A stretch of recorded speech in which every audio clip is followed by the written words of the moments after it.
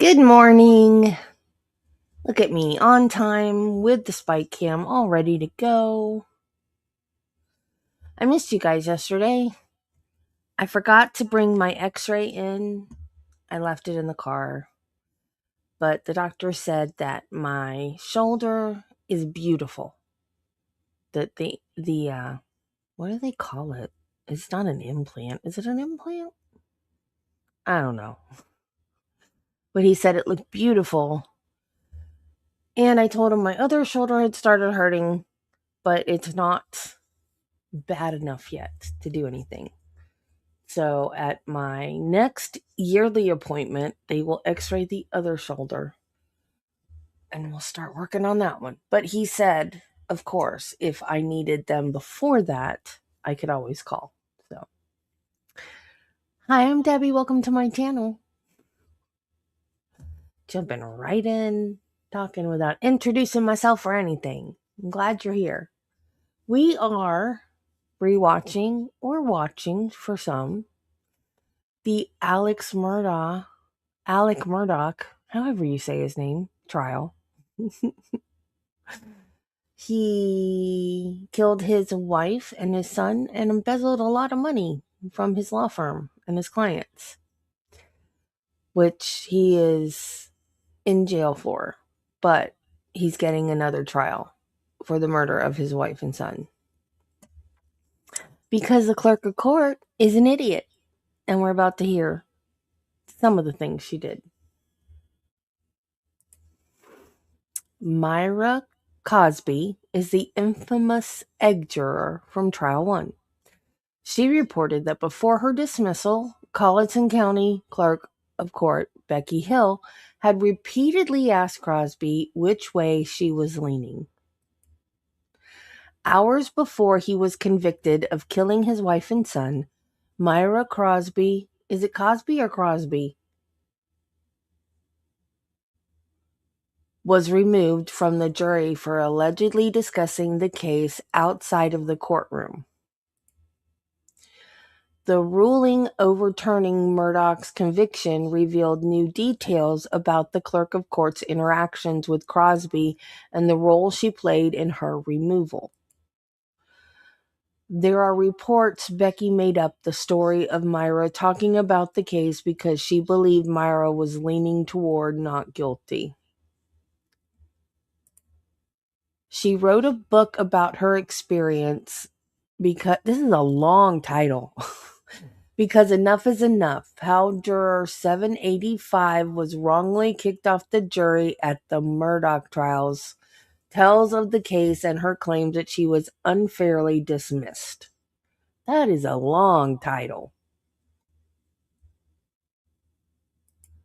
Yes. Like, subscribe, and turn on notifications, please. Okay, Crosby. And I think they call her the egg juror because when they asked her if she had anything in the jury room that she needed to go get, I think she said eggs.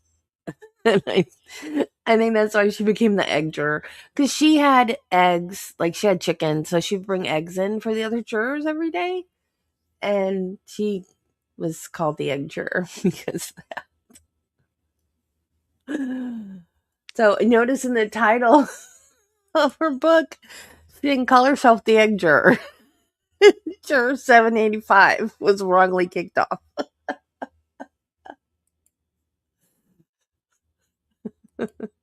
I would hate that if I got nicknamed the egg juror.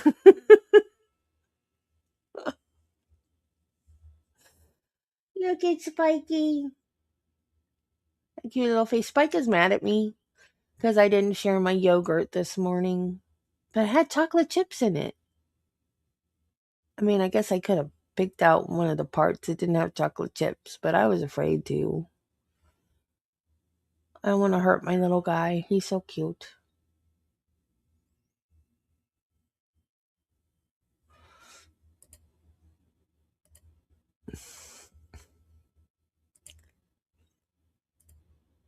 Okay, so there was a lunch break, and I was going to try to keep going. after the lunch break, but I was falling asleep. So I'm going to go back to right after the lunch break, I think.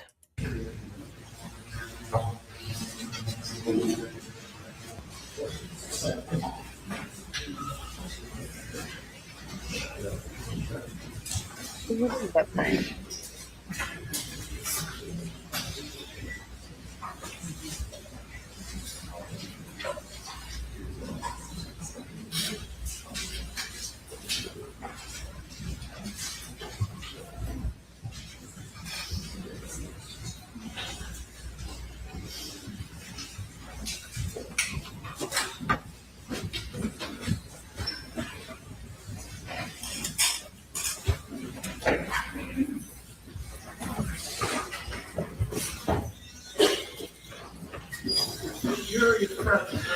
Hey, very good. Welcome back.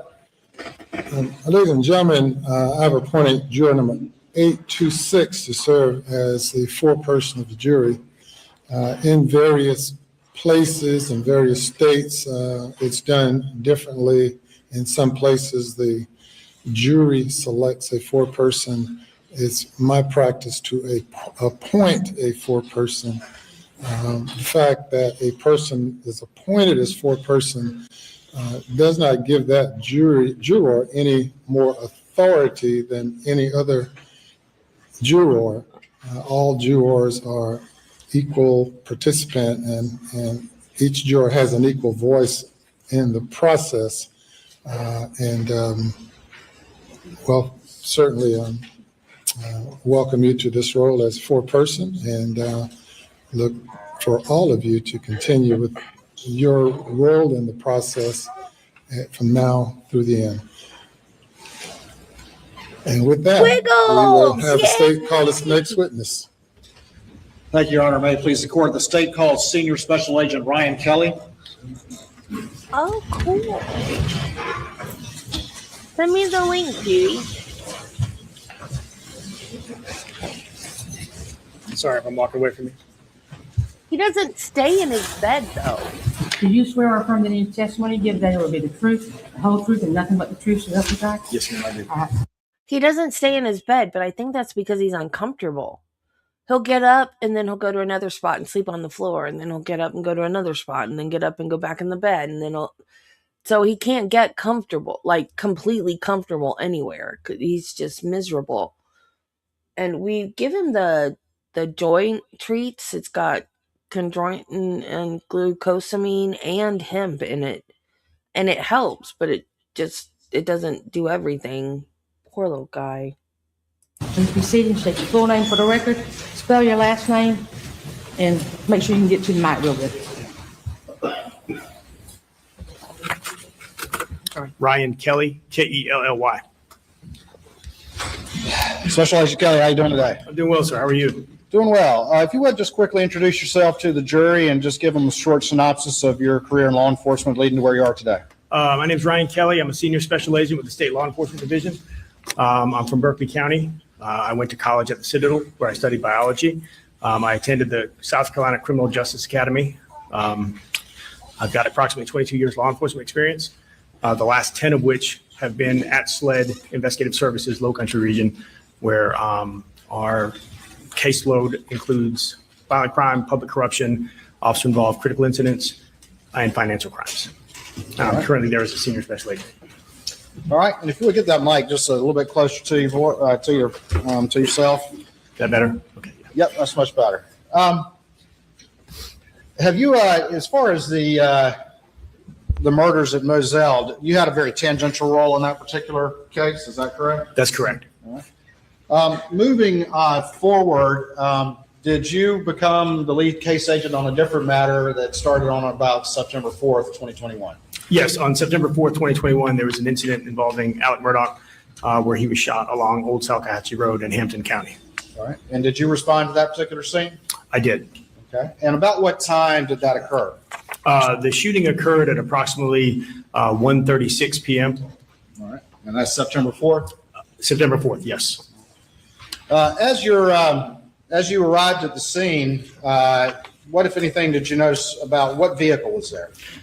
Prior to arriving at the scene, while en route, Mr. Murdaugh was being treated at a hospital in Savannah. So I responded to Savannah first. Right. After meeting with Mr. Murdaugh, I then responded back to the Salcahatchee Road. Okay, and we'll talk about that in a bit. But let me ask you about the scene a little bit. What vehicle was at the scene? There's a black Mercedes SUV. All right. And do you know who that Mercedes belonged to? Yes. And who did it belong to? Maggie Murdaugh. All right. And what information had been, you said you responded to Savannah Hospital, is that correct? That's correct. All right. And you had a chance to talk with the defendant, Alex Murdaugh? I did. And do you see him here in the courtroom today? Yes, he's there in the brown blazer in between Mr. Harpootlian and. Let me ask you, I want to ask just a little bit about the scene before we get into that. What, if anything, did you notice about the condition of the vehicle? The vehicle had a driver's side rear flat tire. Okay. And did you notice anything about that particular tire, the class of tire was, or what kind of tire it was? That particular tire is a run flat. All right. So the tire was flat, and when we got there, we expected to see some type of damage to the tire, to the inner wall or whatnot, and that just wasn't present. After reviewing the tire and looking at it up close, we saw what we thought appeared to be a small puncture wound or a puncture mark on the sidewall. All right. And what did that appear to have caused that as you looked at it? It looked like a small blade, like a pocket knife that most police officers would carry in their pocket. It appeared to be something similar to that. Tell the jury a little bit about a run flat tire. What does that mean if the tire goes, quote, flat? Well, I don't work for Mercedes, and I'm not a tire expert, but it is it's a feature on certain brands of tire that once there is some type of puncture, that the tire remains operable. So if you're driving on a road and you suffer a blowout, it allows you to drive to a safe space, where you can pull off and seek assistance there. But they typically don't go flat immediately after being punctured unless there's some catastrophic damage to the tire. And in this case, there was not. That catastrophic damage was not there.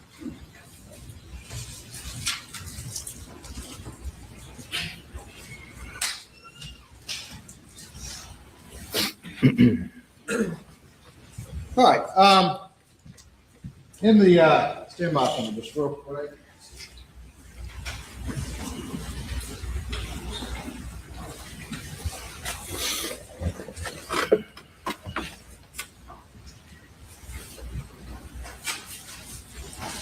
Hold up. I just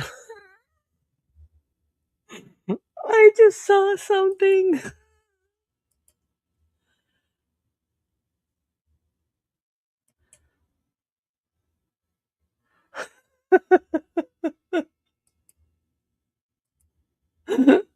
Do you guys remember the James Franco?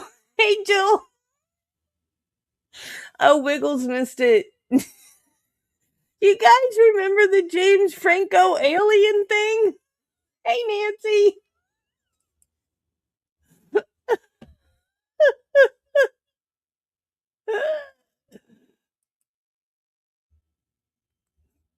Hey. Watch look, the window. Watch the window. I released the footage, and I don't know, the response was a little not what I thought it would be. Okay. I don't know. Maybe I am going crazy. I thought if I released my security footage that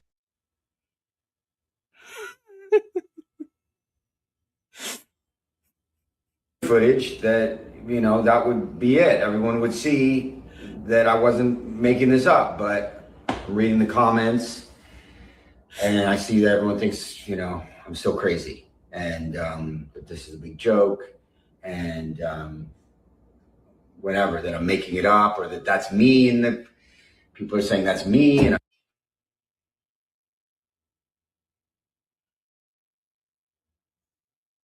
a costume or my brother or whatever.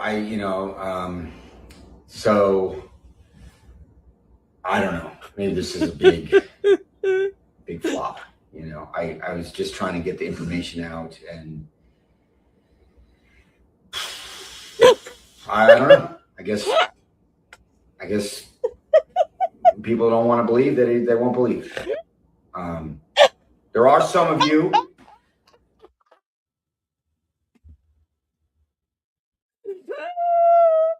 Can't miss it. There are some of you that are on my side and know I'm not making this up. So I don't know. Maybe I just delete the account and just try to forget that this happened. I delivered on what I said I was going to deliver on, but maybe that's not enough. So maybe we just end this. I don't know.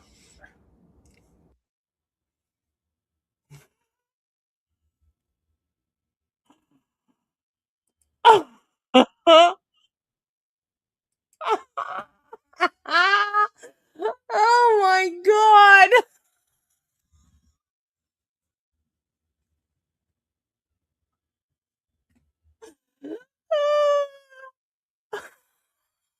He is so mess. This has to be some kind of publicity stunt for a new film or something. It has to be. Absolutely has to be.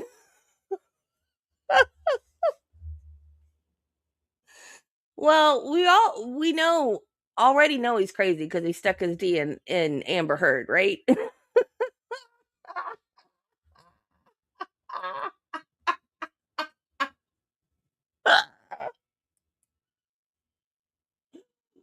Oh man.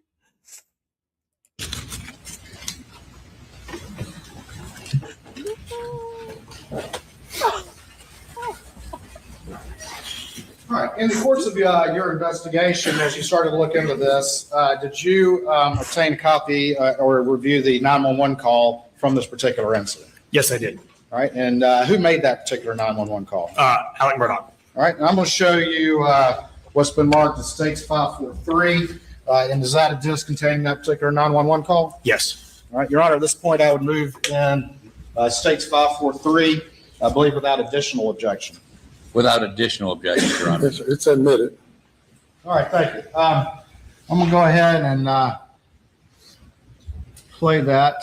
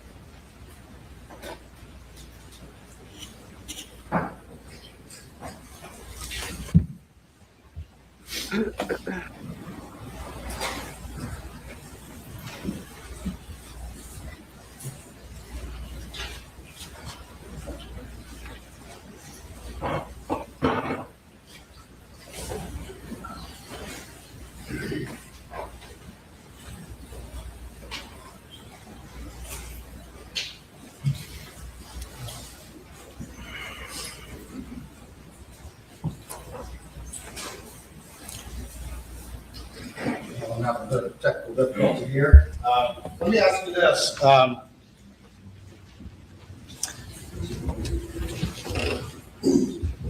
While we're getting that 911 call up, can you generally describe what was reported by the defendant on 911? Yes. Mr. Murdaugh called 911. The Hampton County 911 operator answered the phone. Obviously asked, "What's your emergency?" What is happening? Mr. Murdaugh said that he was on South Kahatchee Road Oh, by my a goodness. church with a red roof. When she asked Sorry. what had happened, he said that That he had was been weird. driving on Old South Kahatchee Road, suffered a flat, and when he pulled over, another motorist arrived on scene to render assistance. And he said that when he turned around, the motorist shot him. So at that point, the dispatcher asked, "Have you been shot?"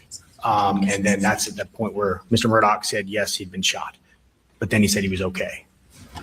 All right. And did he say that he got a flat tire, he stopped, and then someone stopped to help and then shot him? Yes. All right.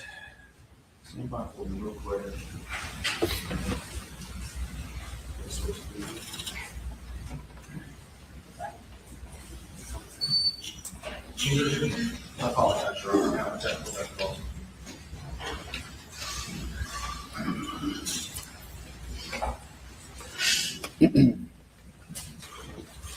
What's all going on?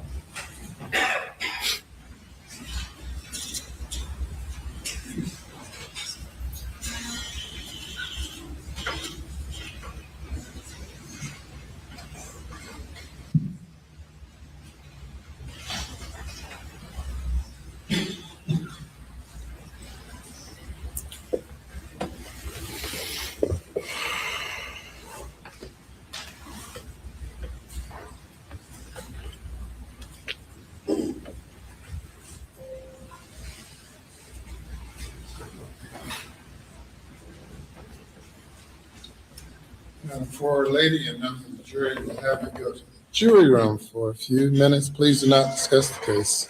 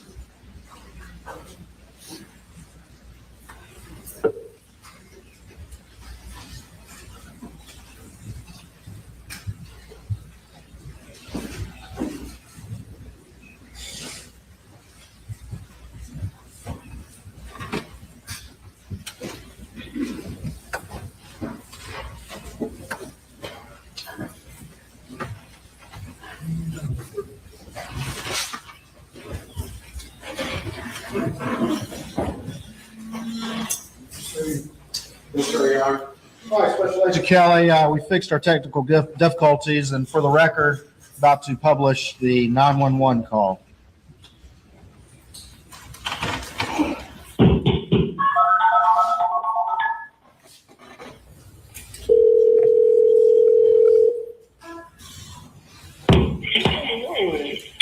Secretary 911 was emergency. On Saltahatchee Road. Okay, what's the address on Saltahatchee Road? I'm by the church. What church? What church are you talking about?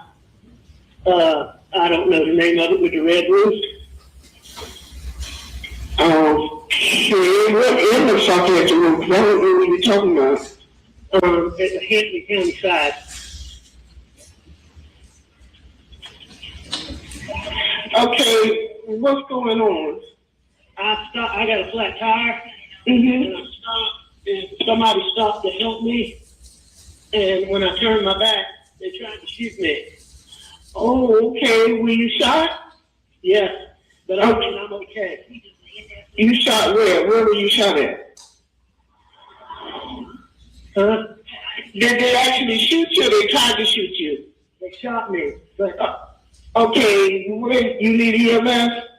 Well, I mean, yes, I can't drive. Okay. And I'm bleeding a lot. What part of your body? I'm not sure. Somewhere on my head. Your head?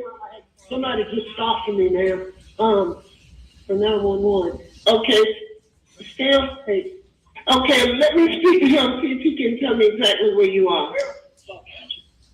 All right, for the record, I'm stopping that at 141. Was that the defendant on the 911 call? Yes. At that point in time, he said, someone shot me. Yes. Did he identify who that was? No, he did not.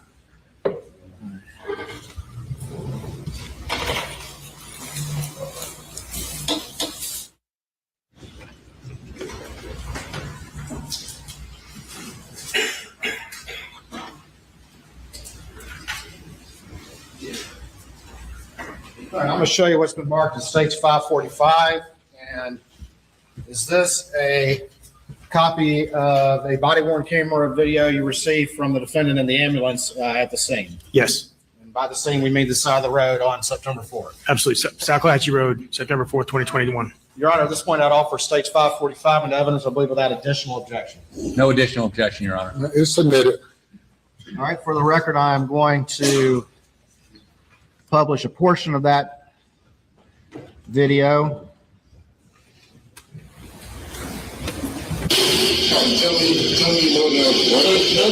going on the road. I had a tire go flat. I pulled over, and this car went by me. I didn't pay a lot of attention. Truck, but then it turned around, came back. A real nice guy, acted like, and I turned my head, and I mean, boom. Okay. You know what kind of gun it was? I don't know what kind of gun it was, but it sounded like a shotgun, even though it was so loud. It didn't sound like a 22. I know that's what they think it is, but it didn't sound like a 22. It looks like a small caliber hole. Yeah. Small caliber? Yeah, small caliber. But it was extremely loud. What's your name? Alex Murdaugh. Okay.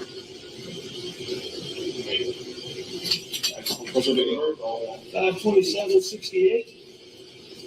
Over here, buddy. You're good. You're good. What's a good telephone number, Ms. Murdaugh? 942-1227. 27. What's your address? PO Box 457. Box 457, Hampton. 3 South, I say Temple, 3 South, I say Temple. Uniform Nancy Papa, 136, repeat, uniform Nancy Papa. So what did you say? It's a blue for the pickup. It's a Ford, a GMC, or what? It wasn't a Ford, I know that. It wasn't a Ford. It's like a Ram type, or You know, I think it was a GMC or a Chevrolet, but GMC. I'm not totally positive.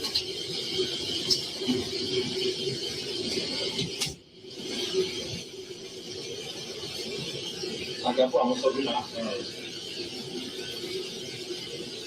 So you got a flat tire in Mercedes Benz, inside the road, try to change the tire. The boy called the pickup, came inside you, thought everything was okay, and then you think of a shotgun and just shot. How many times did you fire? I think just one time. What time? I lost my vision right when it first happened. And I think that was. I'm gonna take him to the hospital. What's that? I'm gonna fly him out. Oh, we're fine. Yeah, we're fine. Yeah, can't handle that. Okay. Not no troubles are hitting like that. When the flight We'll find out. we'll find out where. Okay. Once again, give me a picture because something I'm sick. All right, for the record, I played that clip from about 14:07 to 14:10 by the timestamp. Was that the defendant in the ambulance at the scene on Salkatchee Road? Yes, it was. And did he again tell the story that he had been shot by an unknown assailant? Yes, the story was consistent. All right. And did he say at any time during that anyone shot him? No, And what did he say the weapon sounded like that shot him? he said it sounded like a shotgun.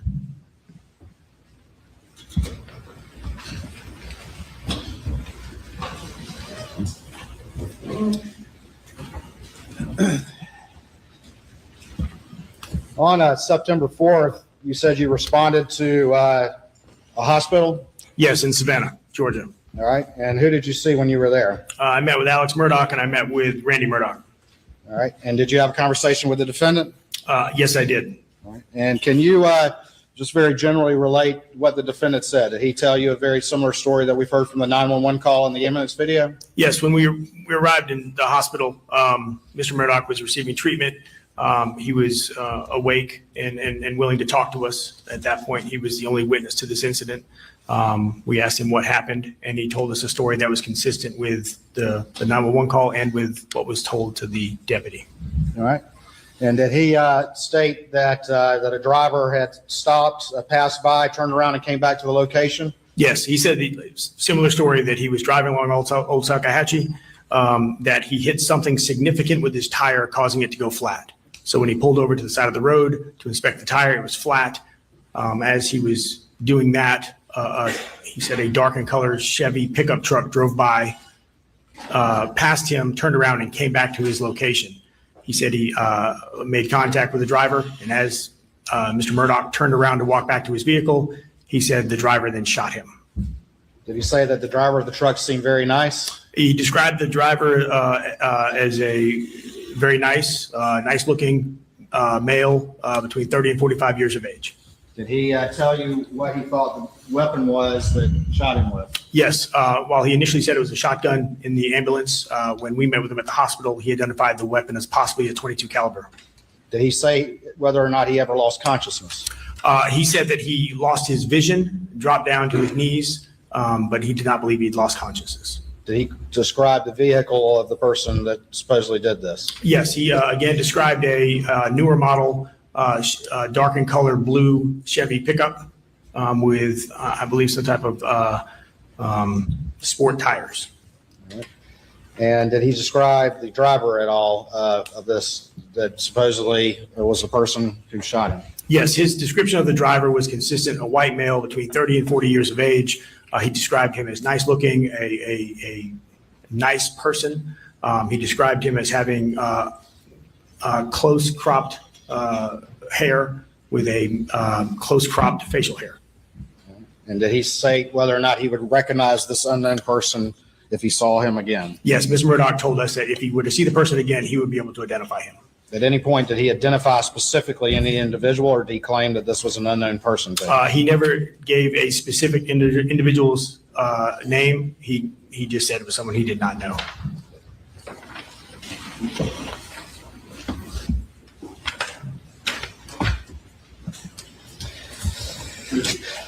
We're going to return back to the scene, and I'm going to show you what's been marked as States 544.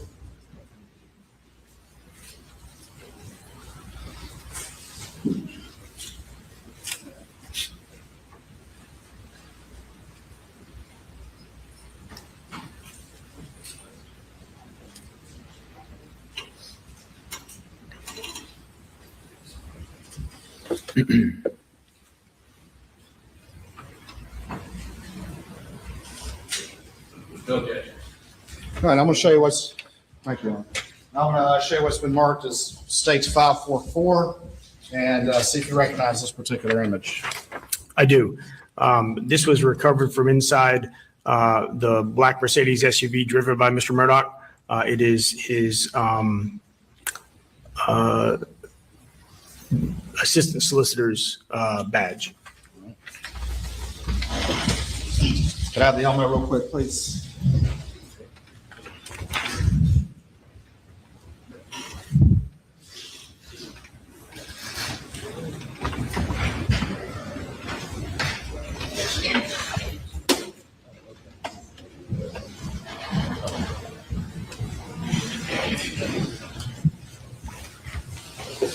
All right, is that what's on the screen right now for the jury to see? Yes, it is.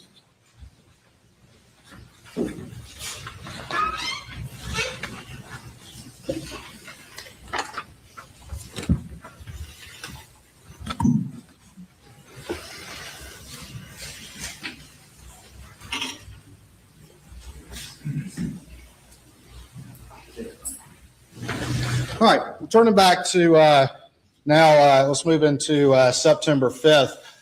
Did agents with law enforcement continue to sort of search that scene where the Mercedes had been located? Yes. So on September 5th, we agents returned to the scene.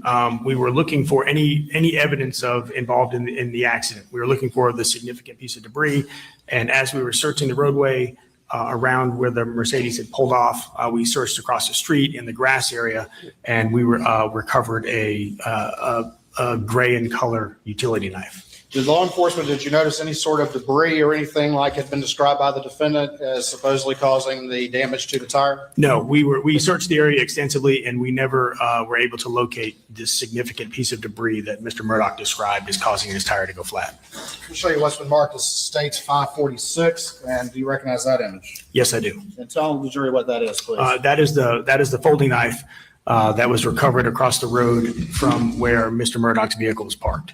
Your Honor, this time, I believe without additional objection, the state would move into States 546. No additional objections, Your Honor. It's admitted. All right, and is that the knife as it was found laying in the grass? Yes. And again, where was that location in relationship to where the Mercedes was? The Mercedes was pulled off to the side of the road. This was directly across the road in the grass on the other side. Was DNA testing ultimately conducted on this particular knife? Yes. And were two individuals in that DNA testing that came back in the propositions as a result? Yes, DNA profiles of both Alex Murdaugh and Eddie Smith were identified on the knife.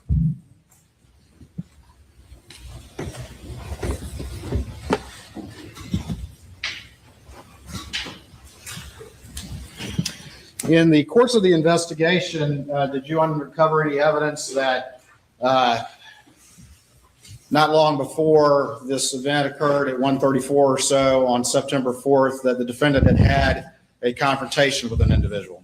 Yes. And who was that? Remind the jury of that, please.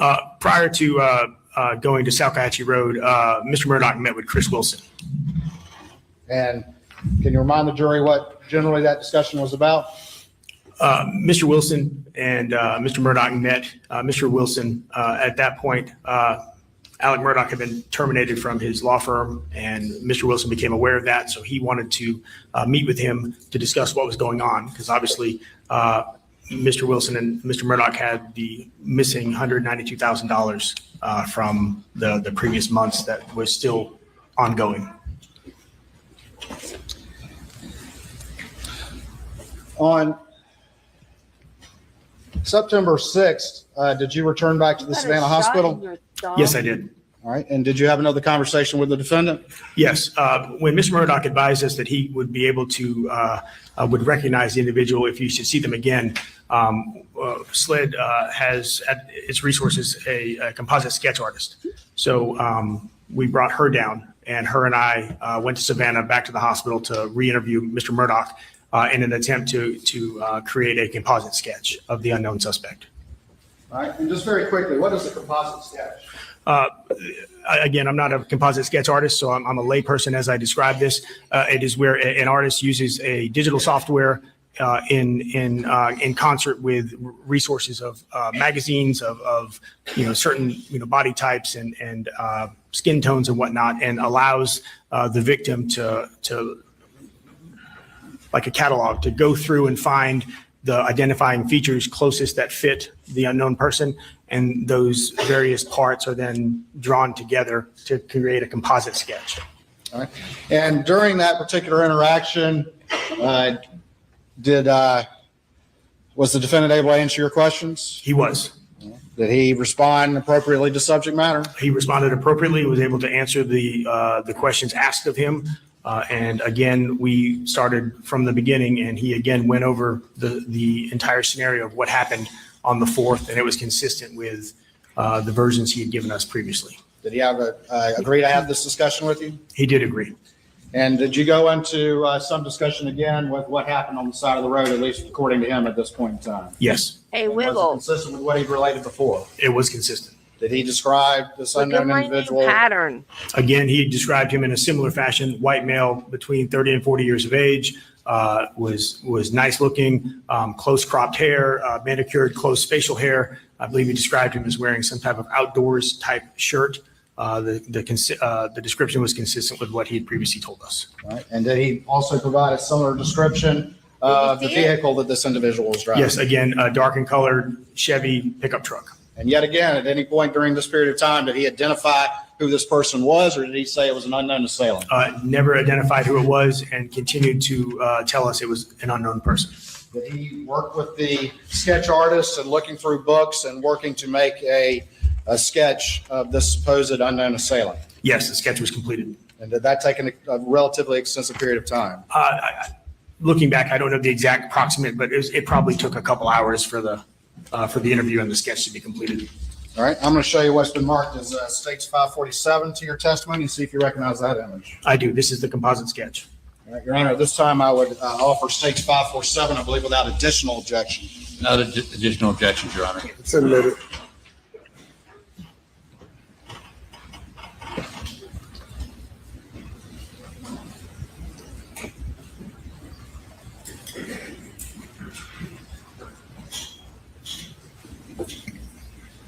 And what is this image on the screen?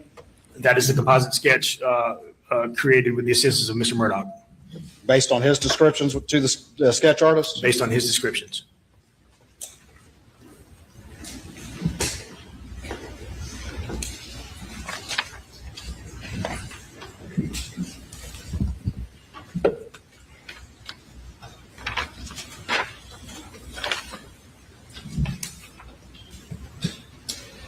This is on September 6, 2021. September 6, 2021. That evening, did law enforcement receive any communication from the defendant's family? Yes, on the evening of September 6th, Special Agent Owen received a call from Mr. Murdaugh's brother, Randy. All right, and can you relate what the investigation learned from that particular conversation? Alex Murdaugh was still in the hospital in Savannah. Randy and the family had been down there with him. Randy called Special Agent Owen to let him know that Alec had been making calls from the hospital to some unknown numbers. So Randy provided those numbers to us. And was information related that he had contact with hospital staff? Yes, Randy told us that Alec was trying to convince the the medical staff members to allow him to use the phone so he could make phone calls.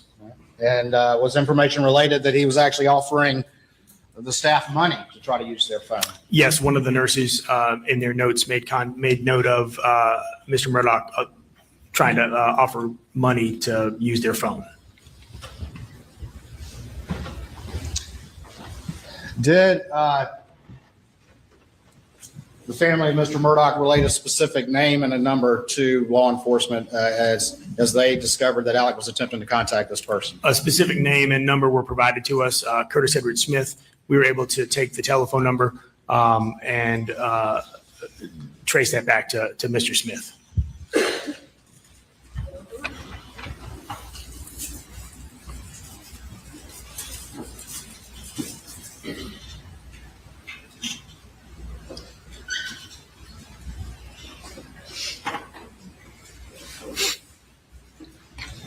During the course of this particular investigation, did law enforcement obtain any surveillance footage from any nearby establishments? Yes, we did. And can you describe that to the jury, please? After the shooting, the agents who are present on the crime scene, obviously part of our investigation is to canvass the area.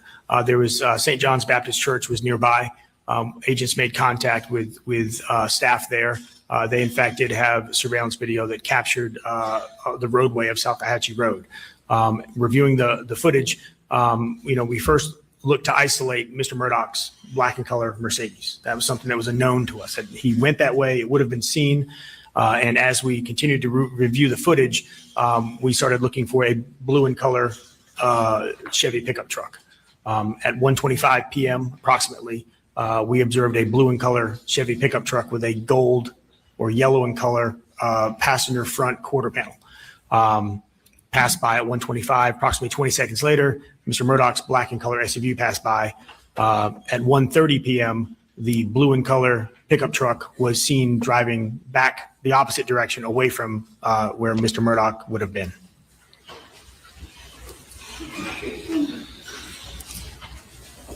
All right, I'm going to show you 3 images that have been marked states 548, 549, and 550.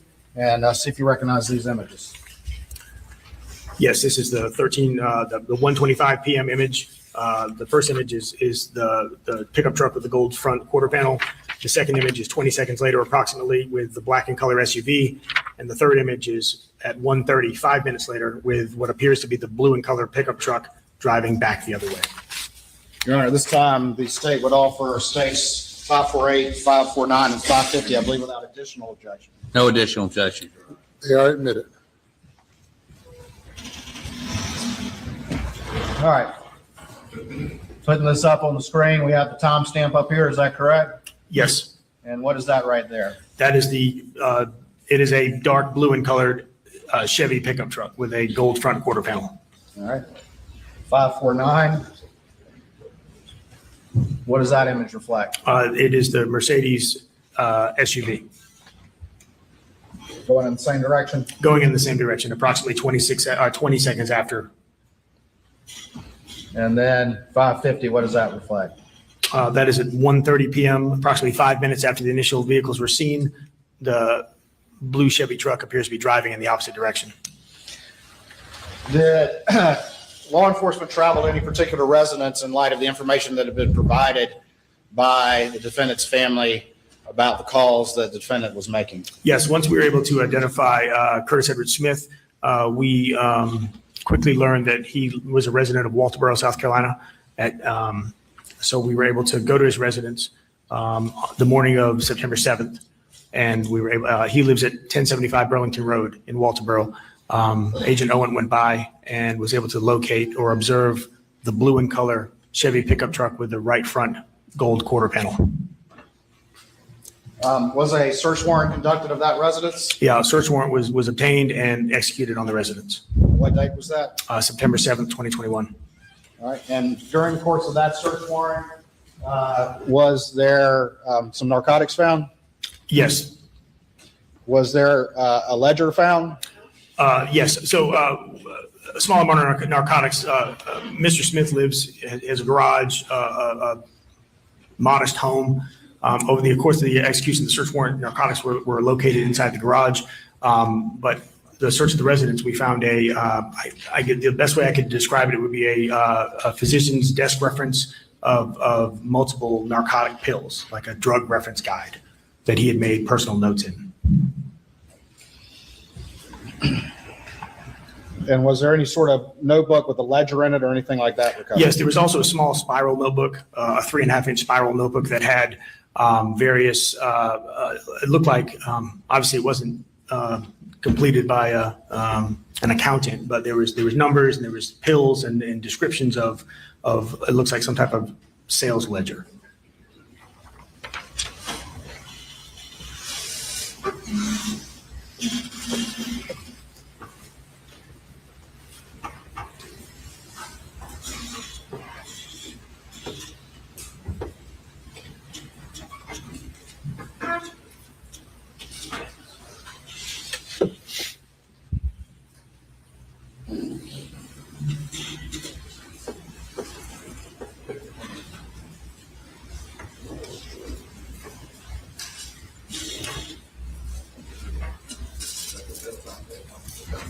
All right, I'm going to show you what's been marked as States 551 and see if you recognize this image. Yes, I do. These are transaction receipts and deposit and withdrawal receipts for Curtis Edward Smith's Enterprise Bank account. And ultimately, did the law enforcement look at some of this financial information and trace that back to the defendant? This was recovered in Eddie Smith's house, correct? Yes, those documents were recovered in Mr. Smith's house. At this point, Alex Murdaugh had been fired from his law firm for stealing from clients and from the firm. We were aware of that information. It was told to us that Mr. Murdaugh had a prescription drug addiction that we were aware of. At this point, we were aware of that Mr. Murdaugh had reached out to Mr. Smith from the hospital.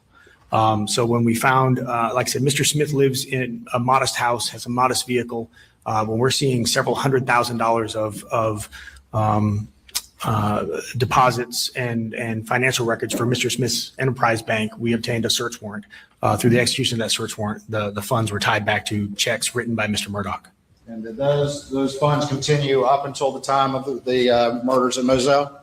Yes, they did. And did they continue afterwards? They did. Your Honor, this time I would offer States 551 into evidence, I believe, without additional objection. Without additional objections, Your Honor. It's admitted.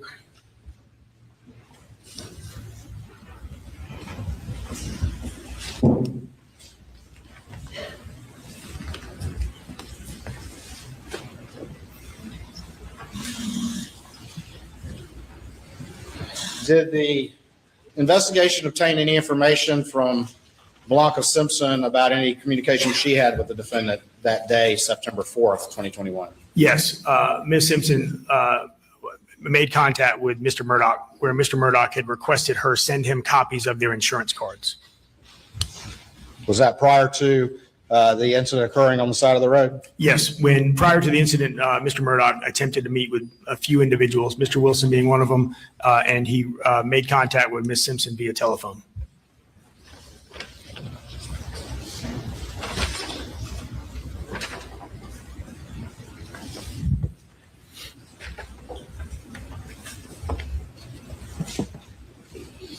In light of the information that had been uncovered about Eddie Smith and the financial connection between Eddie Smith and Alex Murdaugh, did the investigation seek to re-interview Alex Murdaugh? We did. I reached out to Mr. Arpulian on the day of September 7th, 2021.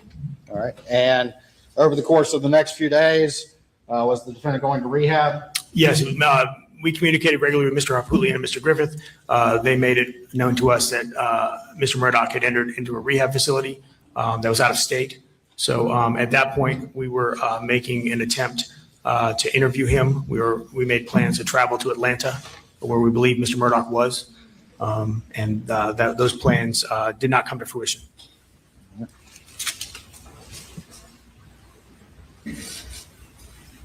Eventually, were you able to make contact with the defense and have a subsequent interview with the defendant, Alex Murdaugh?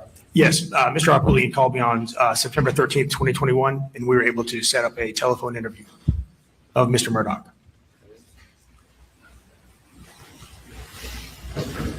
All right, I'm going to show you what's been marked as Exhibit 552, State's Exhibit 552, and see if you recognize this disc.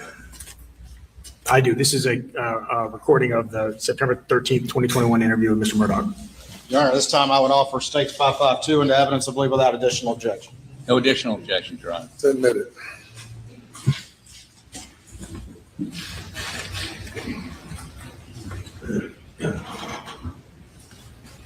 I'm going to publish that to the jury.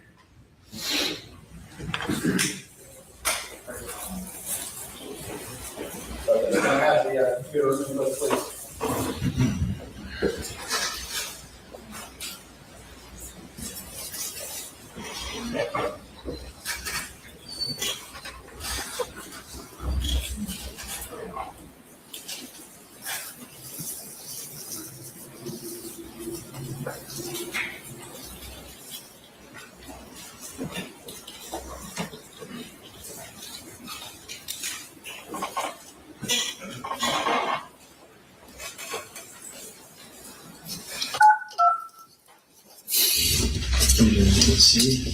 No, it should not work out. All right, telephone conference interview of Alex Murdaugh, 9/13/21. Whose voice is that? Especially to Jomar Albayalde. Was he present with you when you conducted this interview? Yes, he was. Jim. Hey, Jim, this is Ryan Kelly and Jomar Albayalde with SLED. How are you? Hey, Ryan and Joe. Yes.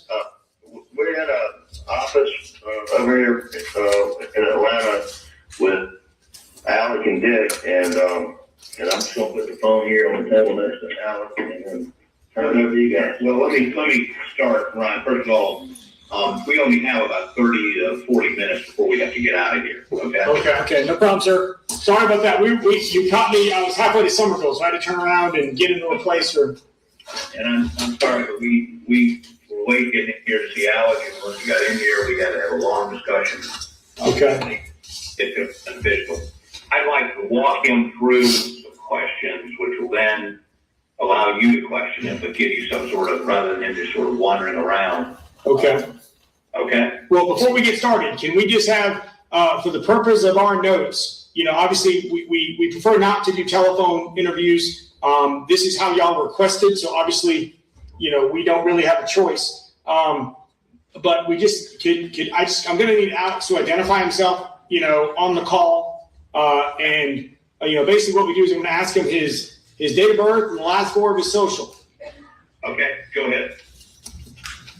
Alex, just go. Hello. Alex, can you give me your full name? Okay, Richard Alexander Murdaugh. Okay, and what's your date of birth? My date of birth is May 27th, 1968. Last four of your social. 7483. Okay. And I understand, obviously this is a unique situation conducting this interview over the phone. We need to, obviously you've been receiving some treatment. So just for the overall, sake of your competency to be giving us information, are you right now, sound body, sound mind? Yes, sir. Okay. Are you talking to us willingly? Yes, sir. Okay. All right, Dick, go ahead, sir. Okay, so let me say for the record, his attorneys, Jim Griffin and Dick Harpootlian are here. We've spent the last hour talking to him. We believe that he is a sound mind and body, and that he understands, and that he is in no way diminished capacity. Okay. He is perfectly competent to answer these questions. Now, we're willing to, and we've advised that we're going to talk about the shooting incident a week ago Saturday, where he was shot in the head, how that happened, who and why it was done. Okay. We don't want to talk about what happened in Moselle, and we don't want to talk about anything involving finances at the law firm. Is that okay? Yes. Okay. So, Alex, let's talk about last Saturday morning, and let me go through this briefly. Who did you meet with and talk to last Saturday morning? I met with Jim Griffin and Chief Jesse. I want to ride my bike. I drove to Canton and I met with Chris Wilson at my mom's house. Okay. And you and Chris were talking about what? About everything I had done. Everything you had done concerning finances. When did you get it? Live. Okay. Now, were you taking, well, first of all, let me back up for just a second. Have you had a long-standing Oxycontin or opioid addiction issue? Yes, sir. The pain shouldn't last that long. It should be gone. The best I can remember, around 20 years, 18 to 20 years. Within a few hours. Now, on this particular day, on this Saturday, were you taking the Oxycontin or taking any opioids? I had taken some, but, I was taking, I'd given it all that I had someone else, and I'd taken some at like 4 a.m., so I was having some withdrawals. Okay. And the previous day, the news had come out about your embezzling or taking client money or law firm money. Is that correct? That's correct. And how would you describe your state of mind at that time? I was in a very bad place. What does that mean? I thought it would be better for me not to be here anymore. What do you mean by not be here anymore? I thought that it would make it easier on my family for me to be dead. And easier, with some financial gain to your family if you were dead? I had a fair amount of life insurance debt. Do you remember how much? Not off the top of my head, but like $10 million, $12 million. Okay. And so you decided to end your life? That's correct. And tell these sweat agents how you went about arranging that. I called Curtis Eddie Smith on the telephone. Okay, now let's stop for a second. Who is Curtis Eddie Smith? Curtis Eddie Smith is the primary person who I purchased pills from for years. And some weeks you would give him how much money for pills? I mean, it would be in my records, but we had weeks where there would be $40,000, $50,000, $60,000 that you would give him for pills? Yes, sir. Okay, so you've known him for how long? Years. So, did you call him that morning? Yes, sir, I did. That day? About what time? I'm not sure. Okay. But I asked him to. Was it after you met with Jim Griffin? It was after I met with Jim Griffin. After you met with Chris Wilson? I believe so. Okay, and when you called him, what did you ask him? I asked him to meet me. Did he meet you? He did. Where did he meet you? He met me out not too far from my mom's house. Where? He was on the side of the road. I think at the funeral home. At the funeral home. Okay, and did y'all talk? Not there. He followed me into town. To where? To over where I stopped by the Sunoco gas station. Okay, did y'all have a discussion there? Yes, sir. Did y'all get out of your cars or was this in your vehicle? I don't think we got out of our cars. And what vehicle were you in? I was in my wife's Mercedes. And what was he in? He was in a gray pickup truck. Okay, and what did y'all discuss? I told him that things were getting ready to get really bad and that I would be better off not here. And I asked him to shoot me. And you asked him to shoot you? That's correct. And what was his response? I mean, I think at first he was a little surprised, but then he said, okay. Did you tell him where you wanted him to shoot you? Yes, sir. Where'd you tell him you wanted him to shoot you? In the head. And did you tell him how you were going to arrange that? What was going to be the logistics of that? Yes, sir. Go ahead. I told him to follow me out and that I would make a flat tire and he would go past me and turn around and come back and do it. And did he follow you out? He did. Now, where did he get the gun? I gave it to him. Where did you give it to him? We stopped somewhere on Salcahatchee Road. You know, something just dawned on me. You know how, oh, Nancy, you would have known if they hit a nerve when they hit it. You would have come up off that table.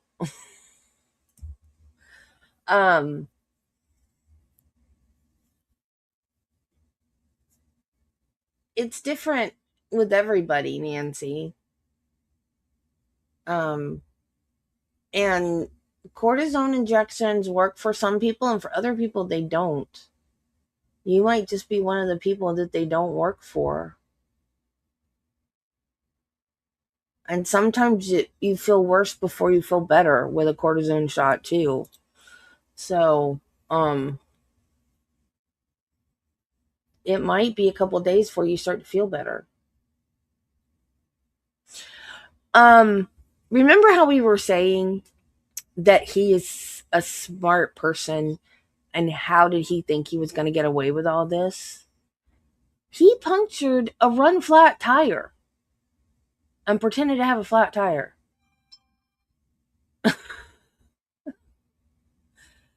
Duh. It was a run flat tire.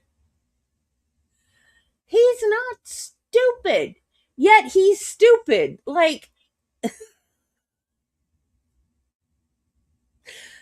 he's like, my brother's is a electrician, and he is so smart, but he has no common sense. Like, he doesn't have, my mom used to say, he doesn't have any walking around sense.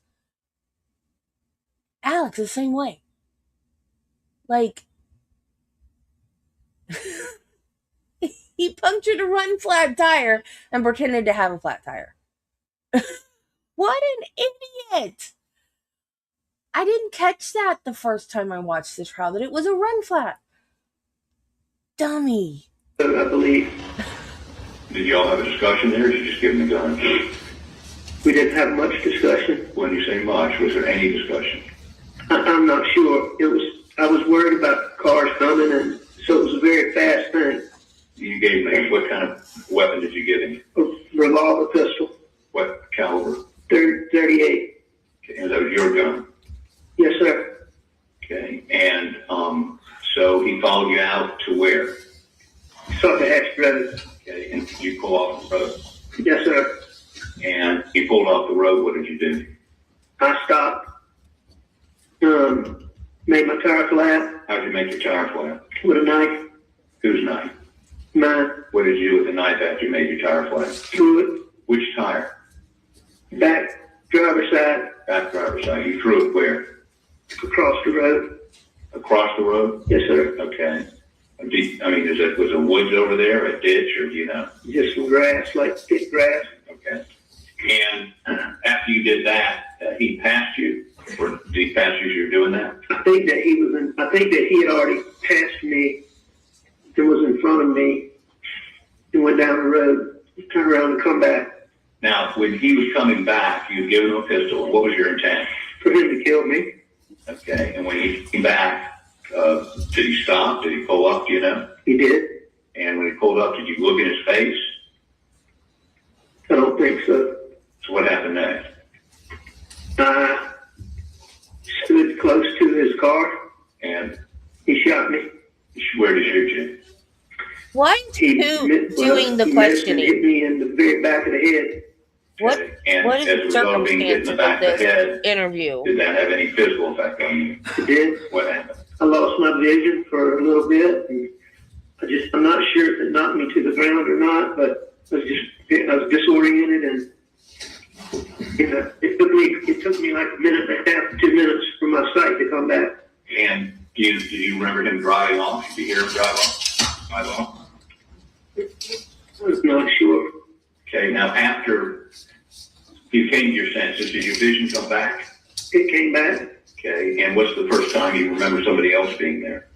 I remember there were two cars that came, and one of them did a stop, and one of them did stop. And the one that stopped, what did they do? They tried to help me. In what way?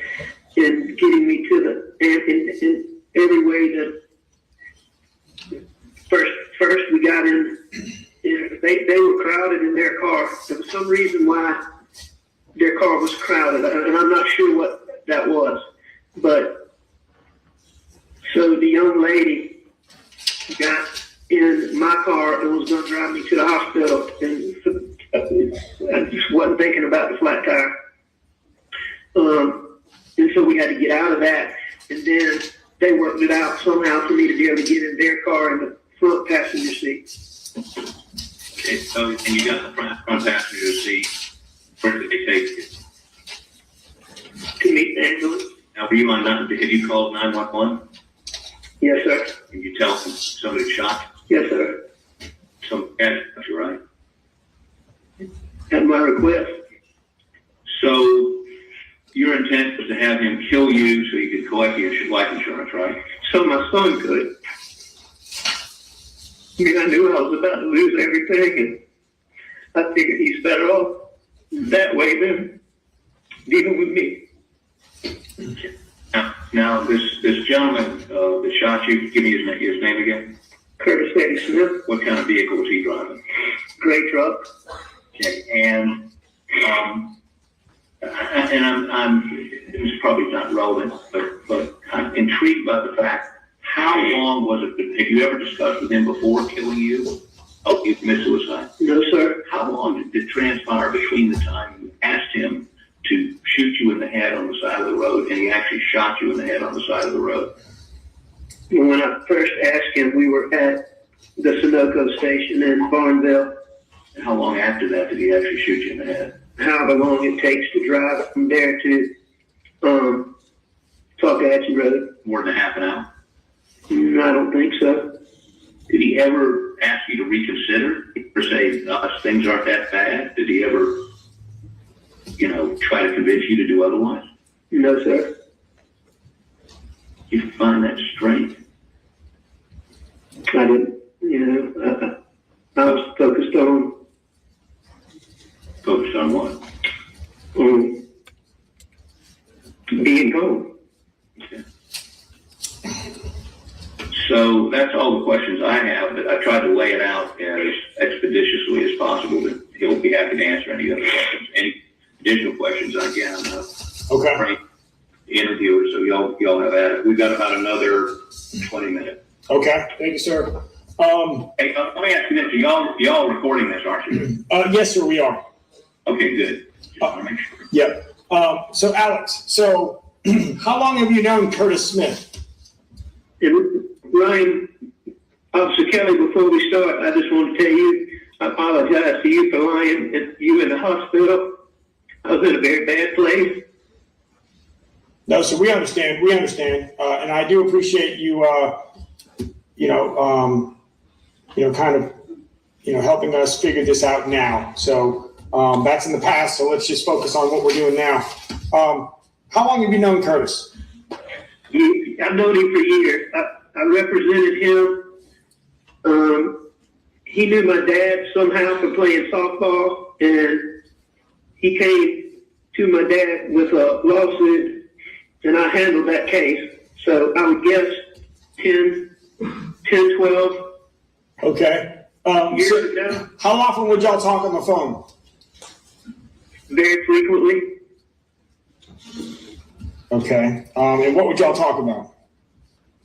Getting pills. Okay.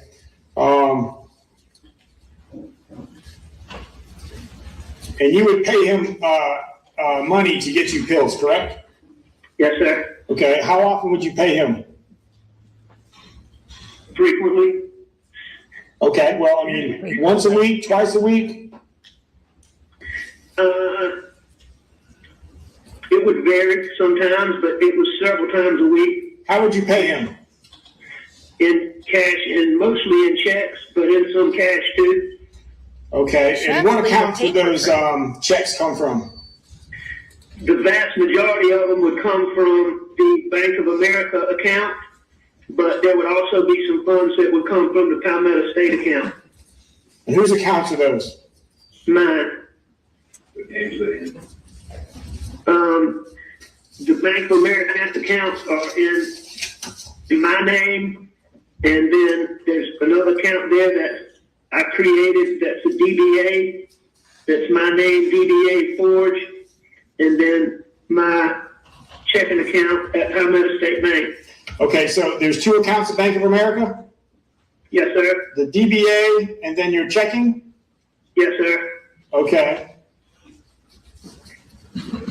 And what is the DBA? Forge, Forge. Thank you. Okay, and then the Palmetto is your, was the other checking account? Yes, sir. Okay, and who was he? So you were paying him the money. Do you know who he was getting the drugs from? No, sir.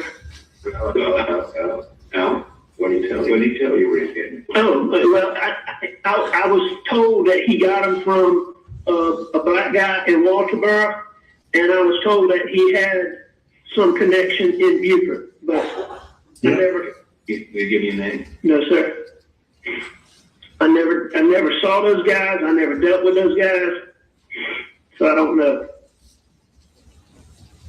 That's what he told me. Would you ever give anybody else money for drugs? Yes, sir. Who else did you give money? I had given Kenny Hughes money. Who's Kenny Hughes? He's a guy that I called up and asked him if he knew anybody that he could pills from. Mm-hmm. And I told him I had a client that had issues and couldn't get them medically, and that, you know, and I would pay him as well, but I called him up and asked him to do it. All right, how much money do you think you gave him? I have no idea. Okay, did you write him a check or pay him cash? Both. Okay. Did you pay anybody else? No, sir. So it was just Curtis Smith and Kenny Hughes? Yes, sir. Sure about that? Think about it. In the past, I have paid other people. Okay, who are those other people? I had a lady that worked at our house that, at our mom's house that. And who's that? Barbara Mixon. But that was on a very, very few occasions. And did you pay her a cash and check, or how'd you pay her? I'm not sure. Okay. I mean, that was on very limited occasions. Okay. Is there anybody else?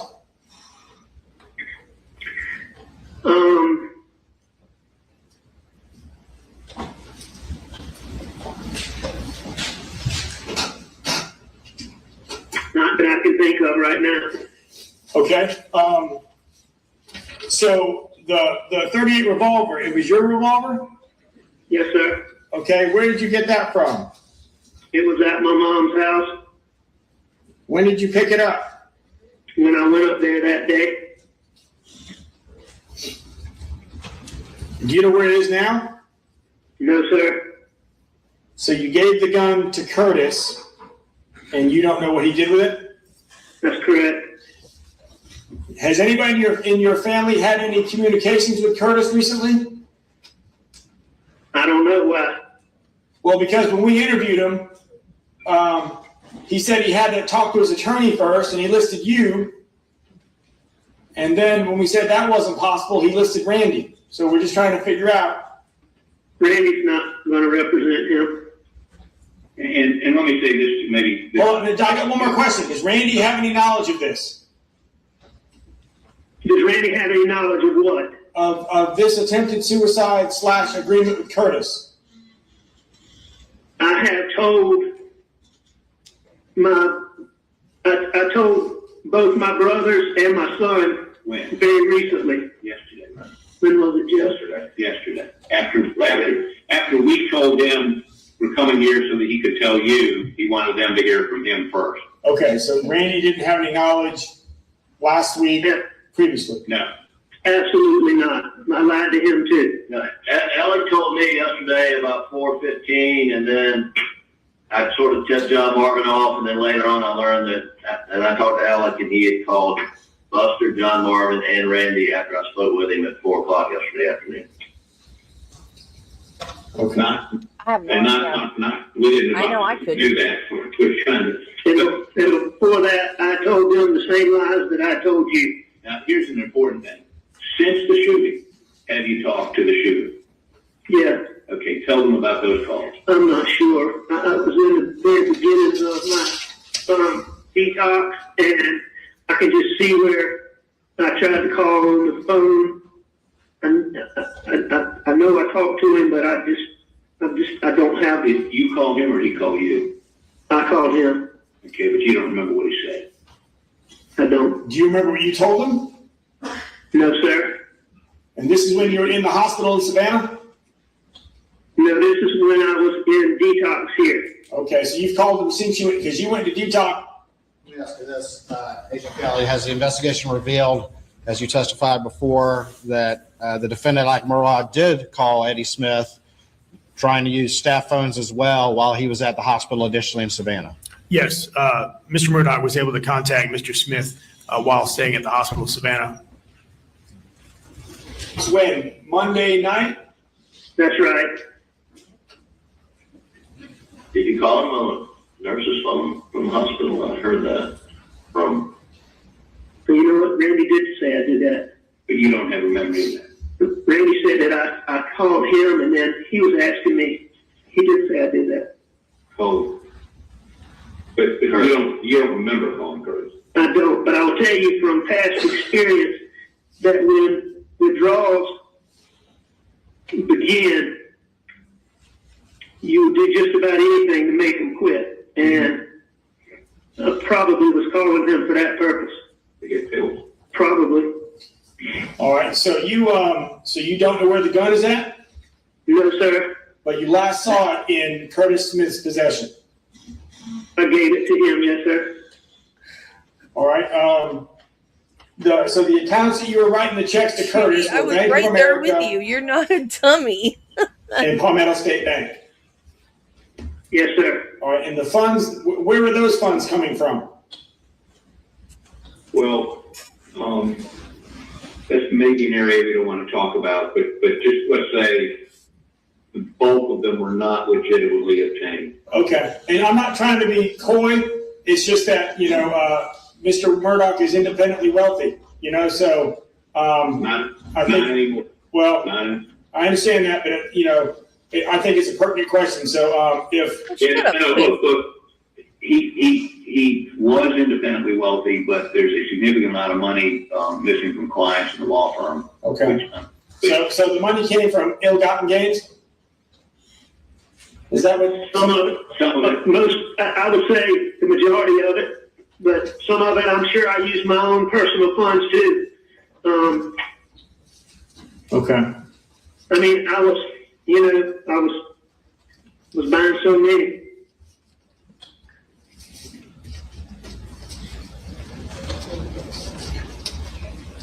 All right, so just let me get this straight. So you entered into did you pay Curtis any money for this? No, sir. You didn't pay him anything, so you just asked of a favor and he did it. Yes, sir. Kill me. That's a great favor. And so, and these checks that you were paying to Curtis, I mean, they were pretty significant, right? Yes, sir. But and when was the last time? I know. I mean, I'm not trying to get you to when was the last time you made a payment to Curtis? Was it before the shooting? It would have been,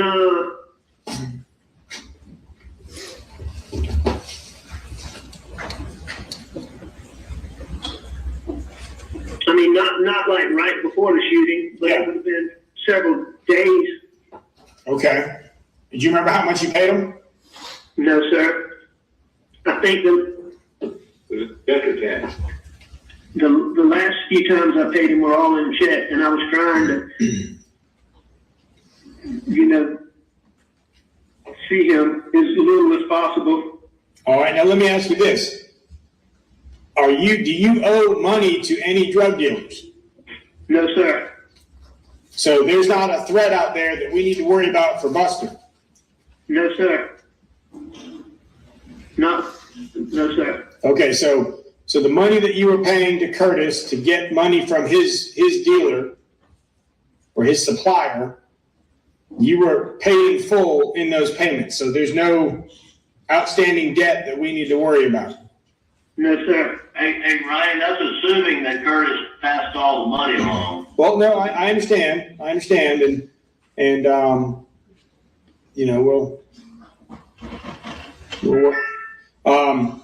so to the best of your knowledge, you don't owe anybody. No, sir. Okay.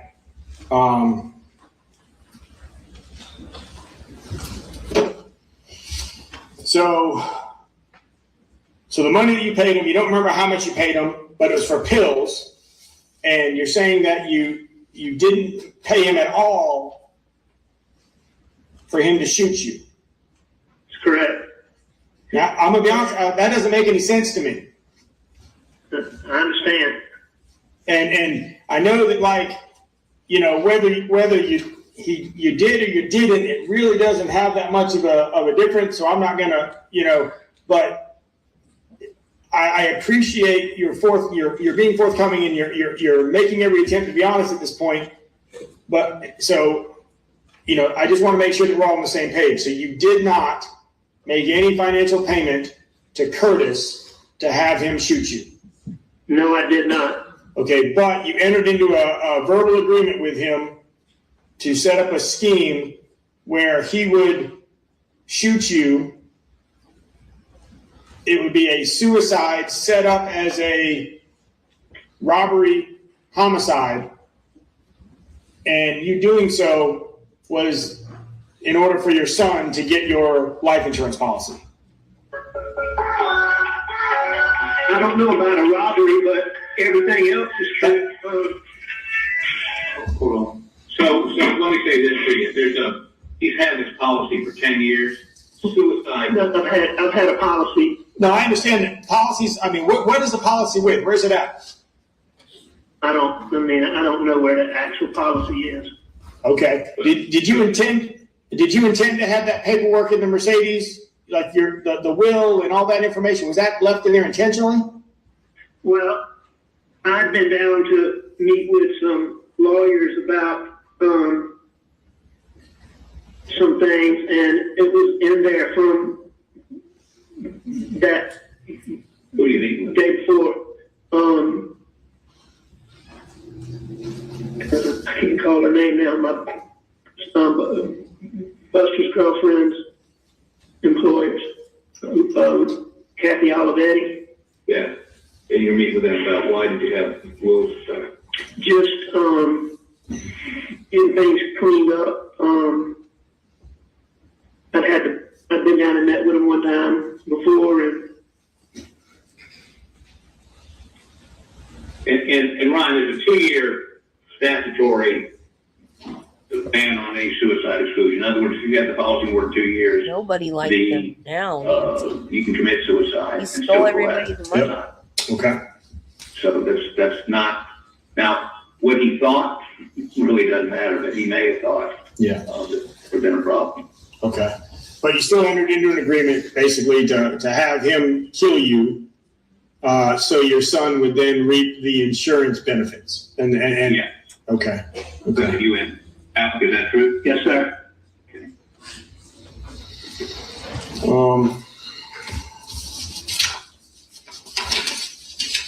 All right. So how did you get the knife? Was it your knife? I think that Eddie gave it to me. Curtis Eddie Smith gave it to me. Okay. And then how did you make the tire flat? I just stuck it. So you punctured the tire with the knife? Yes, sir. Okay, so Eddie gave you the knife. You took the knife and punctured the tire. Correct. And then what did you do with the knife? Threw it. Threw it where? I believe across the road, but I'm not absolutely positive. Okay, but you disposed of it in the area of where the Mercedes was parked? I think I threw it across the road from where it was parked. Okay. Do you know if they disposed of the gun out there? I do not know. Okay. Was that gun registered to anybody? Probably. Probably to who? Should have been. I believe that I purchased it, so I believe it would be registered to me. Do you remember when you purchased it? No, sir. Where would you have purchased it? Yeah. I got no idea. Okay. You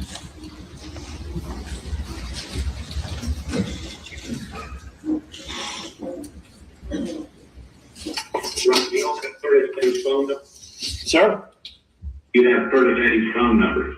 If y'all have them, we'd love to get them. Yeah, it will be nice. Yeah, I got a cell number 843-908-1534.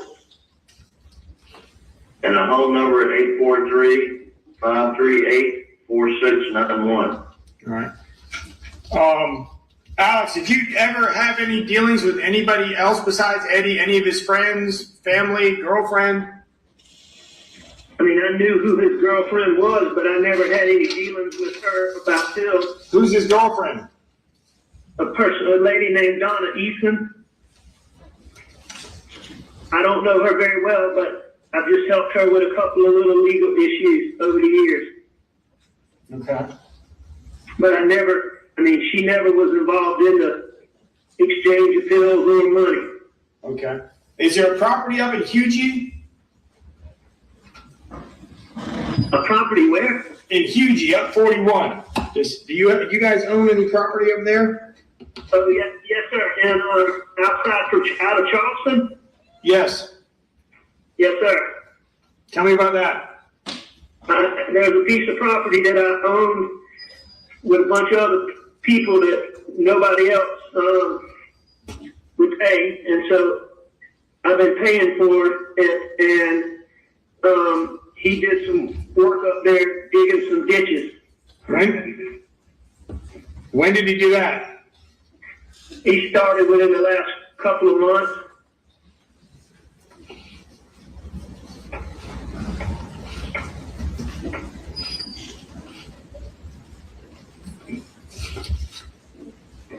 And that property, where's it at in Hugie? It's off of United Road, United Drive. Okay. I think it's called Redbeard and 0 United Drive.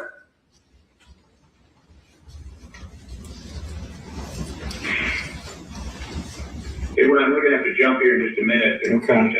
Down here in just a minute. All right. Alex, is there anything else that we're missing, that we're not asking you? Like, in regards to what? Not that I can think of, but, like, what are you thinking? I'll just kind of leave that open-ended. Like I said, I'm not trying to I'm not involved in the other aspects of whatever other investigations. We're keeping those separate. So you communicated with Curtis. You would communicate with him over cell phone? Yeah. Okay. How many phones do you have, Alex?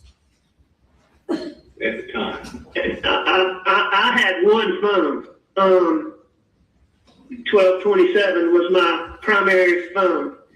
And then, I have to download that phone, Ryan, when SLED started focusing on Alex, said he's a target, we started doing our own work. So I took possession of that and sent it to a guy to download, and he had to get a separate phone, and that was that other number. And then y'all see both of those, that's my understanding. All right, and then he's got a third phone that he got prior to going to the treatment center.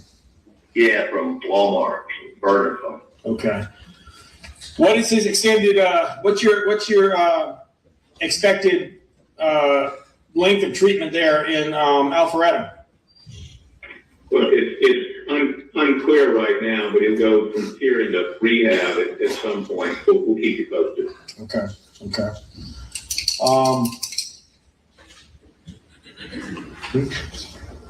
So anytime you're, obviously this is, so you've identified Curtis Smith as the individual who shot you.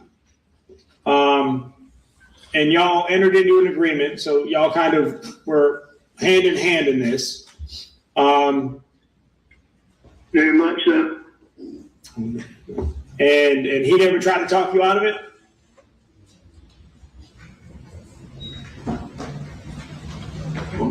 I don't know. No, sir. I don't think he did. Okay.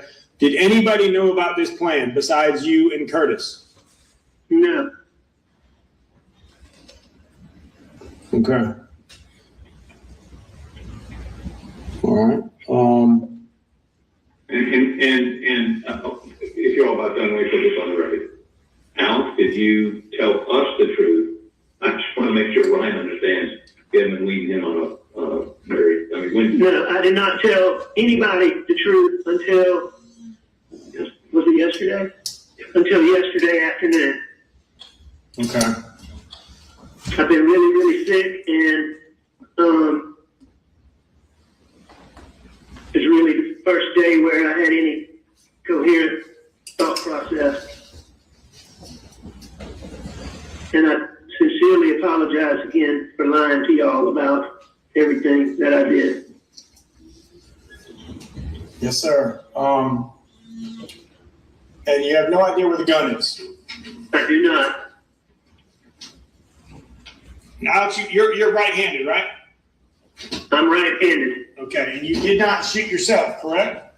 I did not shoot myself.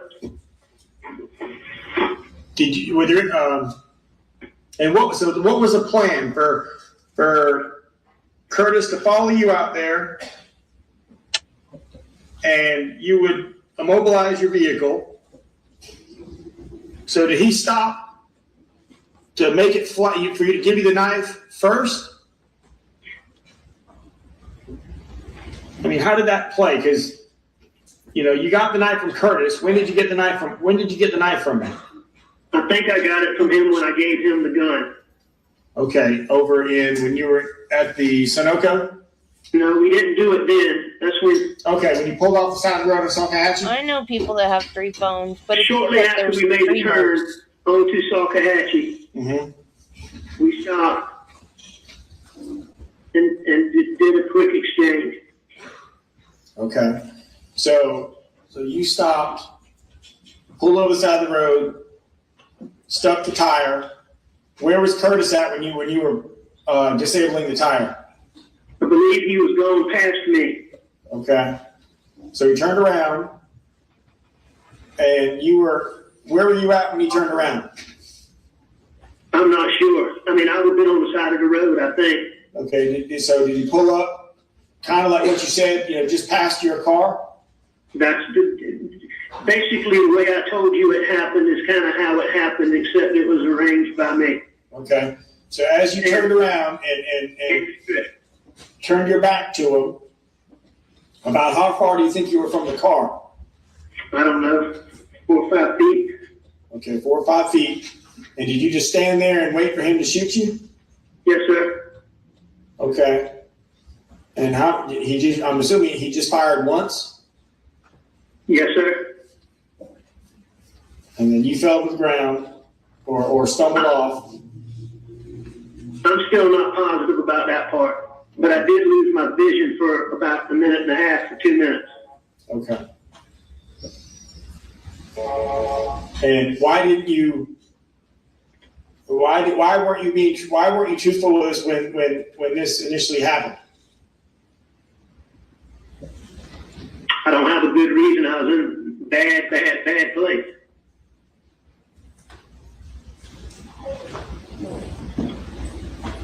Okay. All right, gentlemen. Well, I know our time's cut short, but And Ryan, I'll call you from the car once we get out of here in just a couple minutes, and then I'll call you while we're driving back to the airport. Okay. Yes, sir. Okay. All right, gentlemen. So let's see. We'll finish this. We are finishing the reporting with Richard Alex Murdaugh, his attorneys Dick Harpoolian and Jim Griffith, and Special Agent Ryan Kelly, Special Agent Jomar Obayalde. It is now 4:58 on Monday, September 13th. Thank you all, gentlemen. Thank you. Thank you, sir.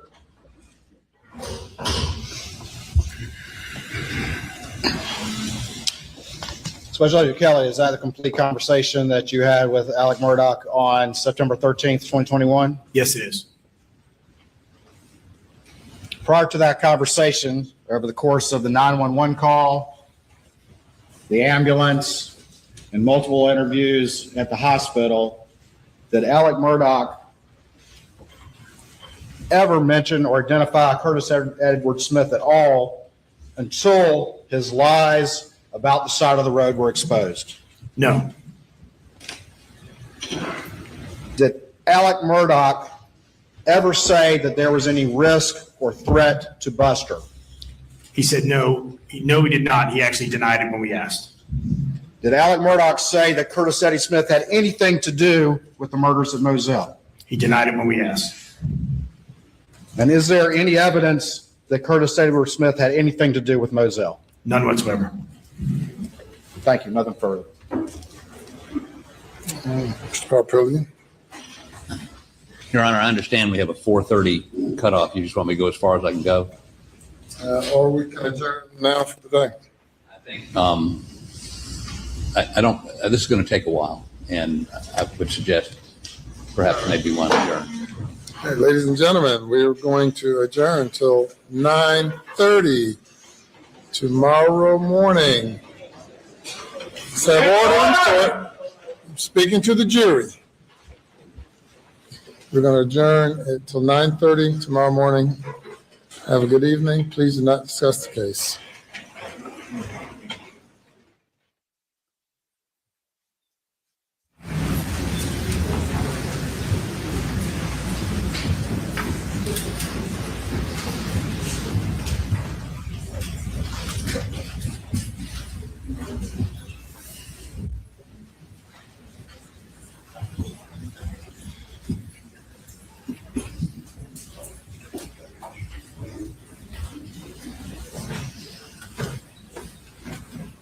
I have Please do not discuss your testimony with anyone overnight. You'll be cross-examined tomorrow morning.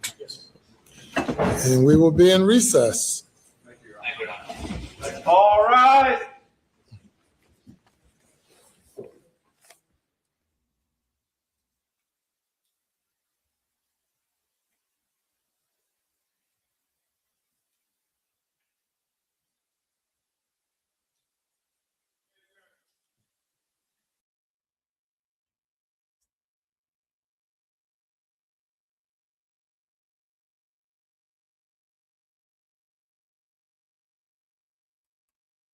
With the consent of defense counsel.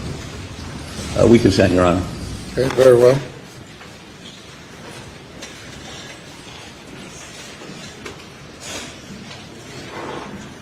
With that, state's ready to proceed, Your Honor. State's ready to proceed, Your Honor. They bring the jury.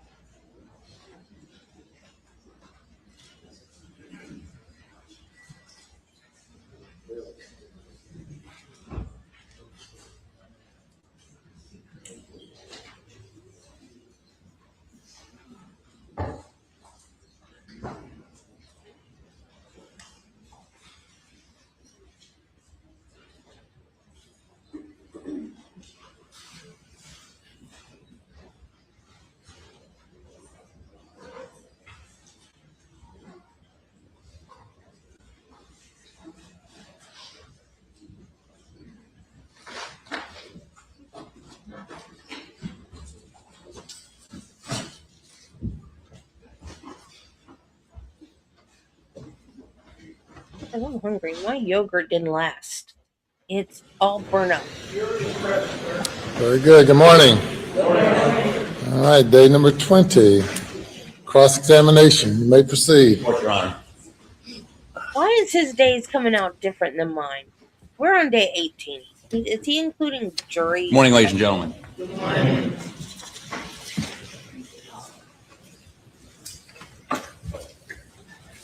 So let's see if we can do this quickly. Is that okay with you? It is Friday. God, the Monday's a holiday. So let's see if we can't get through this. Just ask You me are question. is it senior special agent? Yes, sir. And you investigated, your charge was investigating the so-called roadside shooting, correct? Correct. And as part of that, you, after Alec was airlifted to Savannah Hospital, correct? Yes. Okay. And did you go see him there? Yes. And did you talk to the doctors about his condition? We made contact with medical staff there. I don't know if I specifically spoke to a particular doctor, but we made contact with the medical staff that were providing treatment. So did the medical staff tell you he had a shallow sort of trough wound in the back of his head, apparently caused by a bullet? Did they tell you that? They did not. Did they tell you he had a fractured skull? They did not. Did you look at his, did you subpoena, have you subpoenaed his They're medical not records? allowed We to have. tell you. But at the time of my arrival, the tests were ongoing and that those documents weren't readily available to me But you've looked at him since then. since then. So you would agree with me, he had a fractured skull, a wound, a trough wound in the back of his head. I'd agree that's what the medical records state. Let me see if you can identify this.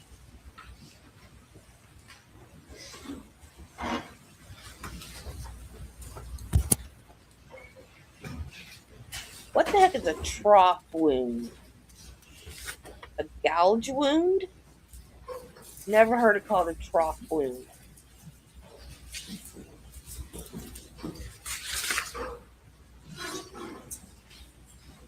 These appear to be a portion of Mr. Murdaugh's medical records. I understand it's a portion, Yes, sir. but it's the sort of the summarizing portion, is it not? Yes, sir, it is. Okay. I think you furnished these to us. Do you have any objections? Objection, Rule 801.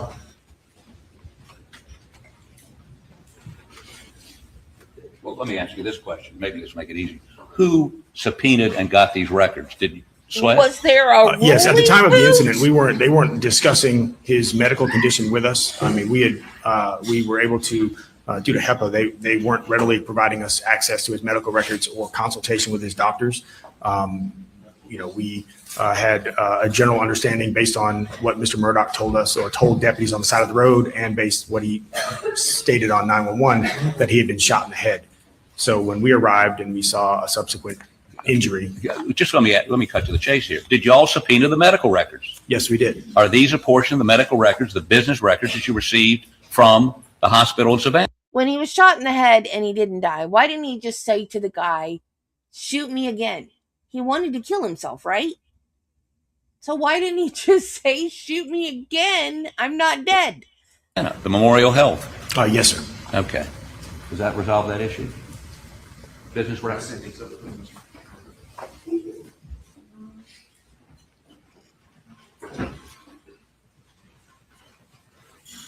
And for the record, I don't redacted any You missed, dude. personal in identifying matters. That's what's redacted. With redactions, no objections. Did it without objection. It's and that's number 124. So let me have you, if this will refresh your memory, look at page 1, what the medical staff says are his injuries.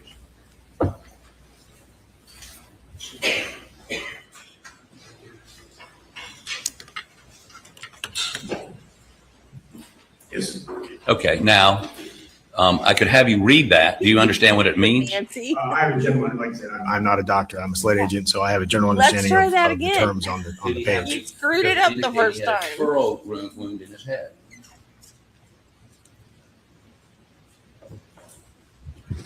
I'm not trying to play coy. It just says, I mean, I can read it. If it says, Okay, let me publish part to you and see what you think.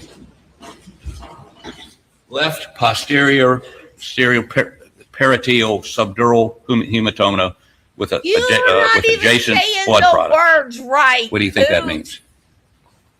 What's a subdural hematoma? It's parietal. Obviously, it's a bleeding on the subdural part of his head. So it would be a brain bleed. Absolutely, yes. Okay.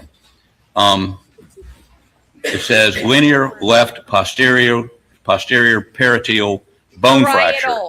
That would be a fractured skull. Yes. Okay. Scalp laceration overlying the left parietal bone. That would be that furrow I'm talking about, right? If that's what you infer to, I'm not a doctor. I mean, furrow is, I can only testify what it states on the page. And attending radiologist reviewed all the images and agrees with the interpretation. So radiologist looked and saw brain bleed, saw a subdural hematoma, saw a fractured skull, and made findings consistent with a bullet wound to the head. Did they not? The medical professionals reviewed his charts and his tests. They came to that opinion. We refer to them as it relates to their findings. I'm sorry, refer to them what? We refer to them as it relates to their findings. If that's what they determined happened, we refer to them. So he had real injuries. There was a laceration on the back of his head that was consistent with a gunshot wound. Fractured skull, subdural, brain bleed, right? If that's what the records say, then yes. Where are you going with this?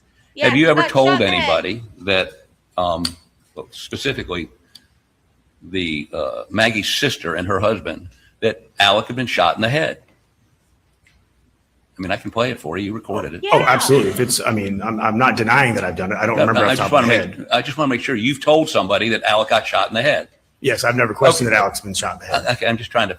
Okay, we're having a difficult time here communicating this morning. I don't quite understand it. The simple question was he shot in the head? And you see, I'm not sure until just now you said yes, he was shot in the head. I apologize. Yes. So we agree on that. He's shot in the head. Yes. Okay. And he was in intensive care for a while, and then he was let out relatively quickly. Isn't that right? Yes, I believe he was released on the 7th. Okay. Now I'd like to show you Defense Exhibit 125 and 127.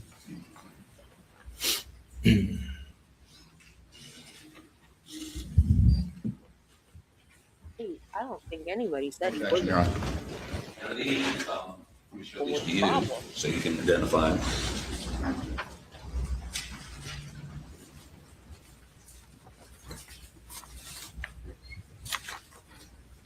Are these photographs consistent with what you saw Alex Murdaugh at the hospital?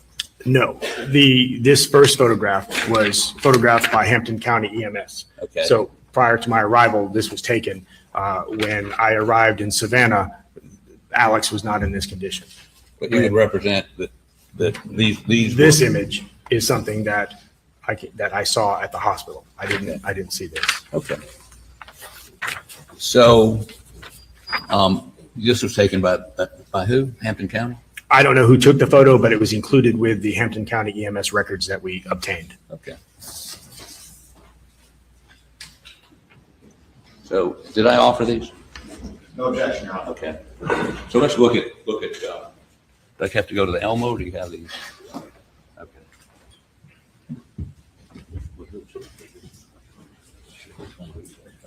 don't have to bandage head first.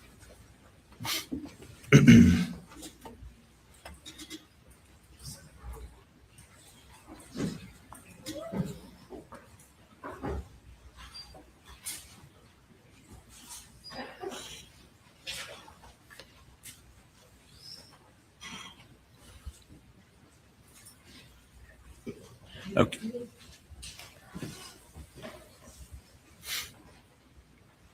Okay, so this is the photo you indicate some other law enforcement agency took I forgot how before to he spell went it. to that's at the side of the road, or is that Parietal do you know? part of your scalp. This photo was included in the records from Hampton County EMS that we obtained at the time that he provided the recorded statement inside the ambulance, where he Okay. gave the detailed description of what happened to him. which we've listened to? Yes, yesterday. So at at some point, his wound was treated and he was placed in a cervical collar outside my presence. I wasn't present when he was transported. I didn't meet with Mr. Murdaugh until I went to Savannah. Okay. Put the next picture on.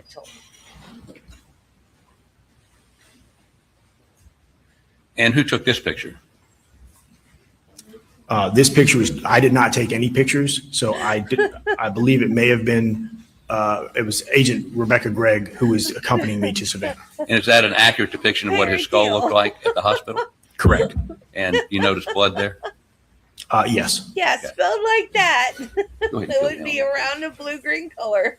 Exactly. Now, as I understand it, after he was released from the hospital, he went to detox in Atlanta. That's what y'all told us, yes. Sorry? That's what you told me.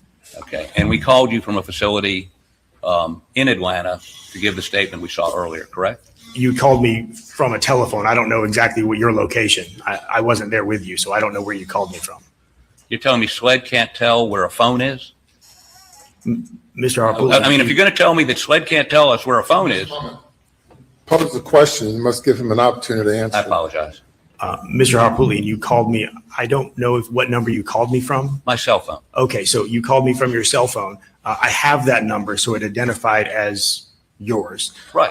But I don't know where you were at. You told me that you were calling from Atlanta. I took you at your word, but I can't testify to where you were calling me from because I don't know. Did you ever subpoena his detox records? We made an attempt, but we had issues with them honoring an out-of-state subpoena. Well, I mean, you can go to a court in Georgia and make them honor it, or we could have given you consent. Did you ask us for consent? No consent was given. No consent was asked for. No Right. consent was asked. No consent was given. So, Okay. But we represented on that call that he was in a detox facility before, when we called you to set up the call in Atlanta, and he was now, and I think we've said on the recording that the doctors indicate he's coherent. He's been through the detox, which is a pretty tough process, and he would.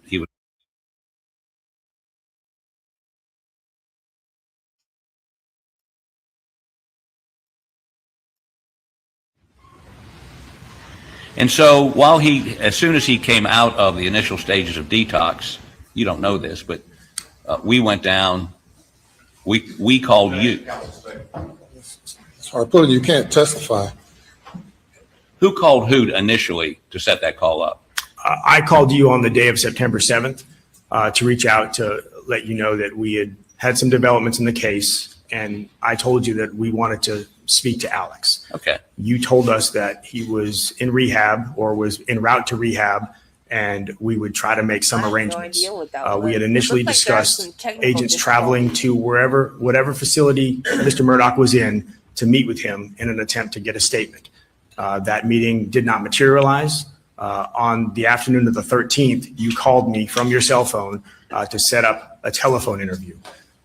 Given the complexity of the case and the fluid movements of the investigation, we wanted to, agree to that so we could get some type of, at that point, Mr. Murdaugh had, obviously, the story that he told us was not true. And we wanted to take that as an opportunity to try to make some sense out of the investigation, given that you and Mr. Griffith were there saying he was ready to tell us really what happened.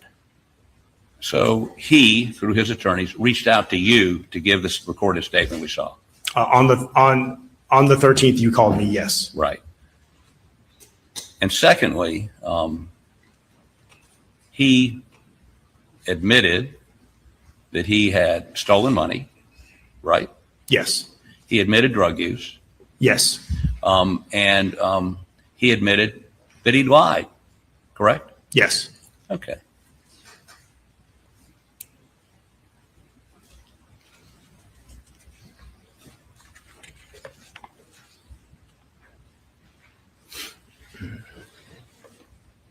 And as a result of that statement, he was charged with insurance fraud, conspiracy to commit insurance fraud, and filing a false police report. Is that correct? Yes, he was. And by that time, he had moved from the detox facility in Atlanta to a rehab facility in Orlando, correct? Correct. And you asked that he surrender himself, and he did that, did he not? Yes, he I did. wonder He if had his son Proctor Buster went to the same drive him from rehab Orlando to that Hampton County, he went to. and I believe you all met him and, by prearrangement, him and Buster at his mother's house. The agreement was for us to meet you and Mr. Griffith with Mr. Murdaugh, that no stops be taken from Orlando to Hampton. We encountered Mr. Murdaugh and Buster pulling into the driveway of the Almeda property. So outside of our agreement, so Mr. Murdaugh was taken into custody as soon as he arrived at Almeda. Well, so perhaps if we weren't going to Orlando, stopping to get his lawyers before he surrendered himself would have been a violation of our agreement? See, this No, is our why agreement was that Florida Mr. Murdaugh has was to all go the from crazy Orlando people. They directly come here to for your rehab. custody. Buster, I don't fault Buster. I don't think that he was doing anything that he thought was wrong. He was just listening to instructions. But, you know, we were supposed to meet him with you, and he showed up at his mom's house. So he was placed under arrest at his mom's house. Well, we showed up at Mom's house as y'all were taking him away, right? After he was arrested, yes. Right, but I mean, we were there minutes after you arrested him, right? Well, yes, because they called you. So, and I think I might have called you to tell you that we were arresting him as well. Right. He went to a bond hearing. Yes, he did. And he was granted bond. Yes. And one of the conditions of the bond allowed him to go back to Orlando to rehab, right? Yes. And he went back to Orlando to rehab Yes. until he was indicted on the financial fraud charges. Yes.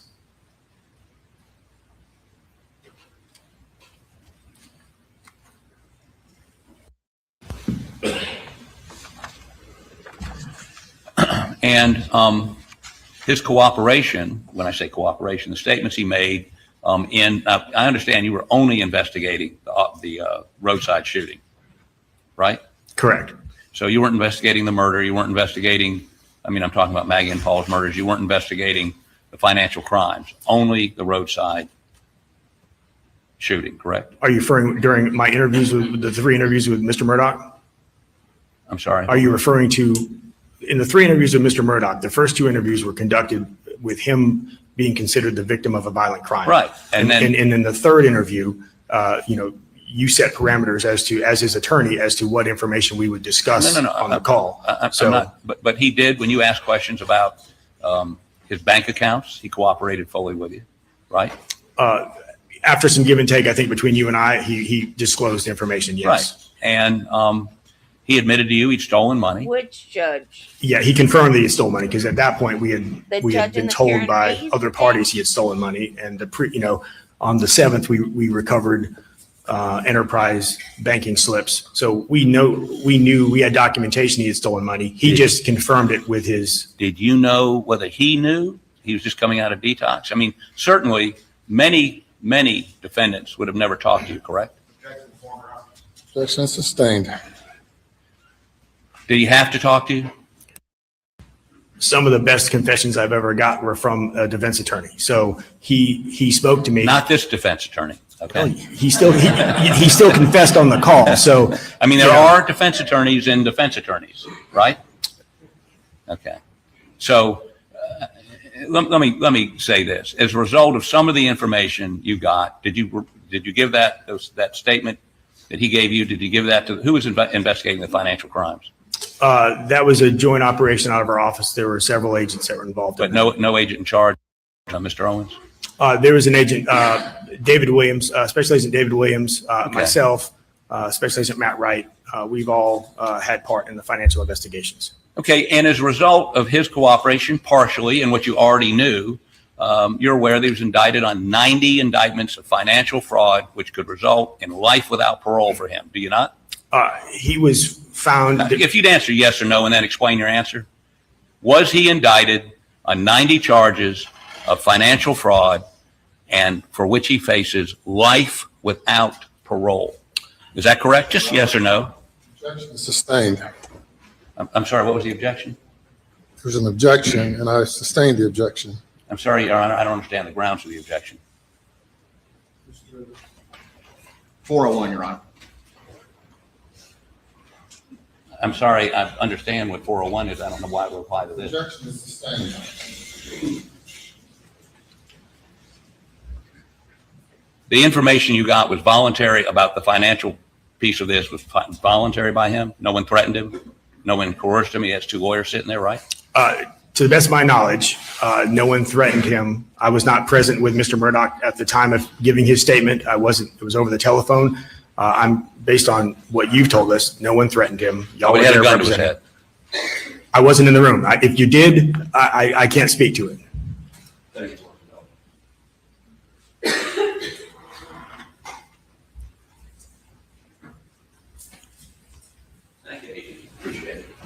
Thank you. Any redirect? Briefly, Your Honor, may it please the court. When you interviewed the defendant, Alex Murdaugh, on September 4th, that was in the hospital, is that right? Yes, it was. Did he agree to speak to you? Yes, he did. Did he respond appropriately to your? Dealt with this matter, and if we're going to go into this, we'd like a Jackson v. Dino hearing as to his competence to talk to him in the hospital. Mr. He specifically cross-examined him on the injuries in the hospital that he had suffered, and I'm just following up with the agent about the circumstances generally of his interaction with Mr. Gentlemen, we'll have you go to the jury room for a break. Please do not discuss the case. Man is insufferable.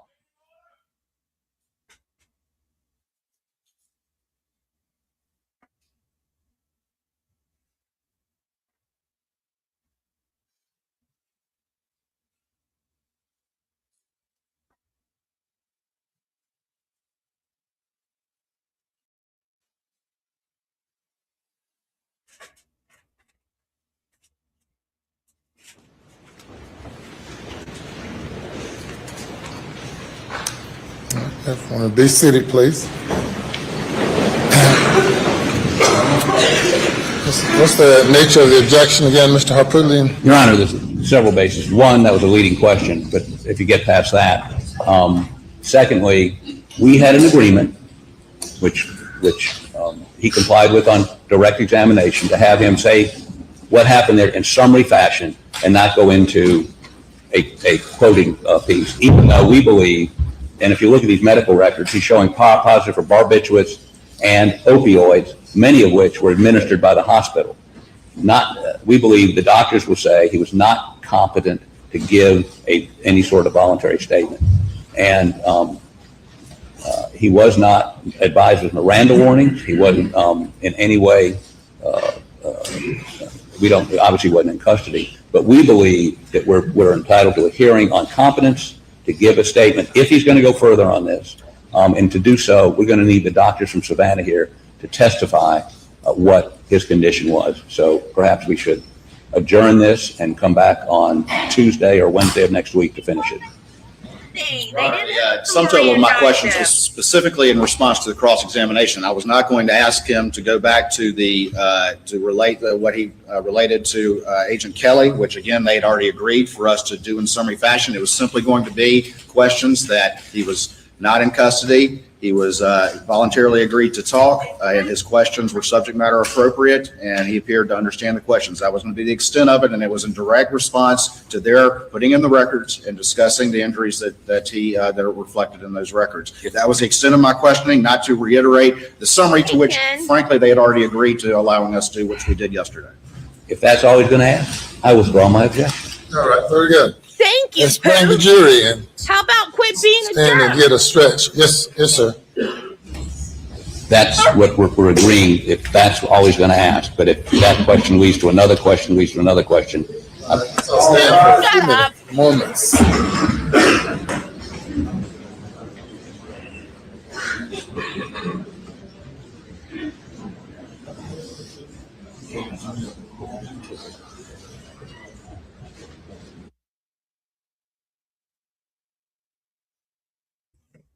The McAlbertiggins.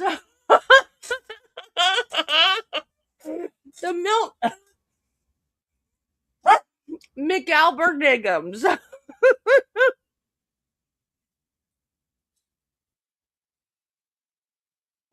Yeah, he is. He knows he wasn't in custody.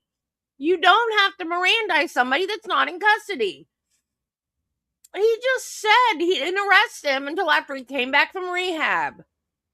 He wasn't in custody yet. You don't have to Mirandize him.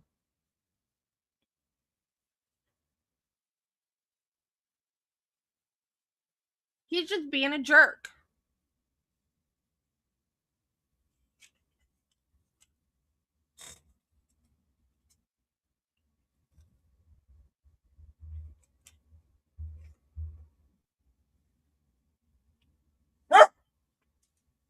Can you not? Thank you.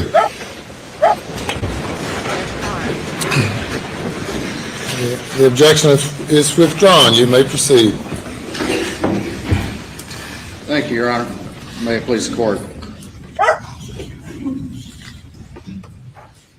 All right, going back to the question that I asked, when you interviewed, and I'm just asking these particular questions, when you interviewed the defendant on September 4th, that was the day of the roadside shooting, correct? Correct. Did he voluntarily agree to talk to you? Yes. Was he in custody in any way? He was not in custody. Did he respond appropriately to your questions? He responded appropriately and consistently to the answers to my questions that were given on the 911 and on the to Hampton County deputies. Did he appear to understand your questions? Yes. And did he respond appropriately to the subject matter of those questions? Yes.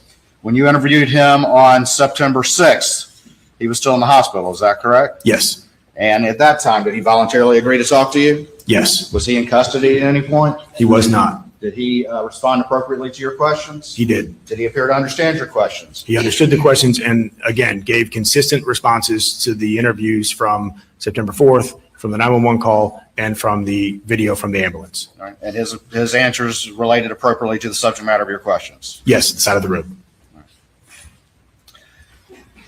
You were asked a little bit about the circumstances of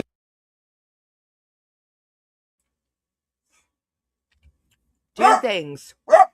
Have to be in custody and being asked questions. So if they're arrested and they're not being asked questions, they don't have to be Mirandized. So like if you get arrested and you get put in the back of a police car and they're not asking you questions, they don't have to Mirandize you. So they were asking him questions when he was in the hospital. So he wasn't in custody. So he didn't have to be Mirandized. That's the thing a lot of people don't understand. They think if a cop is asking you questions, they have to be Mirandized. And they also think if they're arrested, they have to be Mirandized. And that's not true. It has to be both. Questions in custody is when you get Mirandized.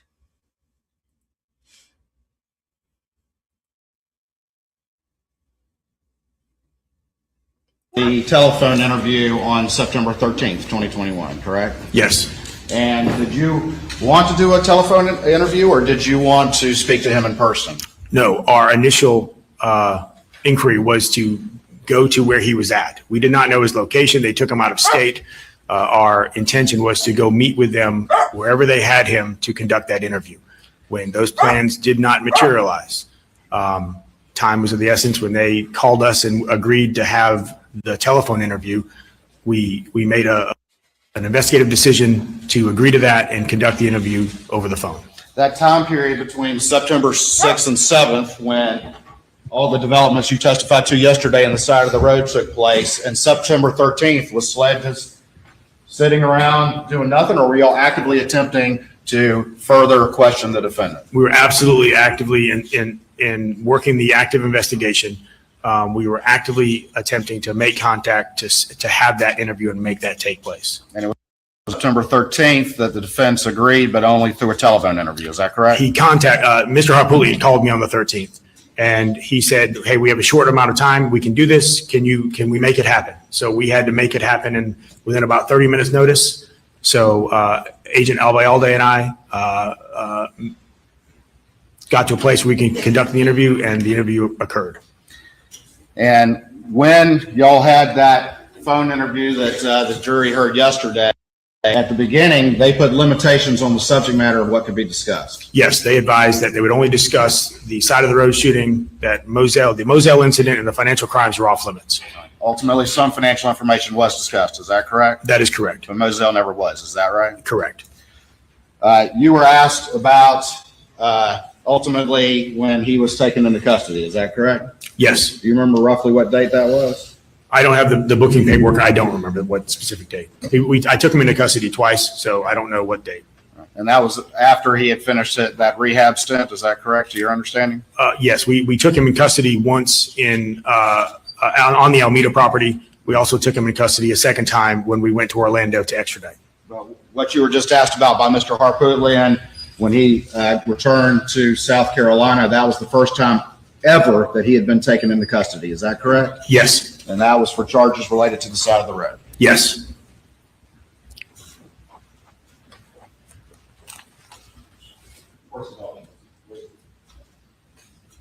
Thank you, Senior Special Agent Kelly. Nothing further. Thank you.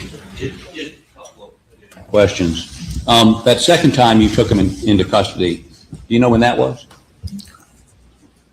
I don't have the exact date in front of me. I apologize. If I told you October 16th of 2021, would that seem appropriate? I believe it was in the month of October 2020. Okay. And tell this jury, how long has he been out of jail since October 16th of 2021? I mean, did he make bond? I don't believe so. No. Okay, so he's been in jail since October 16th. Objection 401, Your Honor. Objection sustained. What opportunity has he had since October 16th of 2021 to manipulate witnesses, to manipulate evidence, to manipulate anything in this case? What opportunity? Go ahead. There's an objection. I'm sorry, what's this objection? Objection 401, Your Honor. In response. Well, Your Honor, no question, he's been in jail since October 6th. Your legal response to the objection. I don't The 401 is the objection, relevance, and your response. My response is that they have him, they're trying to portray him as this manipulative person, and he's not got the ability to manipulate anything after October 16th. Objection is sustained. That's not relevant. Inappropriate argument to the jury. I'm sorry, Your Honor. Yes. Now, did you tell anyone in his family the reason you wanted to see him while he was in rehab was to show him a picture of a truck?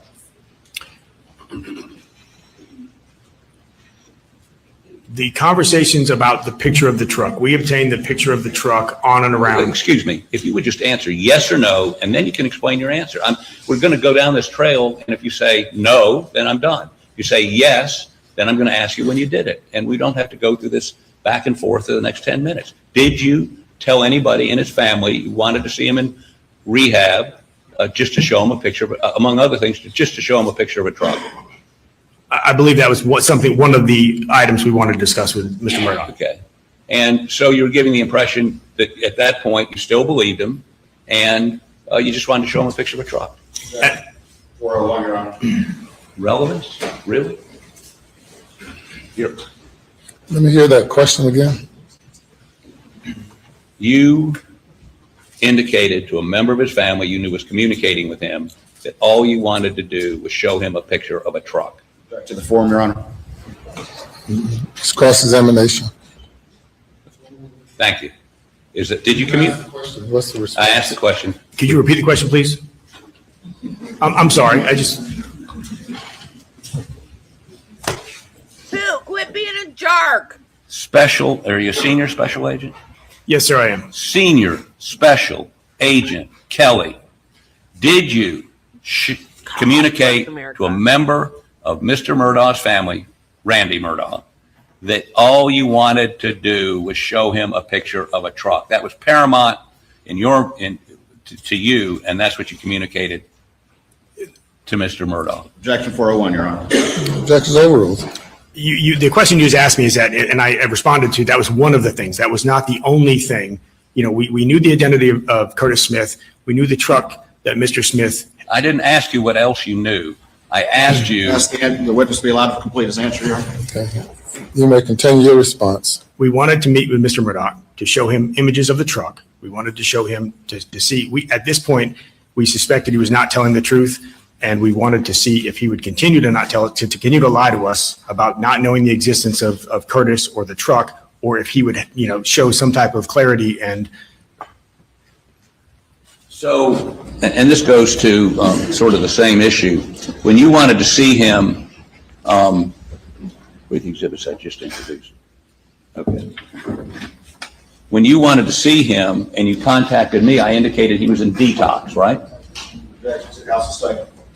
Objection sustained. Were you aware that he was in detox in Atlanta? I was aware that he was out of state, and based on the information you told me, and I took you at your word, that he was seeking treatment in an out-of-state facility. Okay. And did I indicate to you, or did anybody indicate to you in detox, you need an uninterrupted period to get off the drug?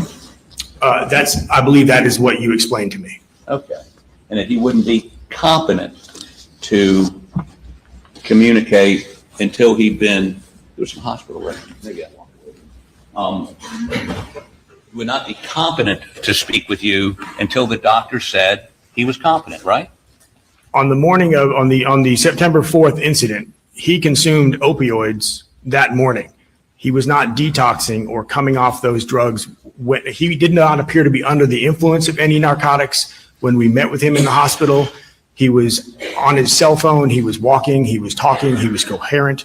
He was the victim of a crime, the only witness that we were aware of for that crime. So we obtained a statement from him so he could tell us what happened. You would concede he'd been shot in the head. I mean, no one plow old ground, but he had a head wound, fractured skull. Something asked and answered to the opposite. Objection sustained. Okay. Did you ask a doctor if he was competent to speak with you? Again, those medical records, the doctors would That's not. not what I'm asking you. I'm asking you if you talked to a doctor and said, is he competent to talk to us? Did you do that? Mr. Harpootlian, Would you just say yes or no, and we can move on? Oh, my God. Allowed to answer the question and object to the form. You answer the question, yes or no. could you repeat the question? Did you speak to one of his physicians or any medical personnel and ask them if he was competent to speak with you in the hospital? I did not. Okay. Now let's look at part of the records that are in evidence.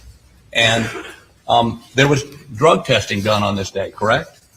Again, they did not discuss with me his medical records. Mr. Harpootlian, they didn't talk to me about his medical records. And you didn't ask them, did you? Did you ask them? The testing that was Did being you done- ask them? We did not ask to discuss specific aspects of Mr. Murdaugh's medical condition. We had to subpoena the records with a court order to have access to them. So we will not discuss openly his medical records with us. Did you ask a doctor? That's repetitive. But if you had asked a doctor, they would have told you, according to these records, that he was positive for barbiturates and positive for opioids, would they not? They would have told us they. Objection sustained. Were you, according to the records that are in evidence, were you aware that he was on opioids and he had a positive test for opioids and benzos? Once we have subpoenaed. Would you please answer the yes or no? Once we got the records, Would we you learned. answer yes or no? Your Honor, I would object to him badgering the witness. The witness is entitled to answer the question. You may respond as you see fit. Go ahead.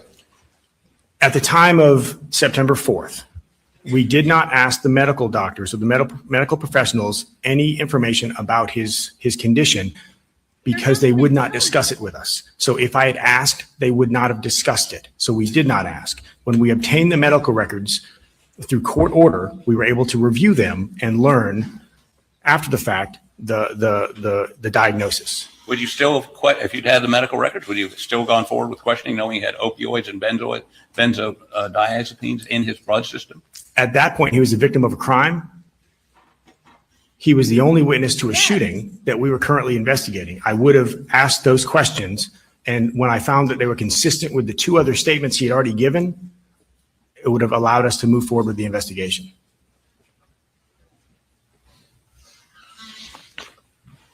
Beg the court's indulgence.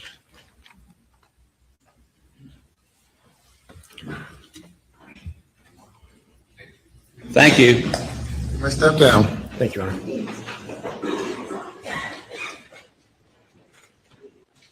Let me call your next witness. Jim gets May it up please the there. court, Your Honor. The state calls Special Agent Peter Rudofsky.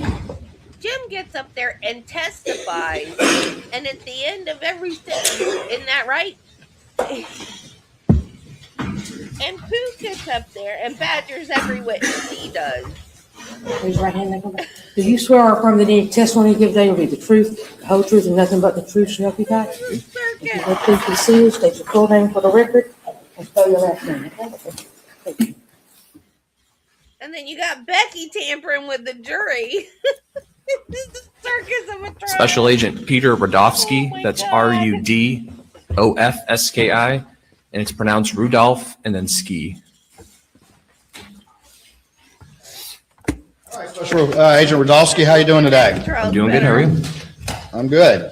If you would, tell the jury just a little bit about yourself. Give us a little quick history of where you grew up, where you went to school, and how you ultimately ended up with your position. I'm originally from Oakland County, Michigan, Metro Detroit area.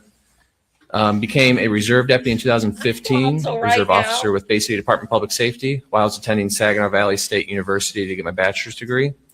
And then went on to work at Oakland County Sheriff's Office as a special deputy.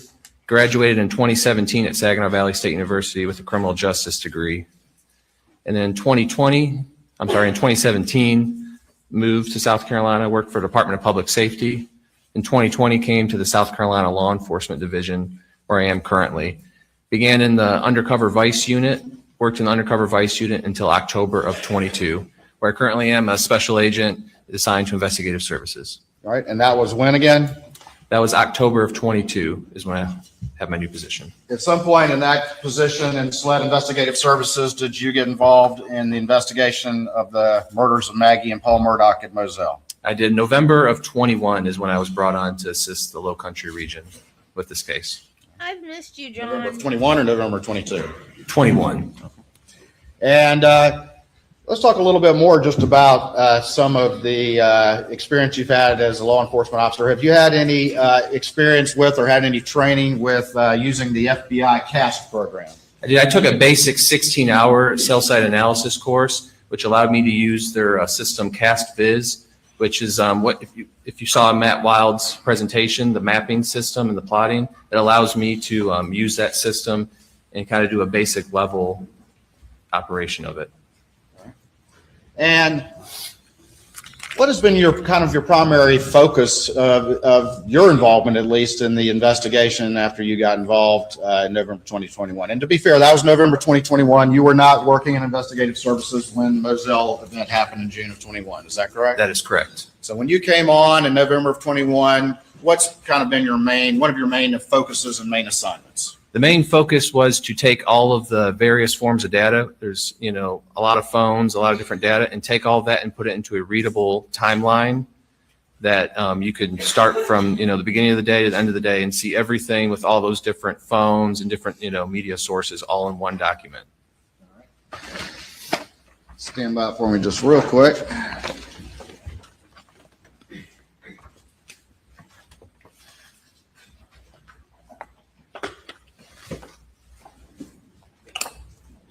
I am, John. All of my heart tests were negative. And I'm going to show you what's already been admitted into evidence as a defense exhibit 60 that was entered a long time ago in this trial. And do you recognize that? It's already in evidence. Changed my medicine. I do. All right, and what is that? Tell the jury what that is, please. This would have been a rough draft or working draft of my timeline. I have a date of 1/12/23 at 3 p.m. was an updated time on this. All right, and that was, who prepared that document though that was put in by the defense? This was prepared by myself. And was that provided to the defense a week or so or sometime prior to trial? It was. All right, and on that particular document, does it say that it is a working draft? It does on the top here. It's going to have in yellow working draft. And then as you go through the document, it's going to have the same yellow on the top working draft and draft across the document. All right. And as you have, how long have you been working on this document right here? Roughly about a year on this document. All right. And as new data came in, new data has been analyzed from various sources that have been put forward to this jury. Has that been incorporated into your timeline here? It has. All right. And since the time that this was initially prepared, has there been additional information added to it and that document continued to be worked on? There has. All right. And has that been provided to the defense as well? It has.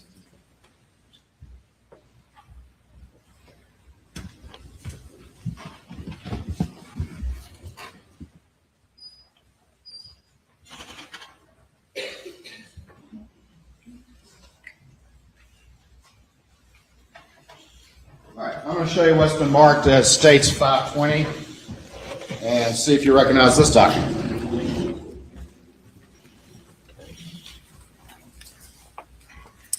I do. This is going to be the full timeline. This is going to be the latest copy. And I'm going to show you what's been marked as 519. And do you recognize that document? I do. All right, and tell the jury what that is. This is going to be a condensed timeline of this document here. Instead of having the whole day, it's going to have roughly from 6 p.m. to 11 p.m. on June 7th, 2021? 2021. Your Honor, this time I would offer states 519 and 520 into evidence. Okay. Yeah, I admit it. All right, we're going to get back to those in a second.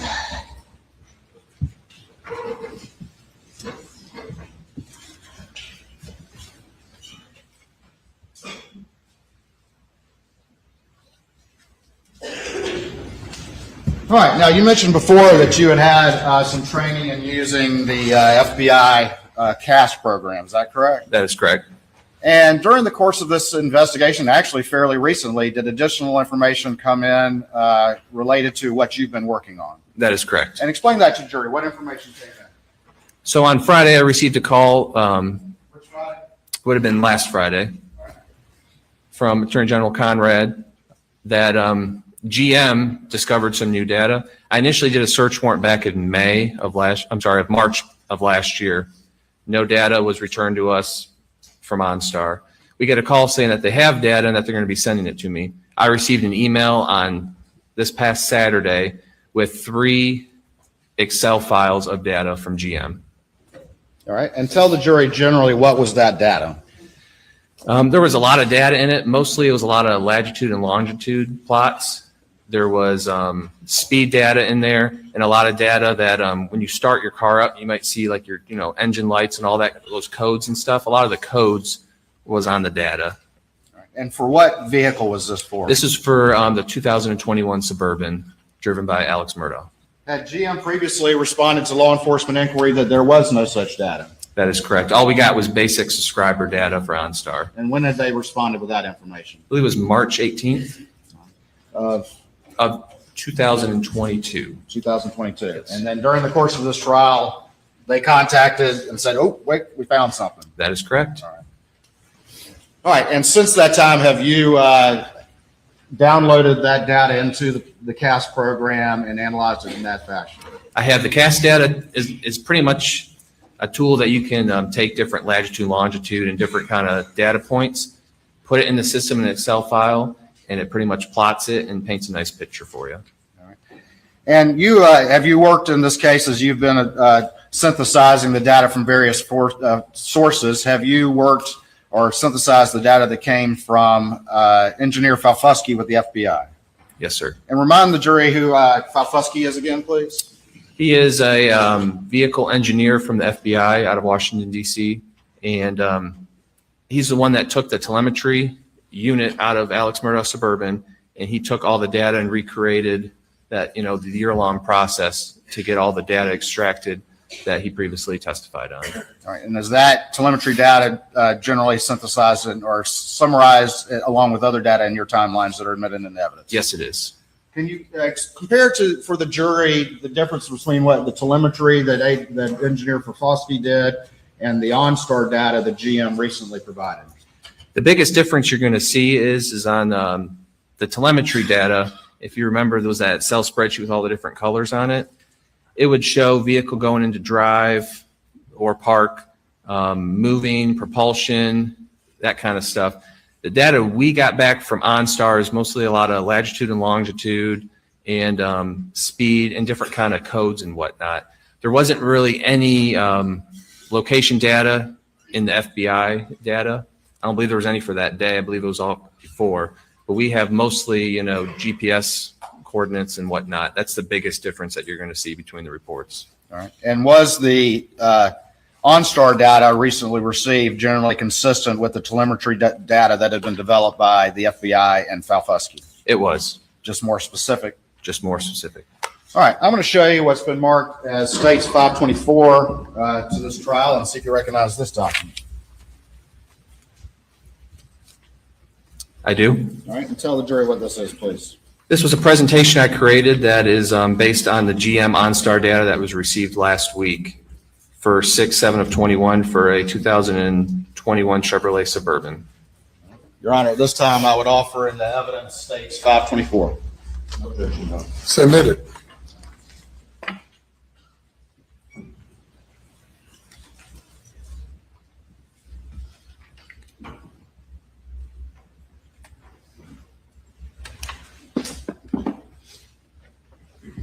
What, baby?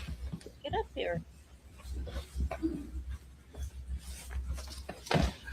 All right, I'm gonna, if I could have a computer input, please. And I'm gonna go ahead and put Exhibit 524 up on the screen, the one we just admitted.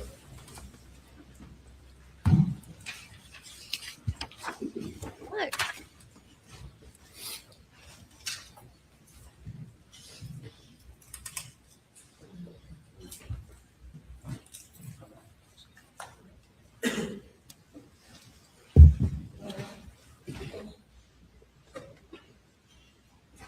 Beautiful girl. What you want?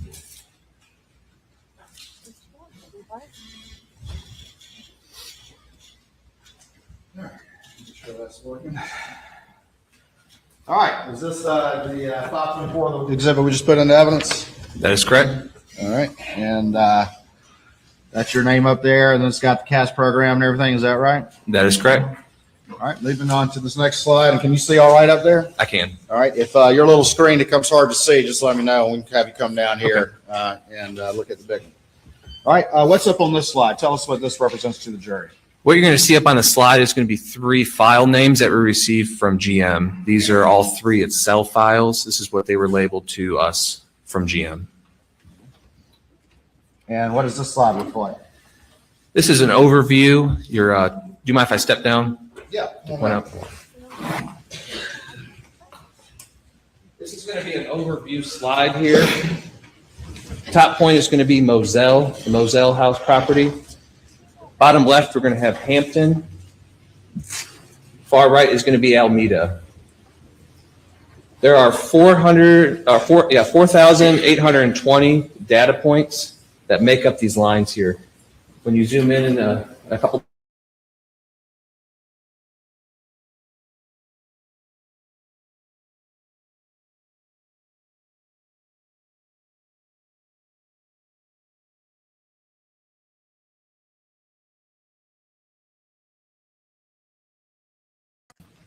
Each dot's going to represent a latitude and longitude. Did you have to manually enter in all 4,820, or how does that work? I did not. The nice thing about the CAS system is it takes the Excel, you put it all in an Excel spreadsheet, and it does all that for you. Kind of like Google Earth would do in comparison.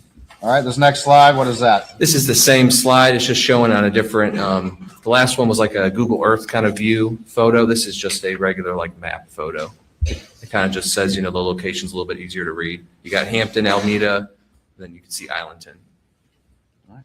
Go on to this slide. Is this just a general representation where you can see some of the individual dots? This is going to be the general overview of Moselle. Each little dot is going to either have a single set of data points or multiple set of data points. And this is for the whole day. This is not just for a certain time period. This is going to be for the whole day of June 7th, 2021. All right. And then again, generally, what does this represent? This is going to represent in Hampton around the law firm. Each dot is either a single set of data points or multiple set of data points. It's just kind of zoomed in photo from what we saw previously. And that's the defendant's former law firm? That is correct. All right. And what does this represent? This is going to be the Alameda property that's been referred to previously. And this is just showing a overview of all the dots for that day. All right, we're about to get in some slides that have very specific references to dots. And just generally, what are you about to go through with the jury as the specific data points that you're about to relate to them? So for this presentation, we're going to go through all the different drives that occurred that day.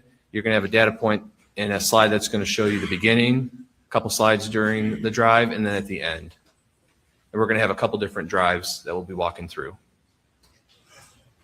All right, now we're at this slide. What's the title of this slide? This is Alex leaving for work. All right, and tell the jury, what image do we see right here on the screen? So what you're looking at, this is going to be the property 4147 Moselle Road. This is going to be the main entrance, and you can see underneath the little box is going to be the house. You're going to see on the date, it's going to say June 7th, 2021, and this plot is going to be 120647. Is that what time the Suburban got underway, according to the GM OnStar data? That is correct. It does match up. Moving to this next slide, what does this represent? This next slide is representing his vehicle making a right onto Moselle Road during his drive. All right, what time is that? The time is 12:07:40 p.m. All right, come on down here if you would, just real quick, and explain to the jury this box, and in particular, if there's a little arrow on this box, point that out to them so that they can understand specifically what's being referenced with the blue and white box. So anytime you see a blue box here, it's a little hard to see, but the little kind of triangle down here, that's where it's pointing to on which red dot it is referring to. So anytime you see the box, look for that little triangle, and that's going to tell you the area that the vehicle, the latitude, longitude correlates with. All right, we'll have to borrow the stick real quick. So this little blue triangle right there is what we're talking about? That is correct. And it's pointing to that little red dot there, is that right? That's correct. And we're not going to go through all 4,820 dots, but just representative dots of these various trips, is that correct? That is correct. All right. I just want to point out quickly, you might see a couple other data points. That could be for another trip. Sometimes they have the same latitude and longitude, but different times. So you might see a couple different data points, but that's an explanation for that. All right, and then the one that's highlighted, though, is the one that's the information is being referred to right there. Is that correct? That's correct. And right here, we see what? We see June 7th, 2021, All right. 12:07:40 p.m. All right, thank you.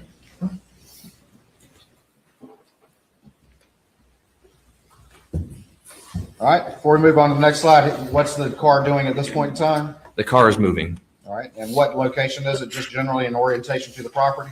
Moselle Road, coming out of that main gate, That driveway? main driveway. Moving on to the next one, what does this represent? This is 12:07:42, and this is representing, you're going to see a mile per hour is going to be the new line that just showed up. And this is showing 12 miles an hour the vehicle's traveling. Generally on these blue boxes is the little arrow at the bottom. Is that kind of in the center bottom in most of these little blue and white boxes? That is correct. All right, and some of the entries have a miles per hour reading, is that correct? That is correct. And that's being recorded by the vehicle and by GM OnStar? And it's being uploaded to their servers. All right, and so what was the speed of the defendant's vehicle at this time? Approximately 12 miles an hour.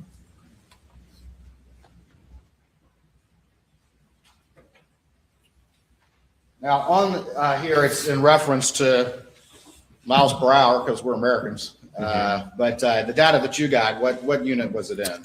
Kilometers. All right. And so did you convert that data to miles per hour? In an Excel spreadsheet, yes. All right. And just plugged in what the conversion is and it converted to miles per hour. Yep, you do the equal sign, then you do the conversion, and it converts for you. All right. All right, going on to this next slide. Is this still on the trip that morning to the law, or that afternoon to the law firm? That is correct. All right, and very quickly tell the jury where we're at. We are still on Moselle Road. We're past the Godley Farms Road, which would be another reference point. That's the residence up here at the top? That is correct. All right, that's the kennels way up at the very top? That is correct. All right, what is the date and time of this reading? 12:08:30, and that is showing approximately 55 miles an hour. Okay.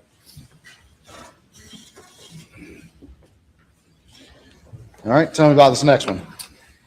This is still on the drive to the law firm. This is showing at 12:16 on the dot, and we're showing approximately 60 miles an hour driven. All right. And where is the arrow on this particular one? So on this box, the arrow is actually going to be on top, and it's pointing to one of the data points. The speed again? Approximately 60 miles an hour. Going on to slide 13 for the record, what does this reflect? This is reflecting coming into Hampton to the law firm. And this is actually, if you look, it's pretty much right on top of the law firm. It's 12:21:37, and we have no speed associated.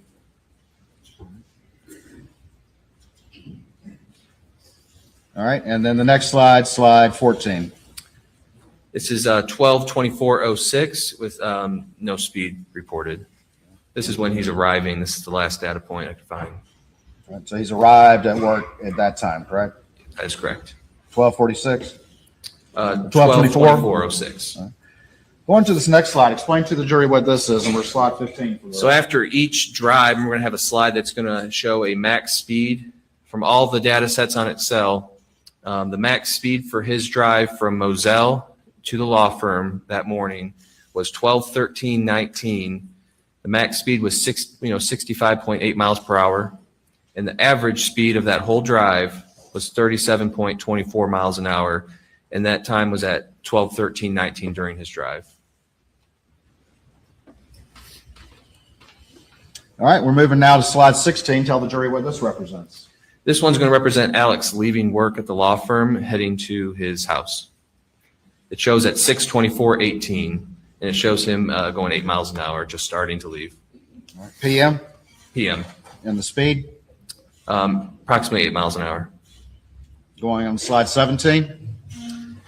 This one's showing at 6:26:54 p.m. It's showing his Suburban going approximately 42 miles an hour on his drive home. The arrow is going to be on the top right. And it the might speed? be cut off a little bit. 42 miles an hour. All right, and then is that the arrow right there? That is correct. All right, at the top? The top of the screen. About 42 miles an hour. That is correct. Slide 18, what does this reflect? This is going to reflect at Alex arriving home at 6:42:54 with a miles per hour of 0. This is one of the last data points that without speed. 6:42 p.m. arriving back at the residence, That is correct. and the arrow is pointing to what? The residence. A little bit to the side, but it's the residence right there. All right, and tell the jury now on slide 19, what does this represent? So this is going to be from his drive home from the law firm to Moselle. It represents at 6:34:01 during his drive. The max speed obtained was 54.4 miles per hour. The average speed during this drive was 41.39 miles an hour. And you can see the location somewhere off of, I believe, 63. Driving home, what was his max speed? 54.4 miles per hour was the max speed driving home. Why did it take the video All right, off? slide 20. All right, so now we're at where Alex is leaving for Alameda. This is going to be That was weird. 9:07:06 p.m. It's never done that before.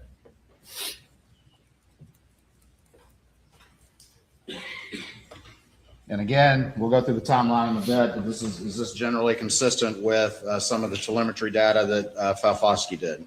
It is Suburban goes underway at what time? 9:07:06 according to this data. Moving on to the next slide. Like previous slide. Where's the Suburban at this point? Like previous slides, this is going to be the Suburban pulling out onto Moselle Road, coming right out of the main entrance, going about 15 miles an hour. This is going to be at 9:08:06.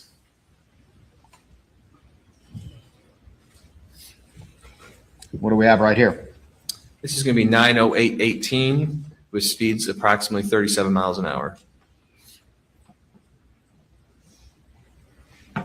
Where's the Suburban heading at this point? Towards Alameda. All right, slide 23. We have a reference point here. Can you explain what that is to the jury? So the orange dot, that's going to represent approximately where Maggie Murdaugh's phone was located the following day on June 8th, 2021. All right, and do we have a time reference for the Suburban at this time? We do. It's going to be 9:08:36 seconds, and it's showing a speed of 42 miles an hour.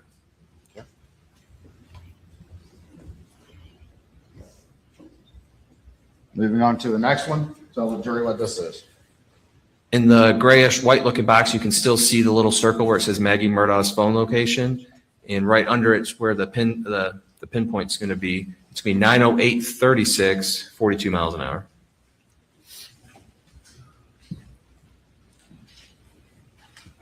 Next slide, 25. Slide 25. The upper halfway portion of that box, you're going to see the circle again, the orange circle. That's going to be Maggie Murdaugh's phone. And at 9:08:42, we have the Suburban traveling approximately 45 miles an hour. After passing that location, does the defendant's vehicle start to accelerate? It does.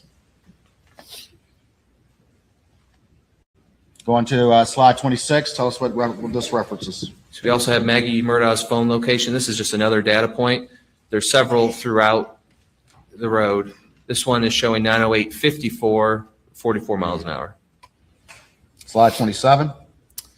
This is going to show you another overview of this data point in location to Maggie Murdaugh's phone. 908.54, 44 miles an hour. Slide 28. This one's further down the road past Godley Farms Road, just for a reference point. This is 909.06, traveling 48.6 miles per hour. Slide 29. This is another data point in reference to where the phone location is. 909.18 p.m., traveling 49 miles per hour. And slide 30. This is going to be another data point at 909.18, traveling approximately 52 miles an hour. Slide 31. This is also going to be another one on Moselle Road, coming up to Dobson Road. It's going to be 909.24 p.m., traveling approximately 52 miles an hour. And then slide 32. This is also going to be another data point on that road, 909.42, traveling approximately 54 miles an hour on Moselle Road. All right, going to slide 33, has our sort of map orientation changed? It has. This is still on the drive to Alameda. I believe this is going to be 63 or Snyder's Highway or Walterboro Highway. This is at 9:13:30 p.m., showing a speed of 68 miles an hour on that drive to Alameda. All right.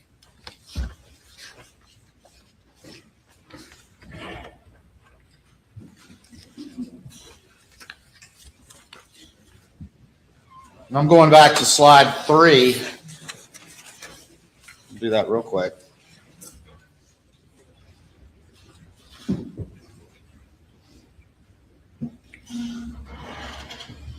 And the slide that we were just seeing when the orientation changes, can you come down real quick and kind of describe generally what we were looking at when we started, and then the where we're at on that slide that we were just about to look at? That is crazy. Why is it All right, so where we started on this drive would have been right up here, 4147 Moselle Road. 4147 Moselle Road. This would have been Moselle Road that we just showed all those data points. Would have made a right onto Dobson Road and then a right onto 63 Snyder's Highway. It's approximately somewhere around here on Snyder's Highway where that data point you just looked at. All right, returning to slide 33. All right. And right there is going to be approximately where the data point is at. Okay, and what's the speed there? 68.7 miles per hour. Going on to slide 34. This is going to be at 9:14:36, showing an approximate speed of 69.4 miles per hour. It's going to be on the top portion. All right, moving on to slide 35. This is going to be at 9:16:48, showing approximately 70 miles an hour. It's going to be the top portion of your screen here, coming into Varnville. All right, and down at the bottom center of the screen, what is that? Right here. That is going to be the Alameda property, and just to reference, this is going to be coming into Varnville. All right, right here, what do we have on slide 36? This is going to be the Alameda property. You can kind of see it behind the other record part, but it's showing at 9:22:06. The Suburban's pulling, making a left into the Alameda property. Slide 37, what do we see here? First of all, orient the jury as to what the map image reflects, and then describe the data point, please. So the map image is going to reflect, you're going to make a left into the driveway. There's a railroad track, I believe here. It's a curved driveway coming in, and then right here is going to be the house. There's a little carport right here, and then the driveway is this whitish part that you see on your screen. All right, and then up here, generally in the property, we can see a roof and that sort of thing. What generally are those? Those are going to be some outbuildings on the property. The trees are there's a decent amount of trees right here, but there's, I believe, 2 outbuildings right here.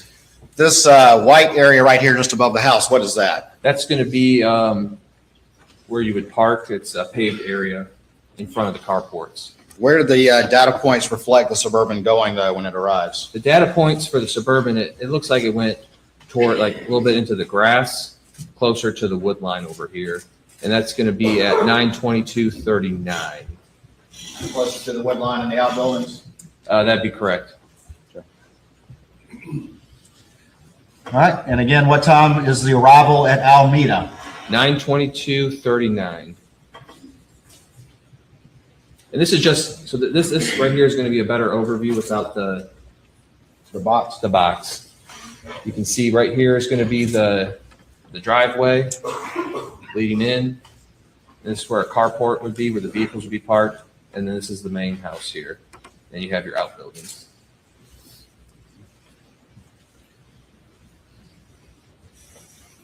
Right here, we have kind of a line of data points right there in the grassy area behind the house. We do. All right, going on to slide 39, tell the jury what those calculations represent, please. So this is going to represent the drive from Moselle to Alameda. During that drive, the Suburban reached a max speed of 74.4 miles per hour during that drive, and averaged 51.94 miles per hour. And this is the data point with the highest speed obtained. Was that top speed higher than any speed he achieved when he went to work over that day? That is correct. Is that average speed higher than any average speed he had when he went to work that day? That is correct. Or returned from work? That is correct. Let me stay down here. You can go back up. Back.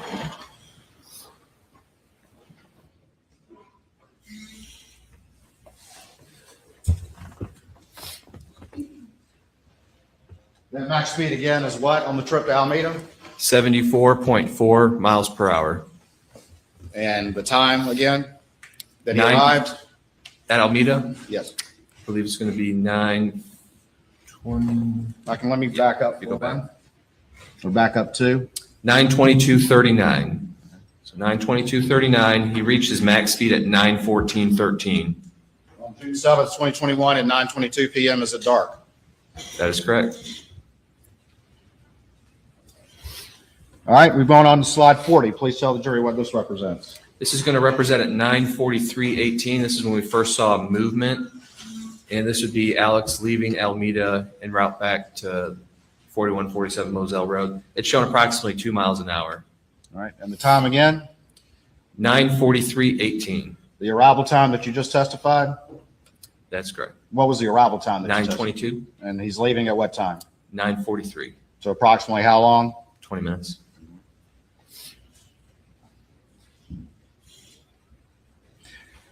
Going on to slide 41, let me ask you this. Does the data reflect that that the car pauses for a period of time while in that driveway area of Alameda? It does, about halfway between on the driveway. Come on down and show the jury if you will. I just sent you back. I'm sorry. So halfway during on this. So this is the driveway right here.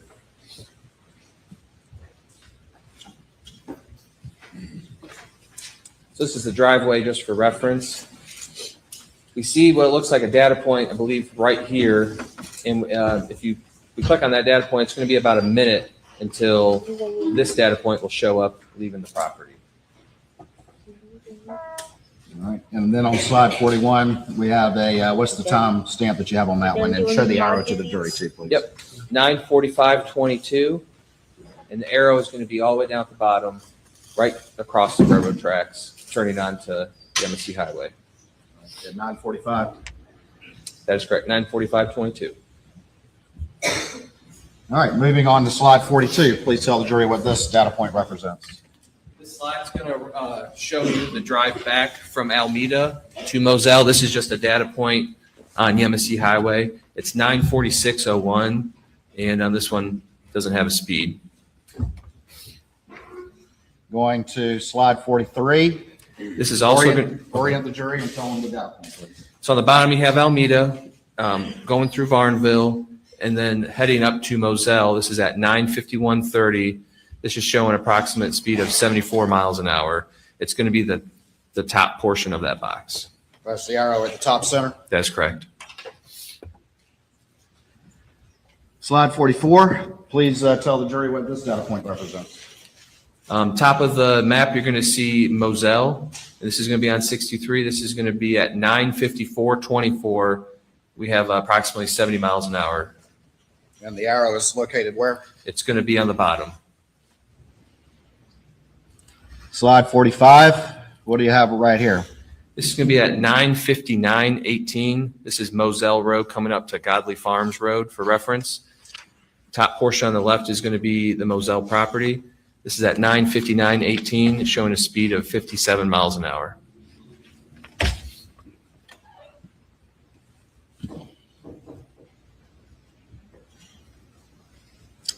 All right, we've moved on to slide 46. Tell me about that one, please. So this is going to be the arrival into Moselle. This is showing 10 o'clock on the dot, showing 7 miles an hour, making a left into the main driveway. 10 o'clock on the dot? That is correct. And slide 47? This is about 30 seconds later. This is 10 o'clock. This is about halfway down the driveway of the main house, showing 22 miles an hour. All right. Slide 48. Tell the jury about the calculations reflected on this slide. So this is going to be from his drive back from Alameda to Moselle Road. The max speed that was obtained during that drive was at 9:51, 43 seconds, was 80 miles an hour. The average speed was 46.52 miles an hour during that drive. Is that average speed going to also, though, include that minute where the car paused at the driveway in Alameda? That's correct. The top speed was what? 80.16 miles an hour. And at this time period, would it have been dark outside? It would. Let me ask you this. You're a law enforcement officer that works in this area of the state, correct? That is correct. And have you, during the course of your law enforcement career, have to respond to emergencies or call for services and that sort of thing? That is correct. All right. And this particular road that we've been talking about, these roads, have they recently been paved? They have. And was that after the murders occurred on June 7th, 2021? They were. Or were you familiar with the condition of the roads and what they were like on that route prior to them being repaved? I am. All right. And tell the jury what running code is. If you have an emergency or a call for service, an emergency, what is running code? Running code is where you activate your blue lights and siren, and you go above the posted speed limit at a safe fashion to get to your arrival in a safe manner. That's when the cops turn on the lights and they're heading to the scene. Yep, blue lights and sirens. All right. And you're traveling as fast as you possibly can and still be reasonably safe. Is that correct? That is correct. And have you had call prior to this road being paved to run code down that road? That's correct. All right. Would you at night, or did you ever at night, on the roads as they existed at the time of June 7th, 2021, run in code with your lights on, run 80 miles an hour down that road? I would not, no. And why not? Tell the jury why not. Due to the time of night, the heavy deer population out there, as everyone could probably see, I mean, deer will run out all the time, and especially with all your lights, it attracts the deer. So it's actually worse having your blue lights on sometimes. The deer actually are kind of attracted to that light. And then also the road conditions, the road was, was a lot of potholes. And was the defendant's top speeds on both the trip to and from Alameda in excess of any max speed in his trips previous in the day? That'd be correct.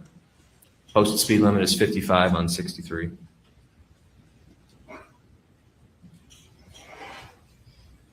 All right, we've gone on now to slide 49, and tell the jury what this represents.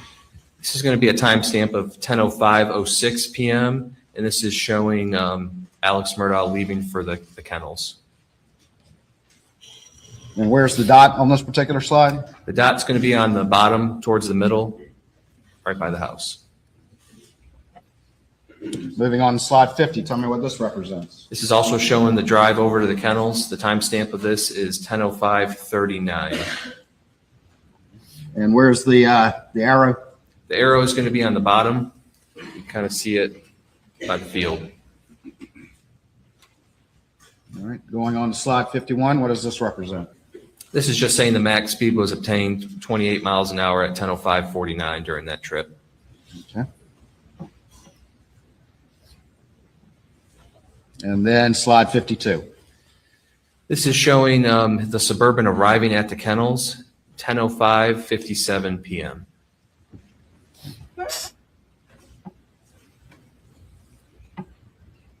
Backing up still on slide 52, can you remind the jury, and we'll talk more about this with the timeline in a minute, but generally what time was the 911 call?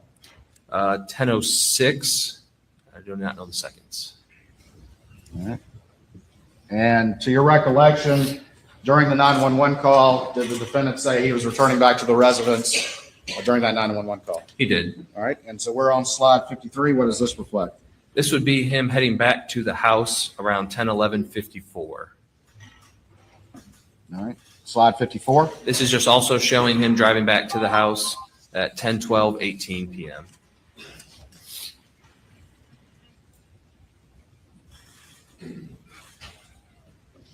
Slide 55. It's just another slide at 10:12:30 p.m. showing 32 miles an hour. And where's the dot? The dot is going to be on the bottom, and it's going to be on the main drive to the house. Slide 56.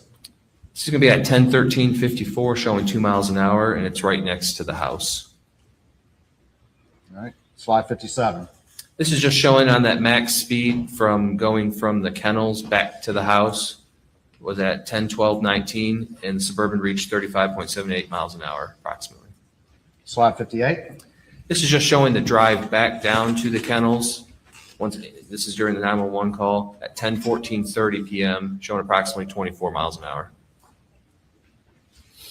And then the final slide in this exhibit, what is that? This is just showing the max speed at 10:14:25 of 30 miles an hour during that drive. Does that complete your placing of those GM OnStar data points into the CAS program and these slides that you relate to the jury? It does. Your Honor, I'm about to move on to another exhibit that's lengthy. This might be a good time. I would request or suggest a break at this time. All right, ladies and gentlemen, we'll take a break at this time. Please do not discuss the case.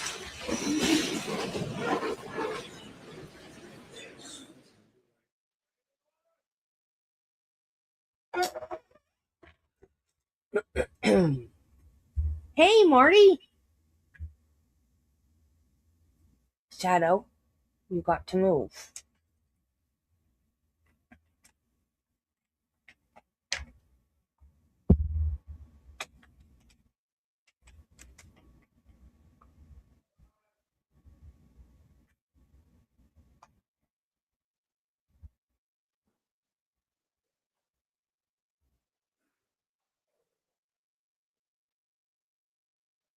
It's the end of the break.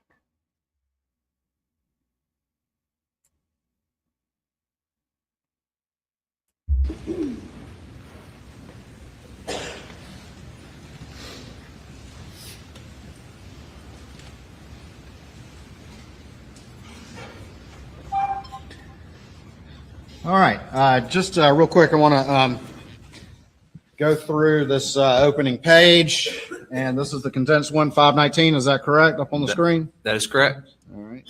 And has your name on it, correct? That's correct. All right. And then we have a reference guide right here. And if you would just explain just some of the various sources of information that have been admitted before this jury that you ultimately synthesize into this summary timeline. Okay.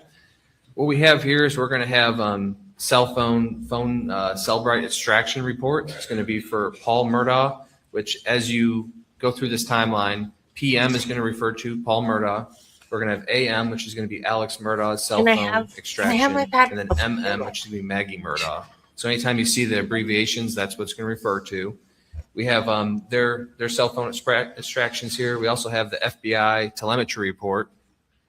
We have the FBI CAS data. We also have different reports from the phones, like the Axiom reports. We have an ALPR report in here, which is actually probably not in the condensed one. That's going to be automated license plate reader data for Maggie Murdaugh's Mercedes.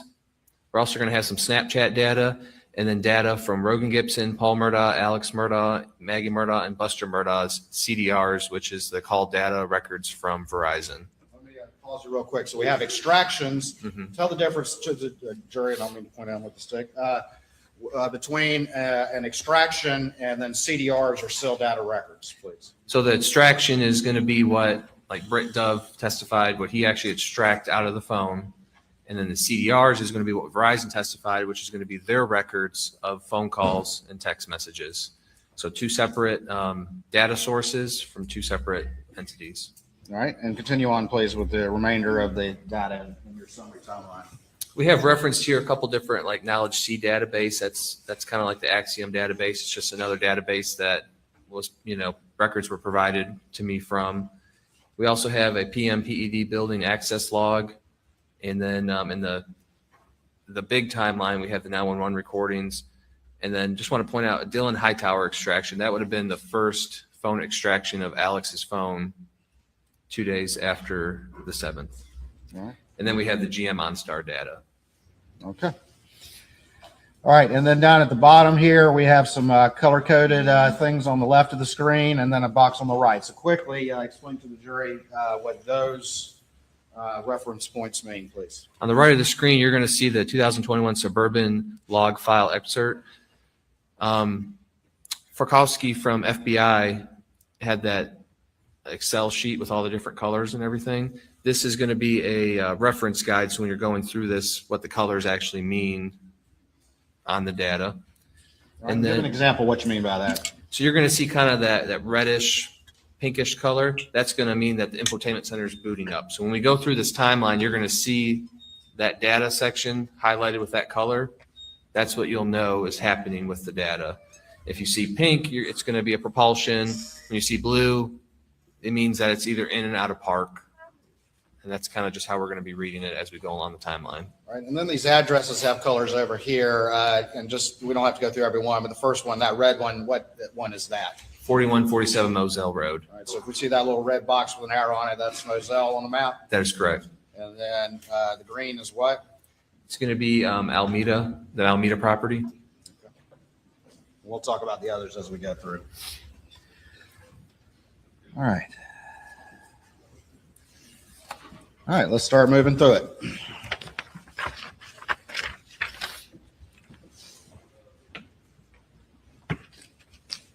Just give me 1 second.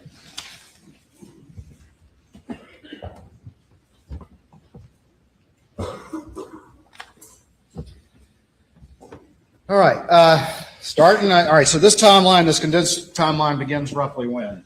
Around 6 p.m. All right, on what day? June 7th, 2021. All right, and let's start at 6:04, and I want to move through this expeditiously, and we'll stop and talk about some specific entries as we go through, okay? All right, and so starting there at 6:04, does Paul Murdaugh have any phone activity? He does. He calls Will Loving.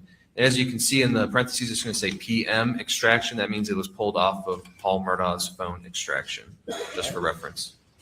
All right, and Will Loving, that's the individual that testified weeks ago. That is correct. And 6:08, what activity we see on Paul's phone? He makes an outgoing call to Dad, which is identified as Alex Murdaugh. It shows answered, but 1 second long. All right, and what was the source of that information?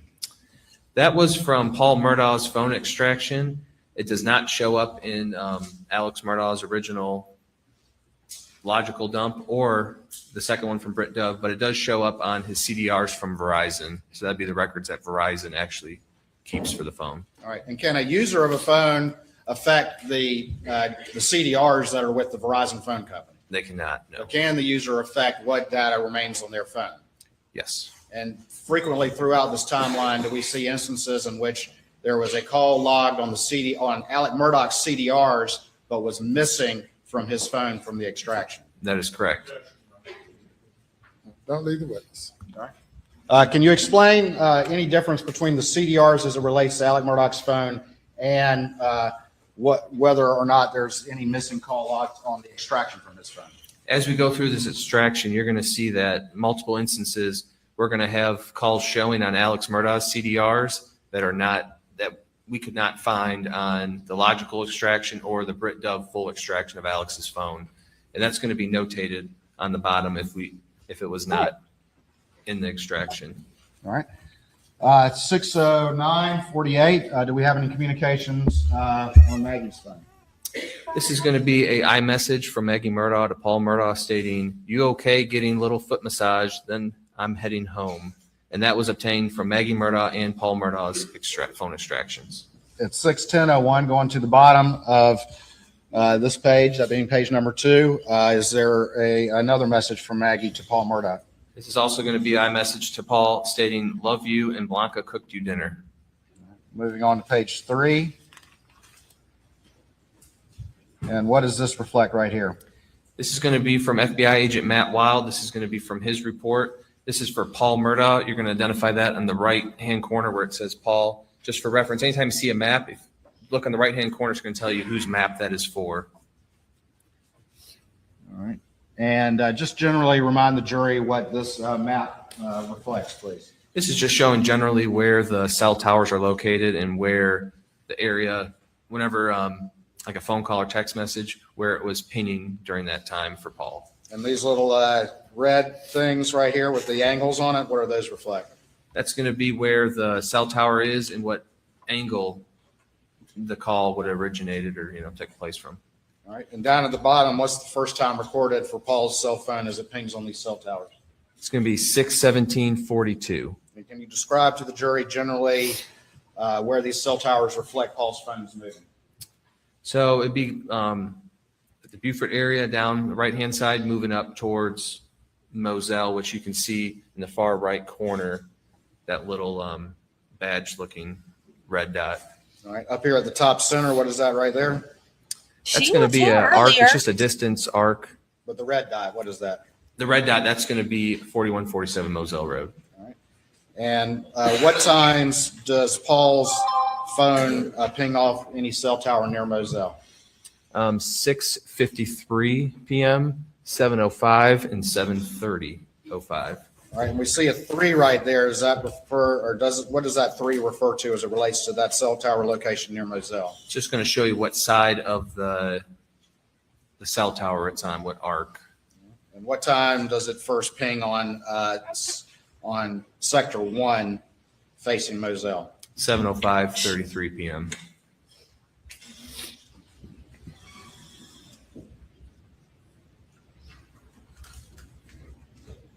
All right, moving to continue on page 3. We have a time reference at 6:20:53. Can you explain to the jury what, if anything, that indicates? We have Maggie Murdaugh. She received a phone call from Proctor Marion. That's how it showed up in her phone. Through the phone number, it's actually Marion Proctor. That's just how it relays in the phone. It shows rejected. All right, and after that, what, if any, communications were there?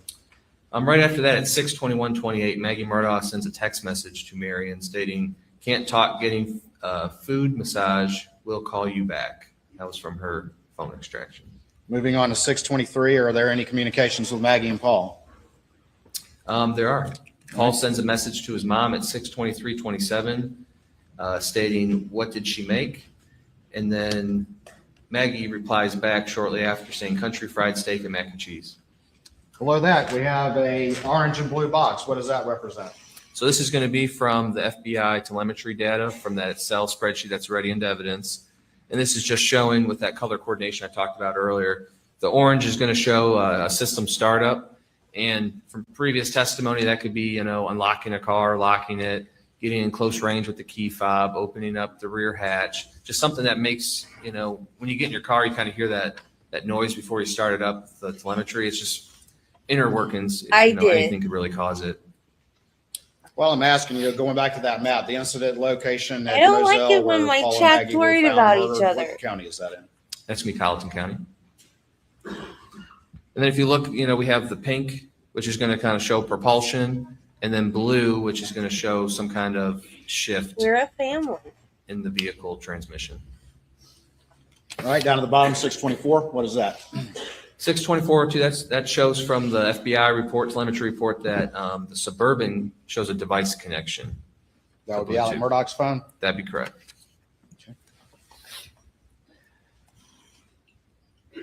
Moving on to 6:24 p.m. Is there any data points as it relates to the defendant's Suburban? It is. We have one at 6:24:18 around the PMPED law firm. All right, and what time is that? 6:24? 6:24:18, correct. All right, and that map there, is that a data point from the CAS data that you just explained to the jury? That is correct. Oh, let me have my patterns before you get. Let me have my patterns Moving before down, you sit we on have some them. various messages from some of the individuals. Is that right? We do. Okay.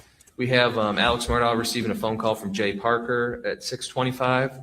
6:27, Paul is sending a message to Britt saying maybe Saturday. He calls Robert Boyle shortly after. And then at 8:38 p.m., Rogan calls Marianne Dempsey. I know. And to your recollection, what is Marianne Dempsey to Rogan at this period of time? I believe the girlfriend currently at the time. All right, moving on to page 5. What does this map represent? And who is this from, this map? This is going to be from Matt Wild from the FBI. This is directly from his report. And what phone does this map reflect? Top right, it's going to say Alex Murdaugh with associated cell phone. All right, and then there's a box below that. Explain to the jury again what that box represents. So the box below that, that's going to represent all the times that the pings were logged that Matt Wild actually put in the report. And then the black circle with the angle in the middle, what is that? That's going to show you the cell tower and then the kind of angle that the calls or texts would have been in. And what property is in the sector of that cell tower? 4147 Moselle Road. It's identified by that red badge looking dot. All right. On here, this box with the times, those are times of what again? This would have been times of activity that would send to a cell tower that they would have data on. In the 6 o'clock hour, what is the latest time period that you see Alex Murdaugh's phone reflecting activity? 6:52 p.m. And then after that, what's the next time period that you see reflecting activity? The next time showing on the map is going to be 9:04:24 p.m. Does the defendant's cell phone reflect any activity between 6:52 and 9:04? Between 6:52 and 9:04, there's no activity reflected. At least on the cell pinging. That is correct.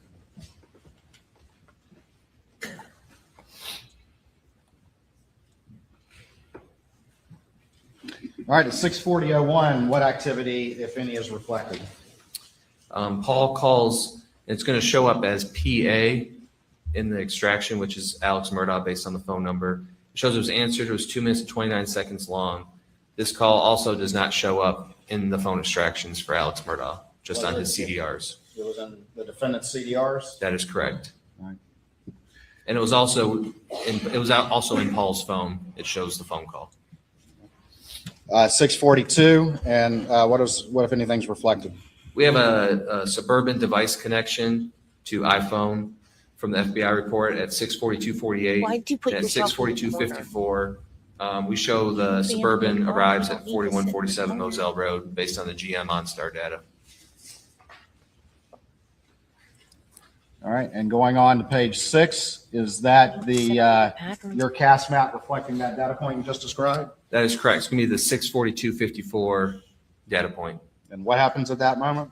That's when Alex Murdaugh is going to arrive back from the PMPED law firm from work that day.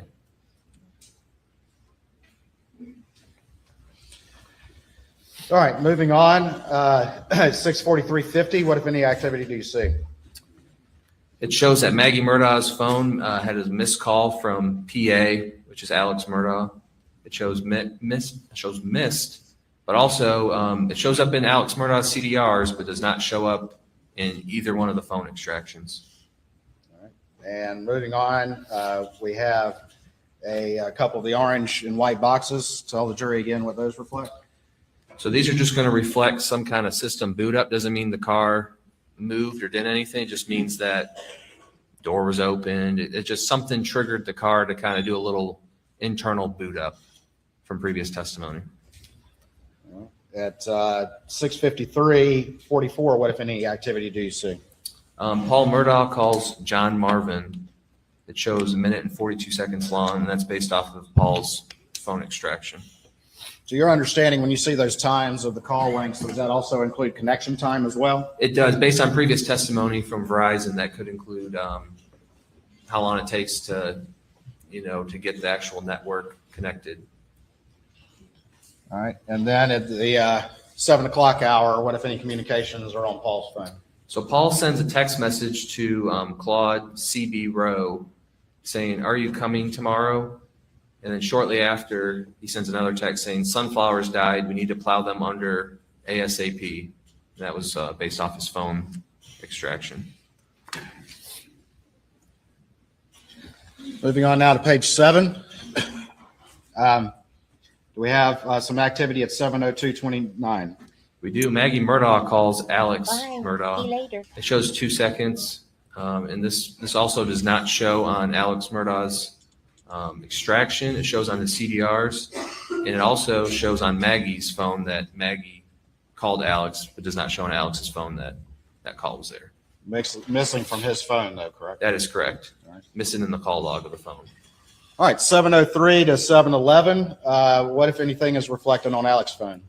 His phone's showing approximately 165 steps taken during that time frame. And then what happens at 7:04?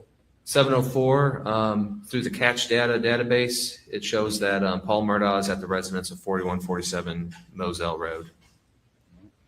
Does Maggie's phone reflect any activity as we move on to the 7:04 time period?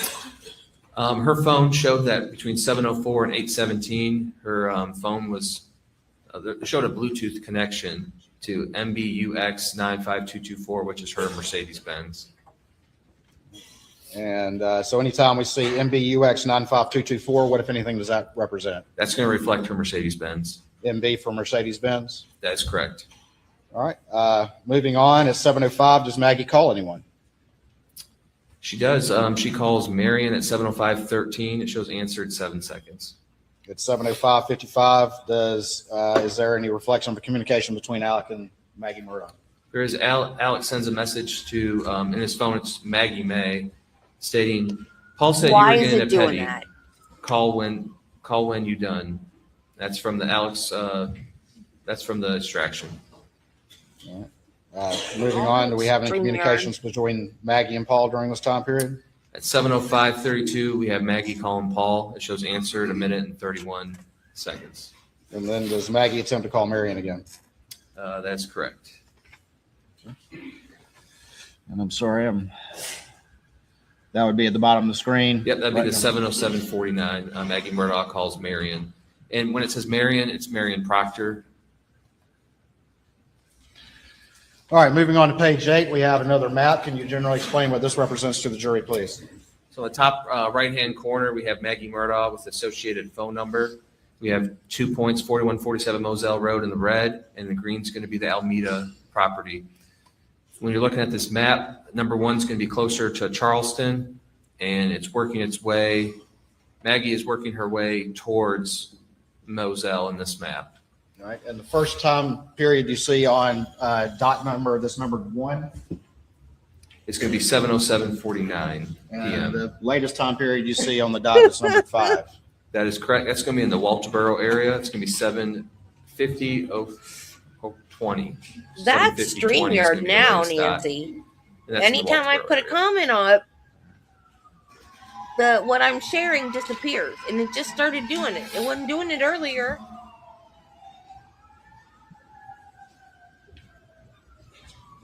All right, moving on, looking down at 7:09:43, what, if any, activity do we see on Maggie's phone? Maggie calls her mom. It shows answered 8 minutes and 17 seconds long. Would that be Ms. Brandstetter? That is correct. We have an orange box. Tell the jury that quickly, please.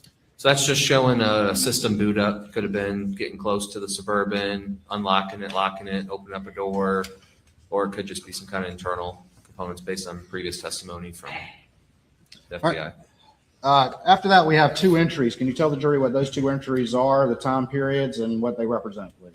Yep. So the next 2 entries is going to be 7:14:13 to 7:22:19. It's going to be Paul Murdaugh's iPhone showing approximately 208 steps traveled during that time period.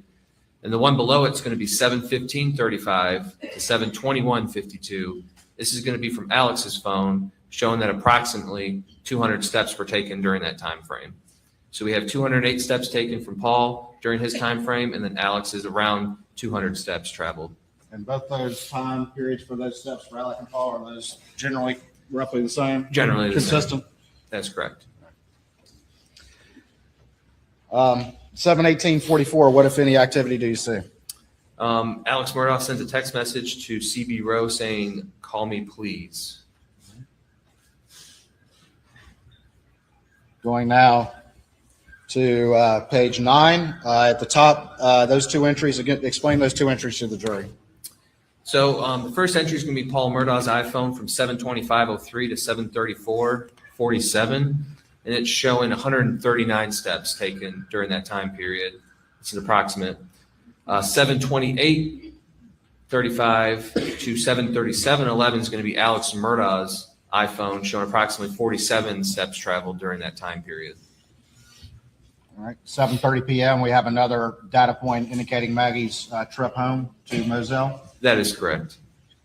All right, we got another map. Tell the jury what this one is, please. This map's just showing that her phone was pinging at starting at 7:30. Whose phone is this? This is going to be Paul. I'm sorry, Paul Murdaugh. It's going to be the right-hand corner. It's going to say Paul Murdaugh with the phone number on top. This is just showing where his phone was pinging on June 7, 2021, starting at 7:30, and then all the way to 8:40 p.m. All right, we see two cell towers there and then some arcs. Where do those arcs intersect? The arcs intersect close to the property at Moselle Road. And if you would, just tell the jury the earliest time that's reflected here and the latest time that's reflected here. The earliest time reflected is going to be 7:30:05, and the latest time reflected is going to be 7:40:21 p.m. on June 7, 2021. So Paul's phone is at the Moselle location according to this data. That is correct. All right.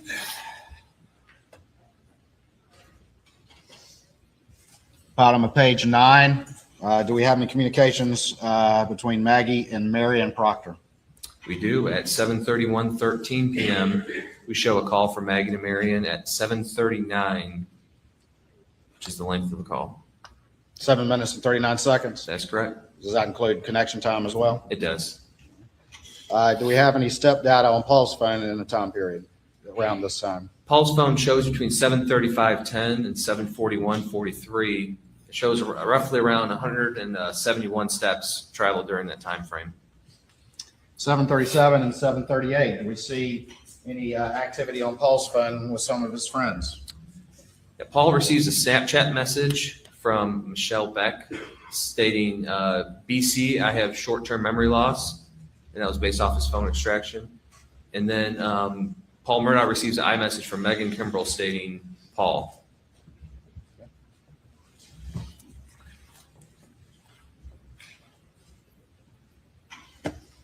All right, moving now to page 10.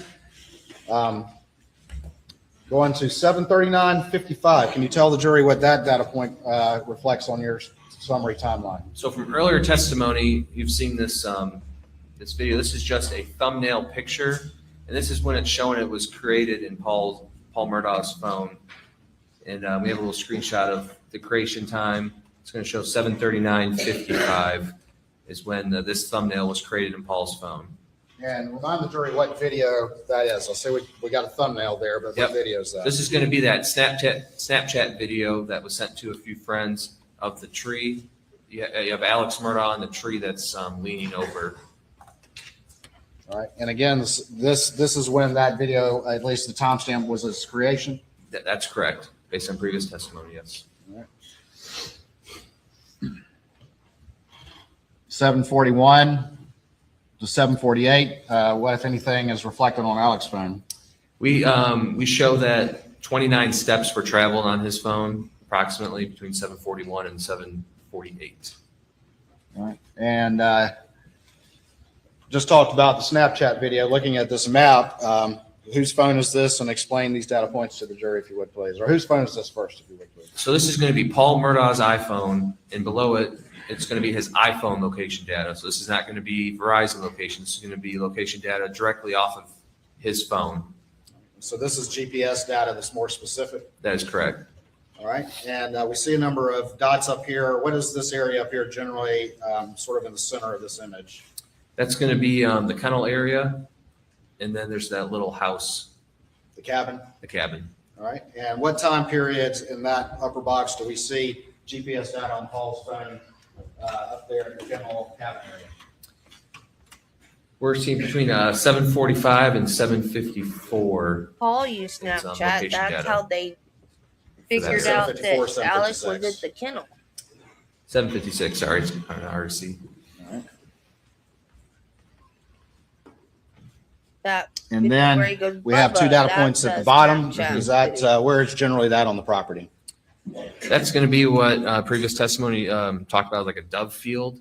It's going to be past the main house, closer to the Godly Farm roadside.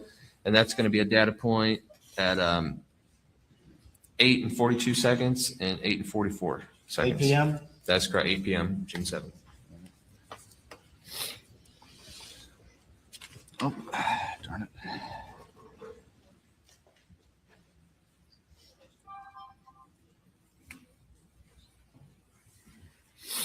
And then down at the bottom of page 10, is there any step data on Paul's phone?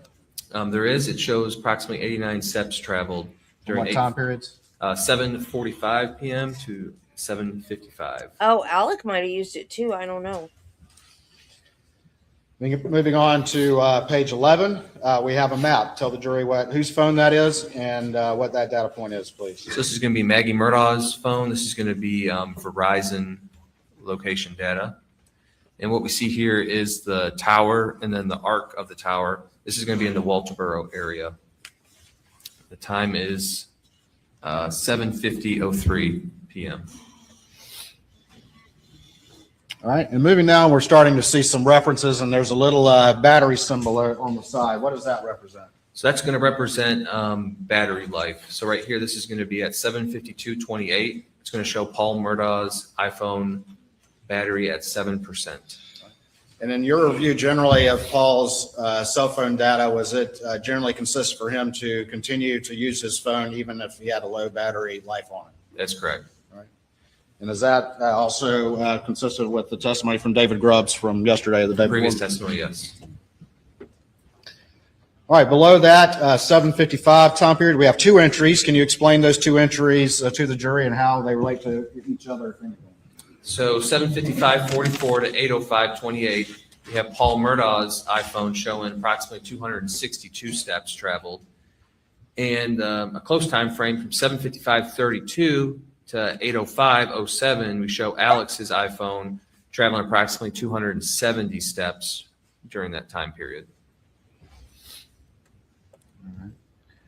And then at 7:56, what is reflected as it relates to that Snapchat video? This is when the Snapchat video referencing Alex Murdaugh would have been sent through Paul's Snapchat account to his friends, based on previous testimony. And it was created, you already testified to this, but it was created when? I believe 7:39:55. And it was sent out to his friends when? At 7:56 p.m.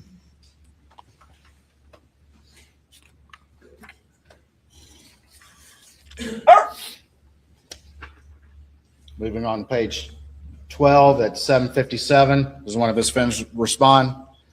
Yes, he receives a Snapchat message from Brian Murdaugh Oops, sorry.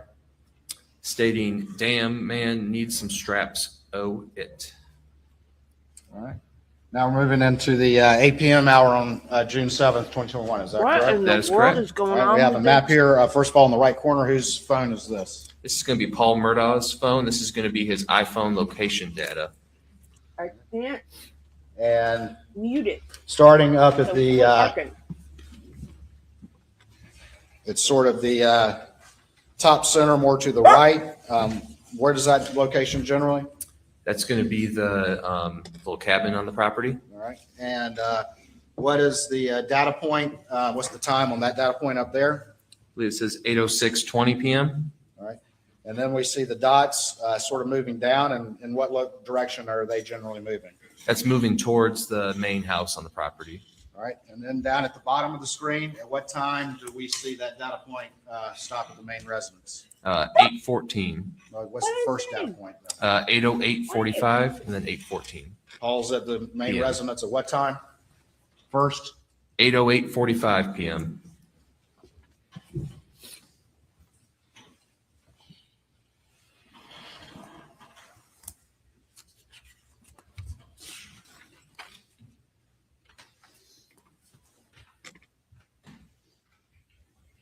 All right. And just on page 13. Oh, yeah, we have he some looks earlier like data he's points. starving, Is doesn't he? this map kind of out of order just a little bit?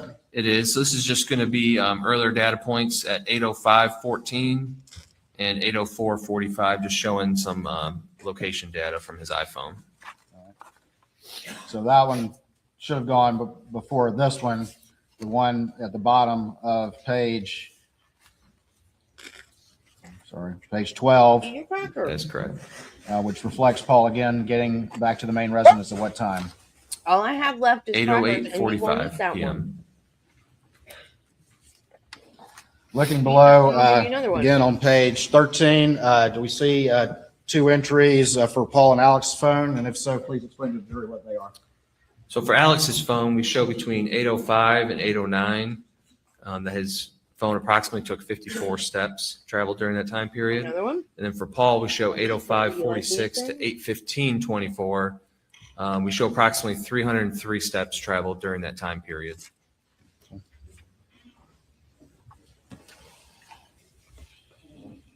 A video disappeared again? Why? Moving on to page 14, do we see that same map? I don't know what's going on.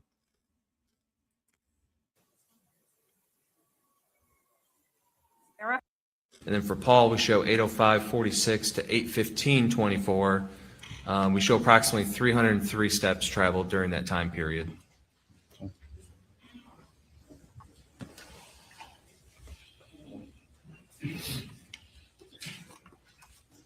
Moving on to page 14, do we see that same map again of Paul's phone reflecting him arriving at the residence at 8:08? 8:08:45. I don't know what's And then wrong still with pinging it. there at what time, at the bottom time?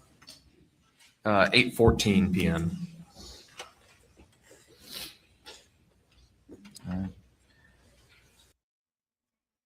I don't know why it's doing this.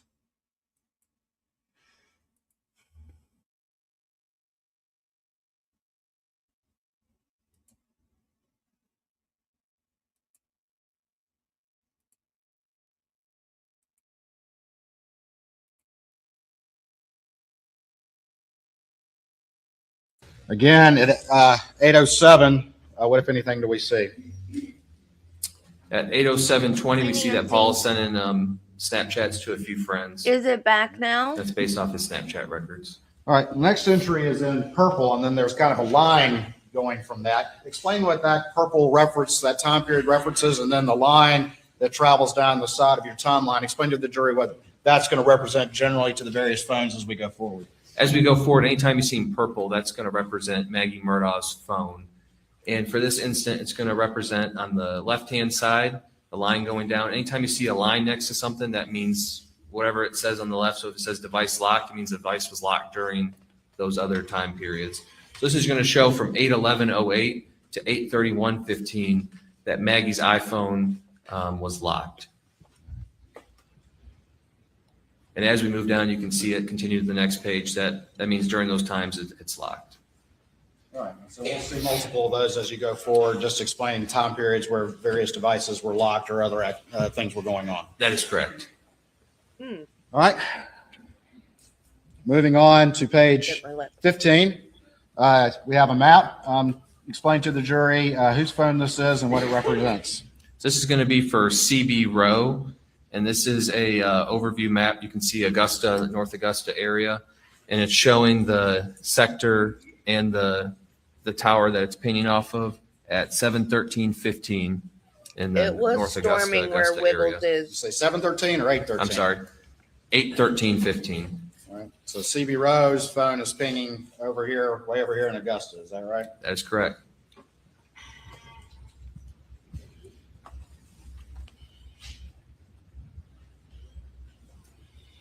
All right, moving to the next map.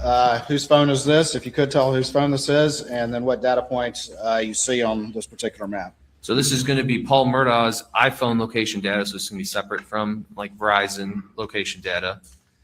And this is showing at the area of the main house, bottom left. And the data starts at 8:14 and goes all the way to 8:35:07. 8:35. Paul's phone is located where? At the main house, 4147 Moselle Road. And down at the bottom of page 15, do we have any step reference for Paul? We do from 8:15:55 to 8:21:45. We're showing approximately 140 steps traveled.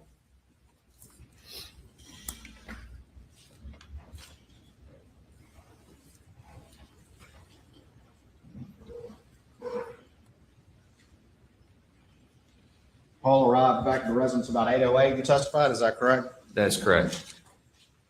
At 8:17 and 14 seconds, what, if anything, do you see on Maggie's phone? So it's highlighted purple in reference to Maggie.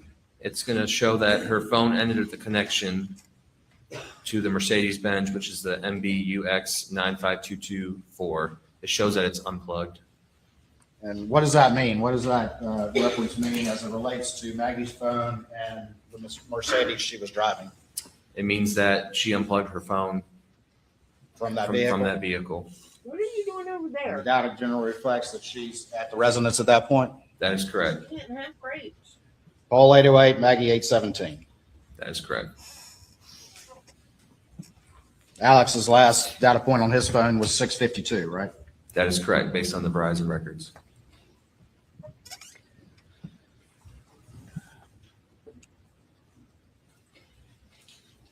We have at 8:17:44 p.m. Do we have a battery reference for Paul?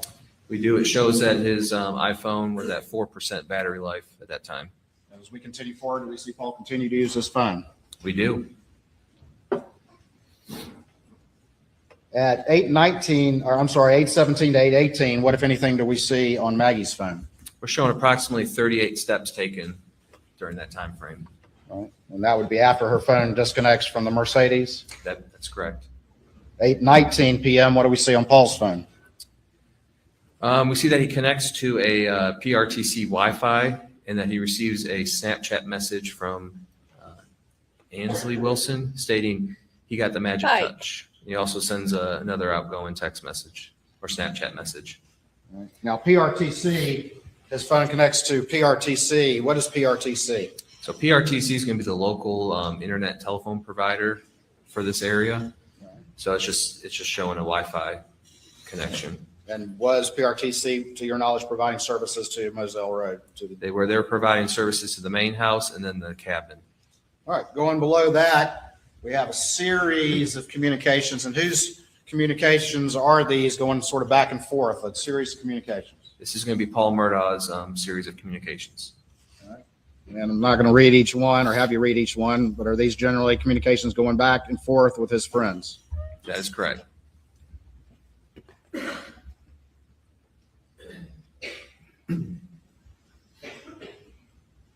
And on this page, they start about what time and continue through about what time? Start around 8:23 and go all the way to 8:29. Well, I think we keep on going down. Yeah, about 8:30. All right. It's about 8:23 to 8:30. All right, at 8:30 to 8:33 p.m., what, if anything, do we see on Maggie's phone? We're showing that her phone took approximately 42 steps traveled during that time period. All right.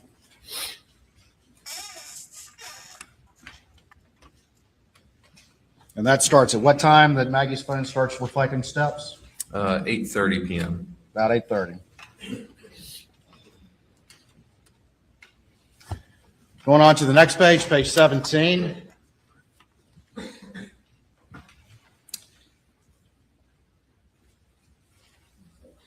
Going back just real quick on page 16, generally that series of communications with Paul and his friends, is he generally responding fairly quickly to the communications back and forth? He is either, it's their Snapchat and iMessages. He's responding and using those two applications very frequently.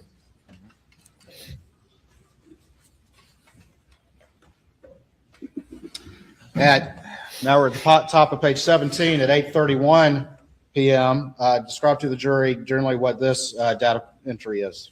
So this is going to be a group message from John Marvin Murdaugh. He's talking about how they're planning to go visit their dad tomorrow. They're asking if anyone else is going. Listed here, everyone that's in that group message. And that's generally a number of family members. That is correct. And the dad they're referring to is who? It's going to be Alex's dad. Mr. Randolph. That is correct. And based on your knowledge of investigation, he had a turn for the worst health-wise around this time? That is correct. All right, well, let's talk about that very quickly. That did the defendant receive, or did his phone receive that text? His phone and Maggie's phone both received the text message. And did the defendant ever read that text according to the phone at least? According to the phone, it was not read until the following day, 6/8 of 21 at 1:44:49 p.m. And that text came in at what time?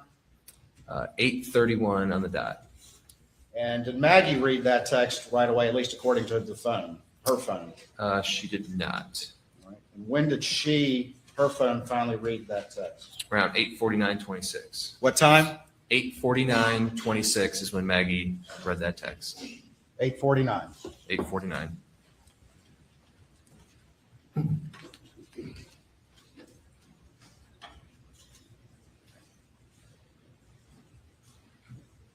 At 8:31, what, if any, entry do we see? So at the 8:31:15, Maggie Murdaugh's phone unlocks and does orientation changes. And then at 8:31:18 to 8:49:26, we show that her phone was locked. At 8:31, there's an orientation change. Does the data reflect that her phone was unlocked at that period of time? That is correct. All right. And then what happens after that at 8:31 and 18 seconds? Her device is locked until 8:49:26. 8:49:26, is that correct? 8:49:26. All right.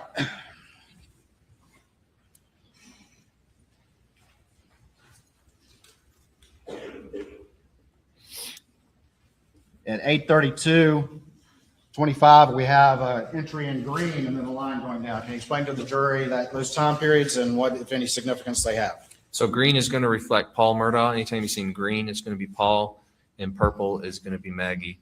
That's reflecting that his iPhone moved approximately 283 steps during that time period. So on the left-hand side, as we go down, and you're going to see other data entry points, if you see the green next to it, that means that those steps are being traveled during that time frame. And now we have a map. Whose phone is that? This is also going to be Paul Murdaugh's, and this is going to be his iPhone location data. All right. And where is that iPhone location data located? And that's going to be at the kennel area of the property. All right. And tell me the time periods that he is at the kennels at this point in time. At this point in time, he's at the kennels at 8:38:07 p.m., 8:44:53, 8:44:55, and 8:44:56.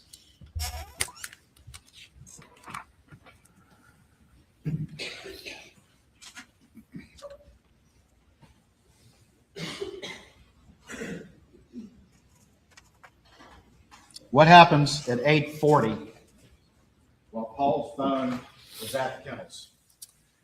Paul calls Rogan Gibson. It shows answered for 4 minutes and 14 seconds. Starting at what time? 8:40:20. If you have about a 4-minute call, what time does that end? 8:44.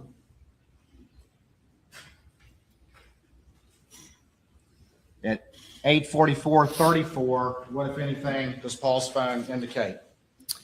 So at 8:44:34, Paul Murdaugh initiates a FaceTime video call with Rogan Gibson.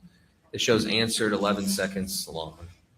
And that's based off of Paul and Rogan's information. And then at 8:44:55, what does it reflect on Paul's phone? This is when this video was extracted and created through Paul's phone, which shows Alex, Maggie, and, well, you can hear Alex, Maggie, and Paul in the background.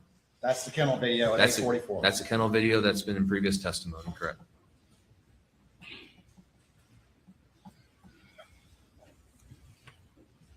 Following below that, at 8:47 and 8:48, does Paul continue to communicate with his phone? He does. He uses the iMessage feature in his phone to send a couple messages to Megan Kimbrell. It looks like it's based off of movie recommendations. Are those communications for 10 minutes or just for a couple of minutes or a minute or so? A minute or so.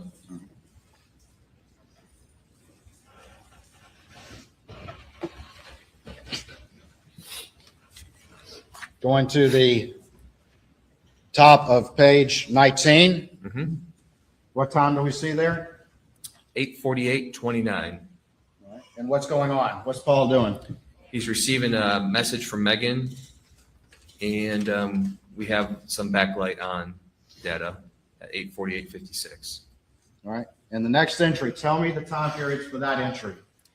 8:48:58 to 8:49:01. All right. And what happens there? Paul Murdaugh's phone that's the last time that it was unlocked. Ever? Ever.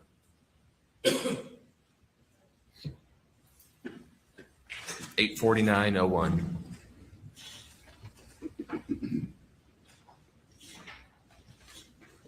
And the next activity that we'll see on Paul's phone occurred when? We have a backlight off from 8:49 to Going back to 8:48 to 8:49:01, you said that was when Paul's phone was last unlocked? That is correct.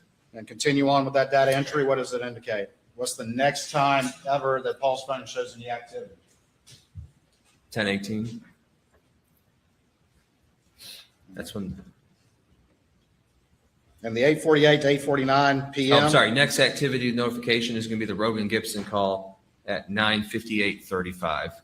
That's the next time that any activity or notification shows up on his phone.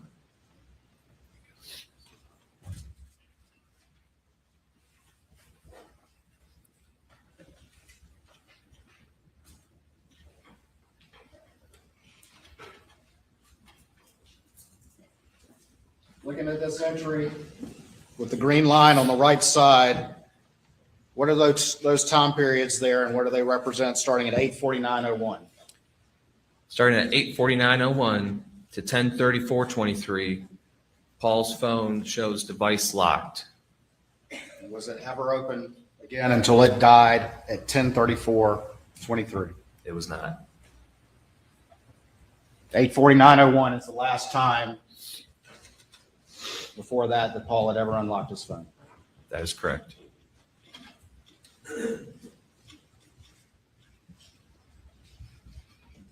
Just a few seconds later, does Maggie's phone reflect any activity? It does. 8:49:26, so approximately 26 seconds later, her phone unlocks for a text message notification, and it implements an orientation change. And was that text message about Mr. Randolph that you earlier referred to? That is correct, that group message. I believe it was in response to Lynn. And at 8:49:31, here in red, what happens to Maggie's phone? Just seconds later. Maggie Murdaugh's phone locks forever. Forever. Until when? Until it's recovered the next day at 1:10 p.m. On June 8th. On June 8th by law enforcement. Do both Maggie and Paul's phone lock forever around 8:49? They do.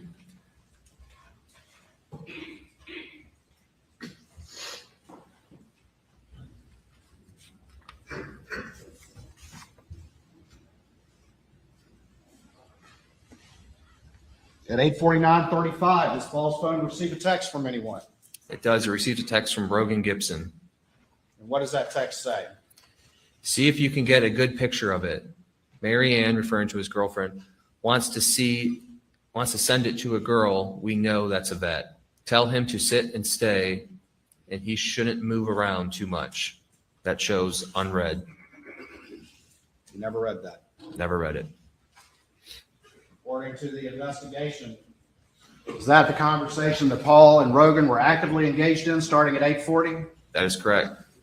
What the fudge? The kennel video was at what time? 8:44. And then the defendant repeatedly denied that he was ever at those kennels with the victims just minutes. Can you guys see it now? I tried to remove the spike cam. I don't know what it's doing. I'm going to reload. Hang on.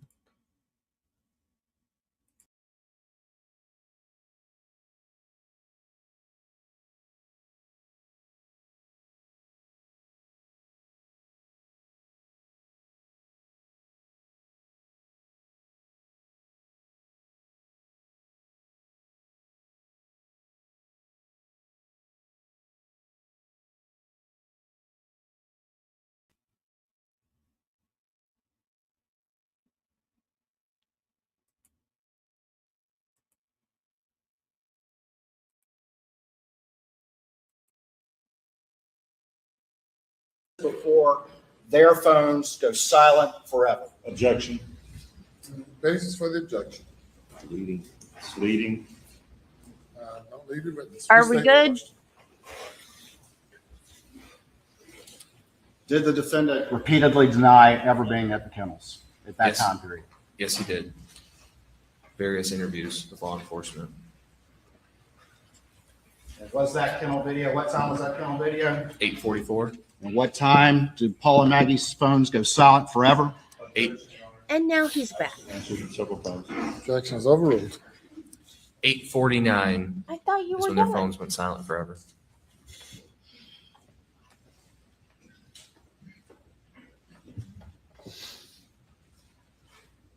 Sweet boy.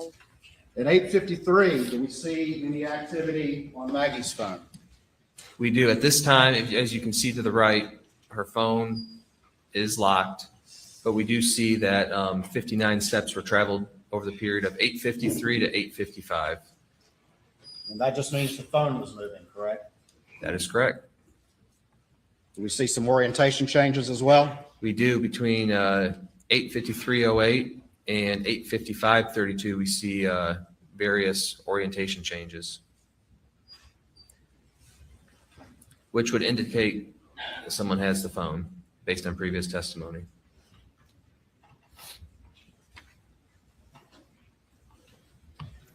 Moving on to page 20. At the top, we have 8:55, and we have a reference to a data point. Can you explain that to the jury, whose phone that is, and just generally what that is based on information gathered in the investigation? 8:55:48. 8:55:48, yes, sir. That's just a internal application running in the background for Maggie Murdaugh's phone. It's just the iPhones will take a random snapshot of what's going on in the phone. So that's just reflecting that there was some, behind the scenes stuff happening in her phone. It's not saying that someone was actively using it.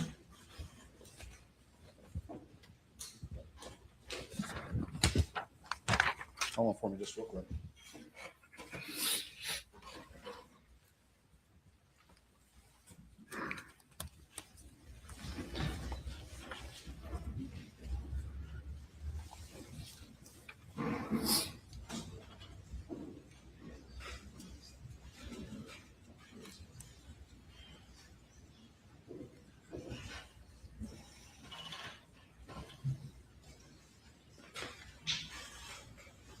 Right here at the bottom of page 13, we have a reference to step data on Alex's phone. That's correct. And what are those time periods? 8:05:35 to 8:09:52. It's showing 54 steps traveled. All right. We'll turn into page 20.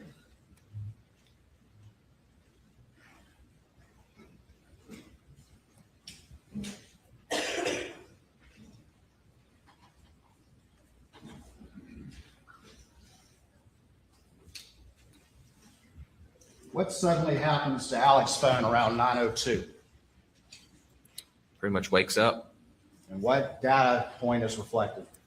From 9:02:18 p.m. to 9:06:47, it shows 283 steps traveled. And how long? How many minutes, roughly? 5 minutes, 5-6 minutes.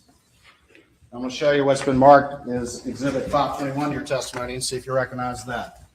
I do. And tell me what that is, please. This is going to be a PACE spreadsheet for Paul Murdaugh, Maggie Murdaugh, and Alex Murdaugh that I created. Your Honor, this time I would offer States 521 into evidence. No objection. Admit it.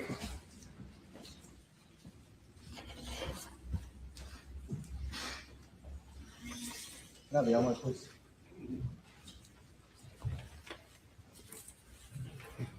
And General, if I could have the screen.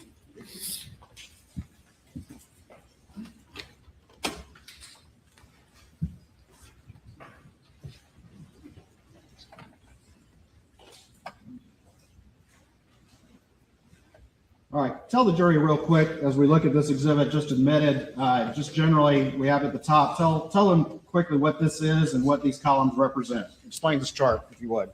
First column entry, that's just going to be from all the various entries from the phone data. We have a start time, we have a end time, we have the time elapsed in between the estimated amount of steps, and then we have a steps per minute calculation, which is going to be the far right.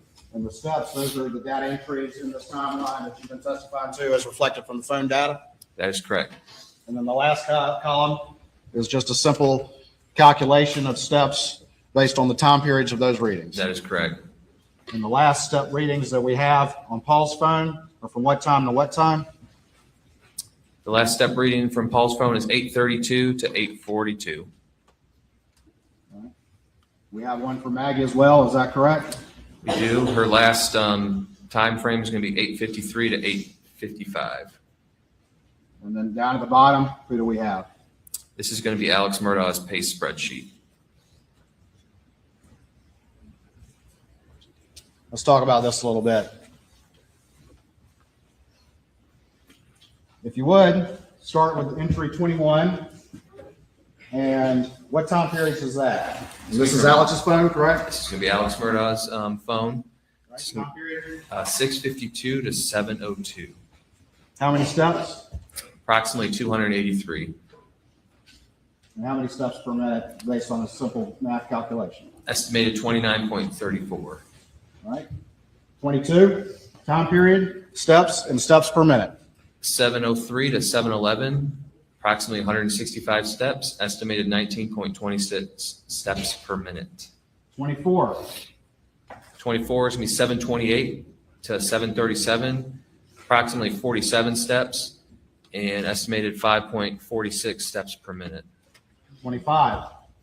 7:41 to 7:48, showing approximately 29 steps, 3.97 steps per minute. 26. 26 is showing 7:55 to 8:05, 270 steps, approximately 28.2 steps per minute. 28. 28 is going to be the 8:05 to 8:09. It's showing approximately 74 steps. That's 17.28 steps per minute. And as you testified, that was the last entry on Alex's phone before we get to the 9 o'clock hour. Is that correct? That is correct.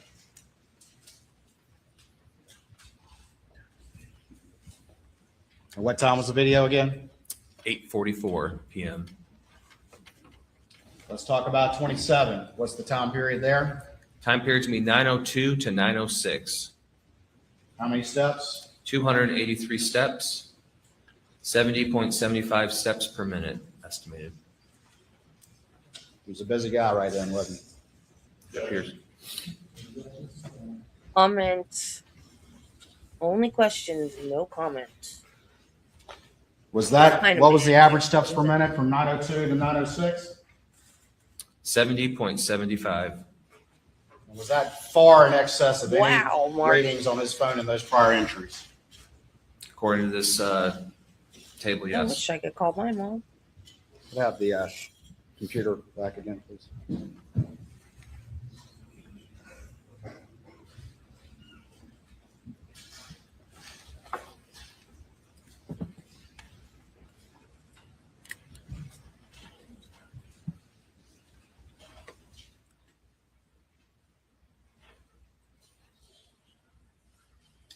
We have a map here on Paul's phone. Tell me very quickly what that represents. We do. This is going to be based off of Verizon records for Paul Murdaugh, and it's showing 903.22 and 903.30, just showing what cell towers it was pinging off of.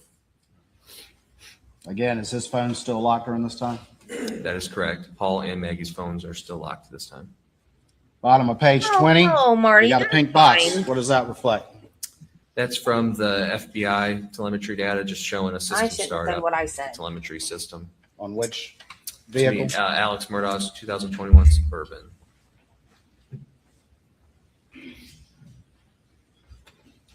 Is there a CDR reference to Mary Ann Dempsey attempting to call Paul? There is Mary Ann Dempsey again is who? Rogan Gibson's girlfriend at the time.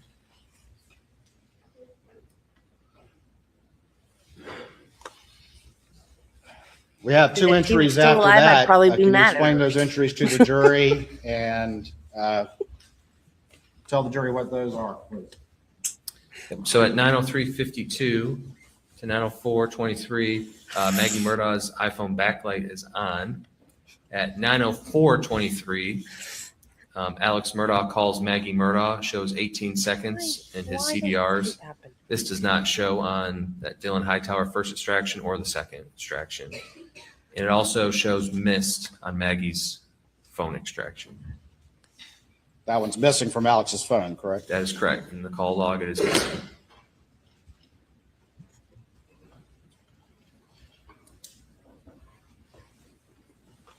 At 9:05:15, is there any activity on Alex's phone? It shows that Alex Murdaugh calls Randolph Murdaugh, 18 seconds. Does not show on Dylan Hightower extraction or the second extraction, just on the CDRs. We have a pinkish box. What does that represent?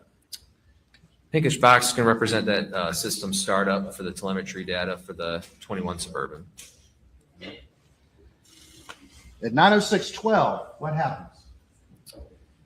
Between 9:06:12 and 9:06:20, Maggie Murdaugh's phone implements orientation change from portrait to orientation sideways. That starts at 9:06:12? Yes, and it goes to 9:06:20. Landscape. Orientation starts to change. What happens 2 seconds after that orientation It's called starts landscape. to change? At 9:06:14, so that's 2 seconds afterwards, the phone receives an incoming call from Alex. Was that call on the call log when Dylan Hightower downloaded the defendant's phone? It was not.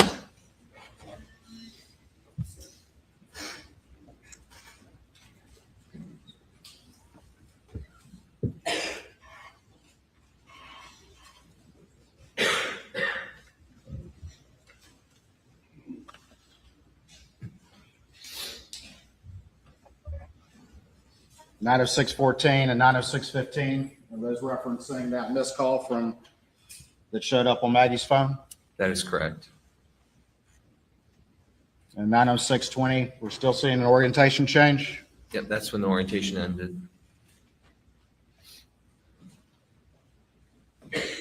Moving down to the bottom of page 21, we have a bluish and a green box. Tell the jury what that is. So, according to the FBI telemetry data, the blue is going to indicate a shift in the transmission, and then green is going to show driving. The Suburban's underway? That is correct, according to the telemetry data. At the bottom of page 21, is there another call from Alex Murdaugh's phone to Maggie's phone? There is. At 9:06:52, Alex calls Maggie. It shows 7 seconds long, and that's based off of CDRs since it was deleted off the call history. It wasn't on Alex's extraction, correct? It was not. 2 missed calls? 2 missed calls.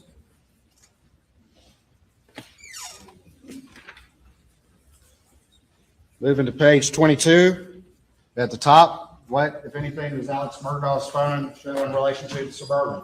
So it's just showing that the device connected to the car. When you get in your car, your phone will pair. It's just showing a device connection to iPhone.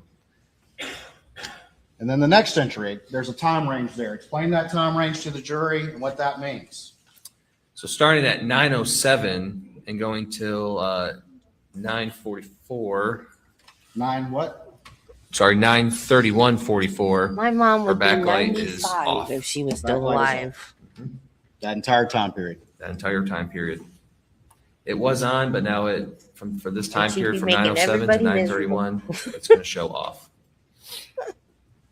Going to this map, is that some of the cast data that you did, that you testified to the jury? It is. This is a previous slide that we had up. It's showing at 9:07:06.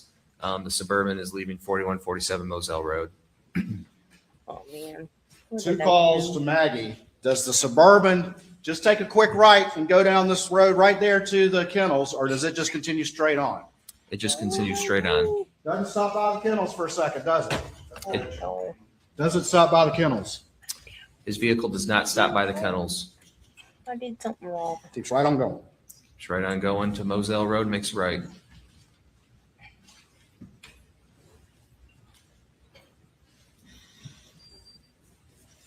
Going down to the bottom, Page 22. It's just another data point. It's showing the approximate location of Maggie Murdaugh's phone when it was located.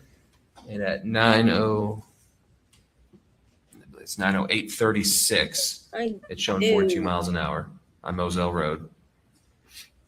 And in reference, we're coming up to Godley Farm Road on Moselle Road.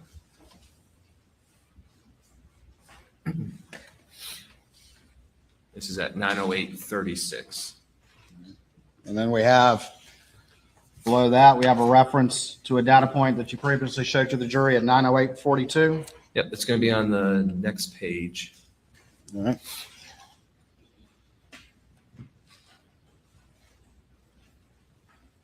It's going to be at 9:08:42. It's showing approximate miles per hour of 45 in reference to where the phone was found the next day.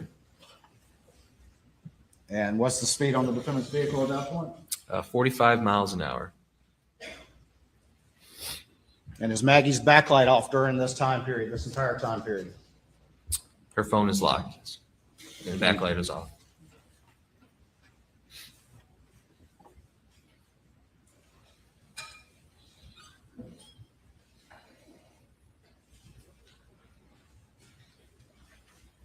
At 9:08:58, what do we see? Alex Murdaugh sends a iMessage to Maggie stating, "Going to check on M, be right back." This shows unread in Maggie's phone.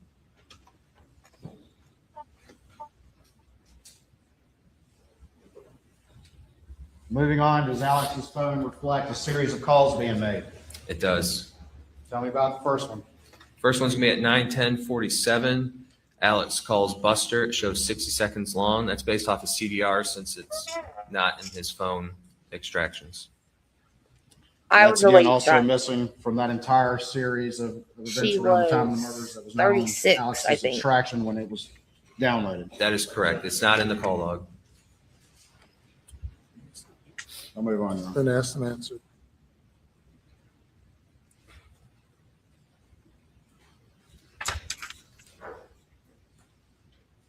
Down at 9:12:14, what if any activity is reflected on the defendant's phone? Alex Murdaugh calls Chris Wilson. It shows 42 seconds long. That's based off his CDRs because it's not in any of his phone extractions or call log. Its connection time as well. It does.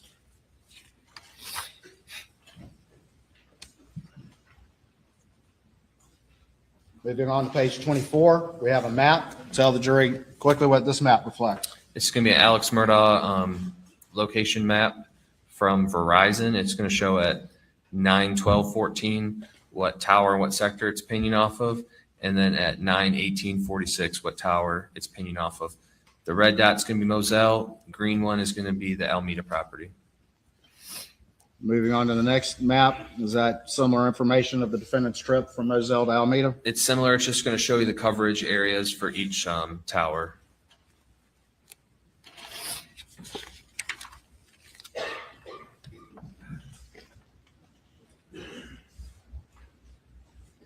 And then on page 26, what does this map reflect? This is going to be Verizon records for CB Row. Far right, the little red dot, that's going to be Moselle. Blue dot is going to be CB Row's home in Brunson. This is just showing the cell tower data at the time frame of 9:14, 9:20, and 9:21. And? In 11:37 p.m. This is close to Fairfax, just for reference. He's pinging in the arc near his home over here in Fairfax, is that right? That is correct. The home's Where's gonna be Moselle? Moselle's going to be that red dot to the right.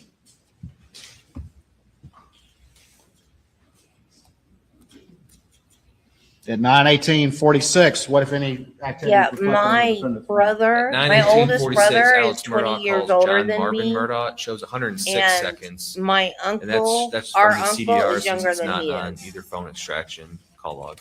by 9 months. My grandmother got pregnant after my mom with her last child.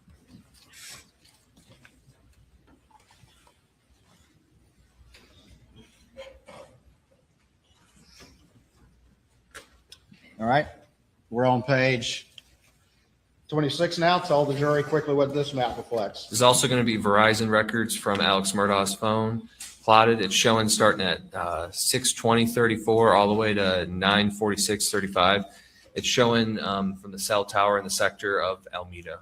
You said 6:24 or 9:20? I'm sorry, 9:20:34. So roughly 20-minute period at Alameda? Roughly 20 minutes, correct.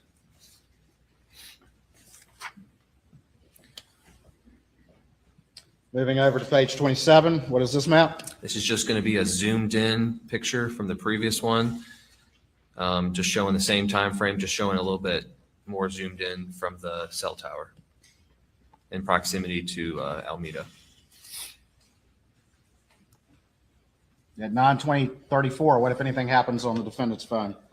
At this time, Chris Wilson calls Alex at 9:20:34. It shows for 131 seconds, and we got this data from his CDR since it does not show on either one of his extractions. And during that time, Claude CB row at 9:21:36 calls, but Alex does not answer it. And again, his phone was pinging back at his house in Fairfax at that time period, correct? That is correct. We see the blue and green box. Tell the jury what's happening with Alex's Suburban at this point. So at 21:22, which that's military time, it's going to be 9:22. Green is going to show vehicle movement, and blue is going to show transmission shifting. And is that consistent with the OnStar data at 9:22:49 of him arriving in Alameda? It is.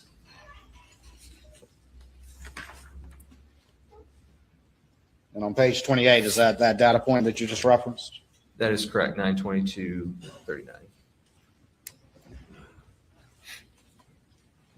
Starting about 9:22, does Alex's phone reflect any step activity?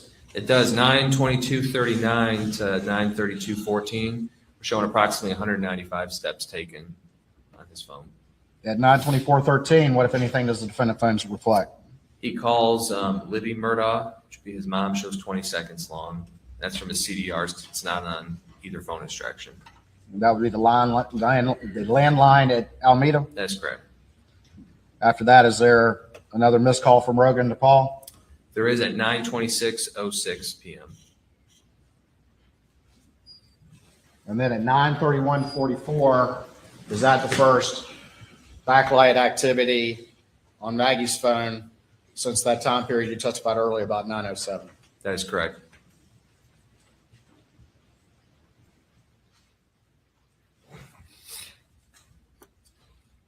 At 9:34, around that same time, is there any communication on Maggie's phone around the time of that backlight activity? There is at 9:34:14. Rogan Gibson sends an iMessage to Maggie Murdaugh saying, tell Paul to call me. And that shows unread. Never read? Never read.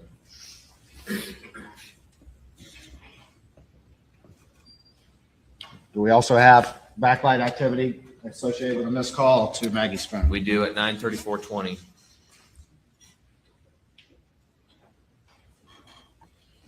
Up here at 9:34 to 9:36:20, it says Maggie Murdaugh's iPhone backlight. Is that backlight off? That's going to be backlight off. Just the off is missing from the words? That's correct.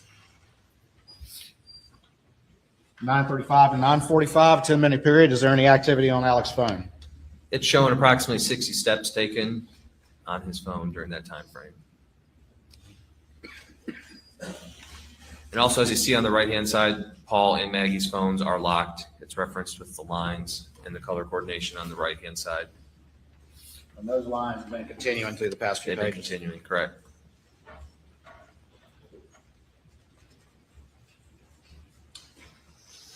We have some orange and purple boxes. Quickly tell the jury what those are. So the orange color is going to be that system startup from previous testimony from Falkowski. And then the pink is going to be engine running propulsion. And is there another missed call from Rogan to Paul? There is at 9:42:17. There's a missed call. And then we have Alex's Suburban showing a device connection at 9:42:49, which is consistent with the data. All right. Telemetry. Suburban's leaving Alameda around this time? That is correct, 9:43:18. We show it starting at 2 miles an hour.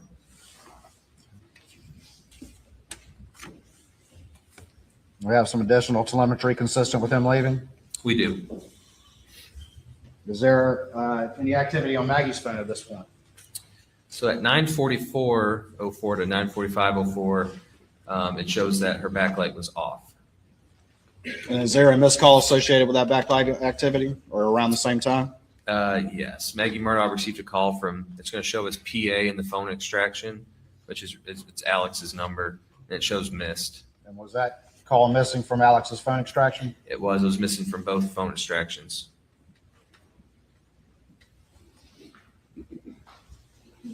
Going down to 9:46:35, what if any activity do you see? It shows that Alex Murdaugh called Paul Murdaugh, shows 18 seconds long. That's with the connection time. And that is based off of Alex's CDRs. It does not show in either extractions. 9:47:23, what do we see, if anything? Alex sends a iMessage to Maggie stating, "Call me, babe," and that shows unread in Maggie Murdaugh's extraction. And do we see some backlight activity around the time of that text message, that unread text message? We do, a couple seconds.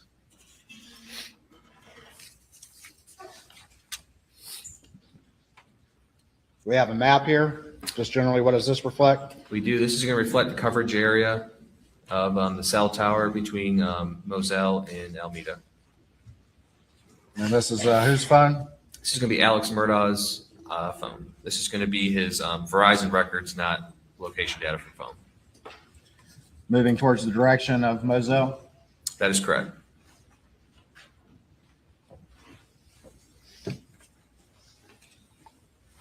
Additional maps consistent with that as testified to by Matt Wild? That is correct, just showing coverage area.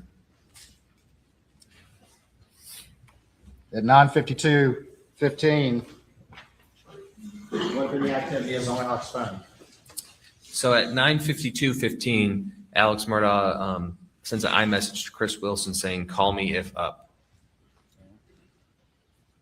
Just around the time where he's running 80 miles an hour? That's correct. 9:51:43 is when we have the 80.16 mile per hour. All right, moving over to the next page, is there any further activity?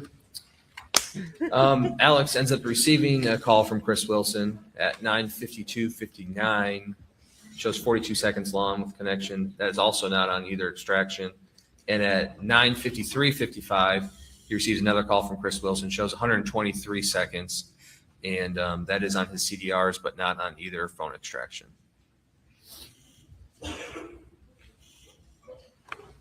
And then from at about 9:56:57, what if any activity do you see on Alex's phone? So from 9:56:57 to 10:06:57, it shows that Alex Murdaugh traveled approximately 231 steps traveled during that time. Starting at what time? 9:56:57 to 10:06:57. Remind the jury what time the 911 call was. It was 10:06:14.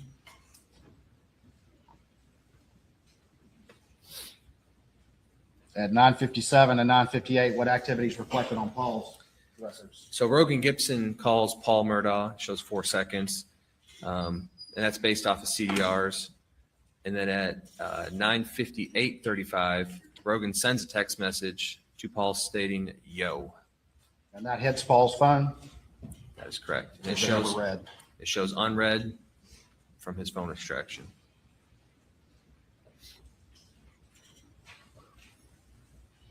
We have a bunch of green and blue boxes. Is this more telemetry data from the Suburban? This is, the green's going to represent drives and blue is going to represent some kind of gear shifting with the vehicle.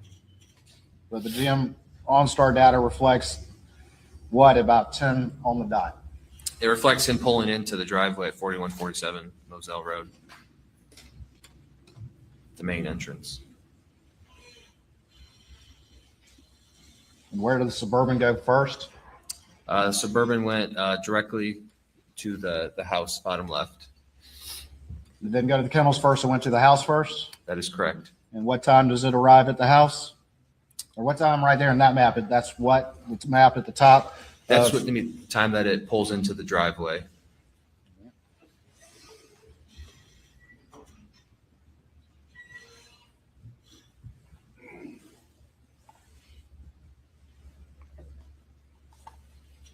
Sorry. 1 second.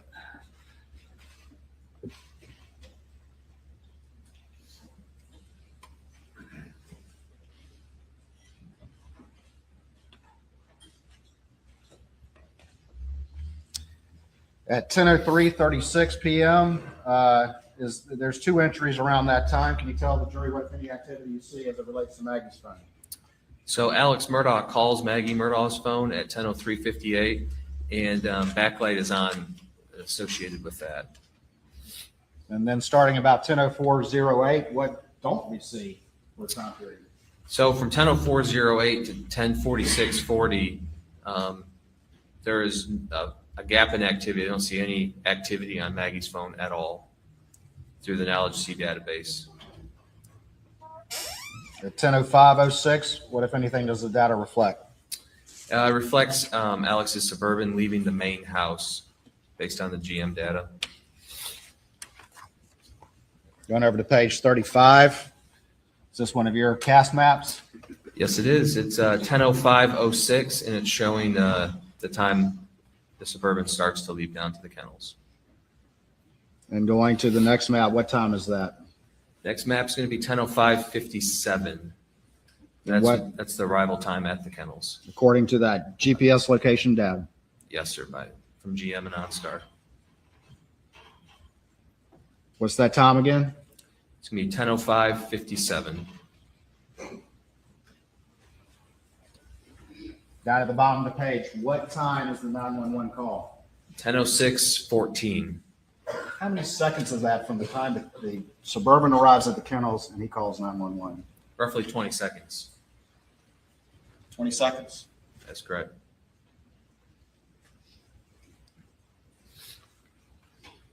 Do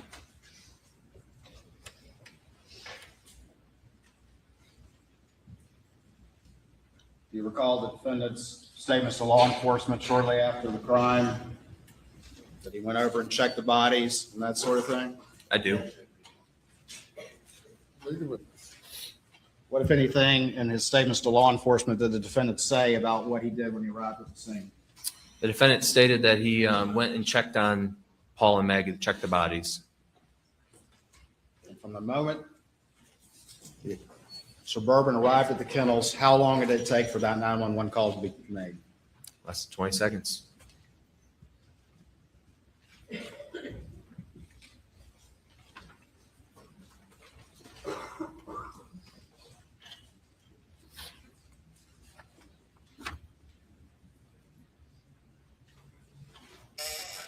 Another call from Rogan to Paul that never be answered? That is correct. 10:08:27, never answered.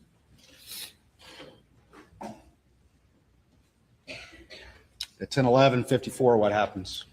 This is when Alex Murdaugh was on the 911 call, stated he was going to go get a gun. This was at 10:11:54. This is when the Suburban is showing leaving the kennels. I thought it was voluntary too. And down at the bottom of page 36, we see another map. What does that reflect? That's going to be 10:13:54. Because if you're working and you don't need it, and on the why next page, it's sign going up? to show the map. That's when And then people that need it, like the Suburban left the me, main house have a going hard back to time the getting kennels. it. That's stupid.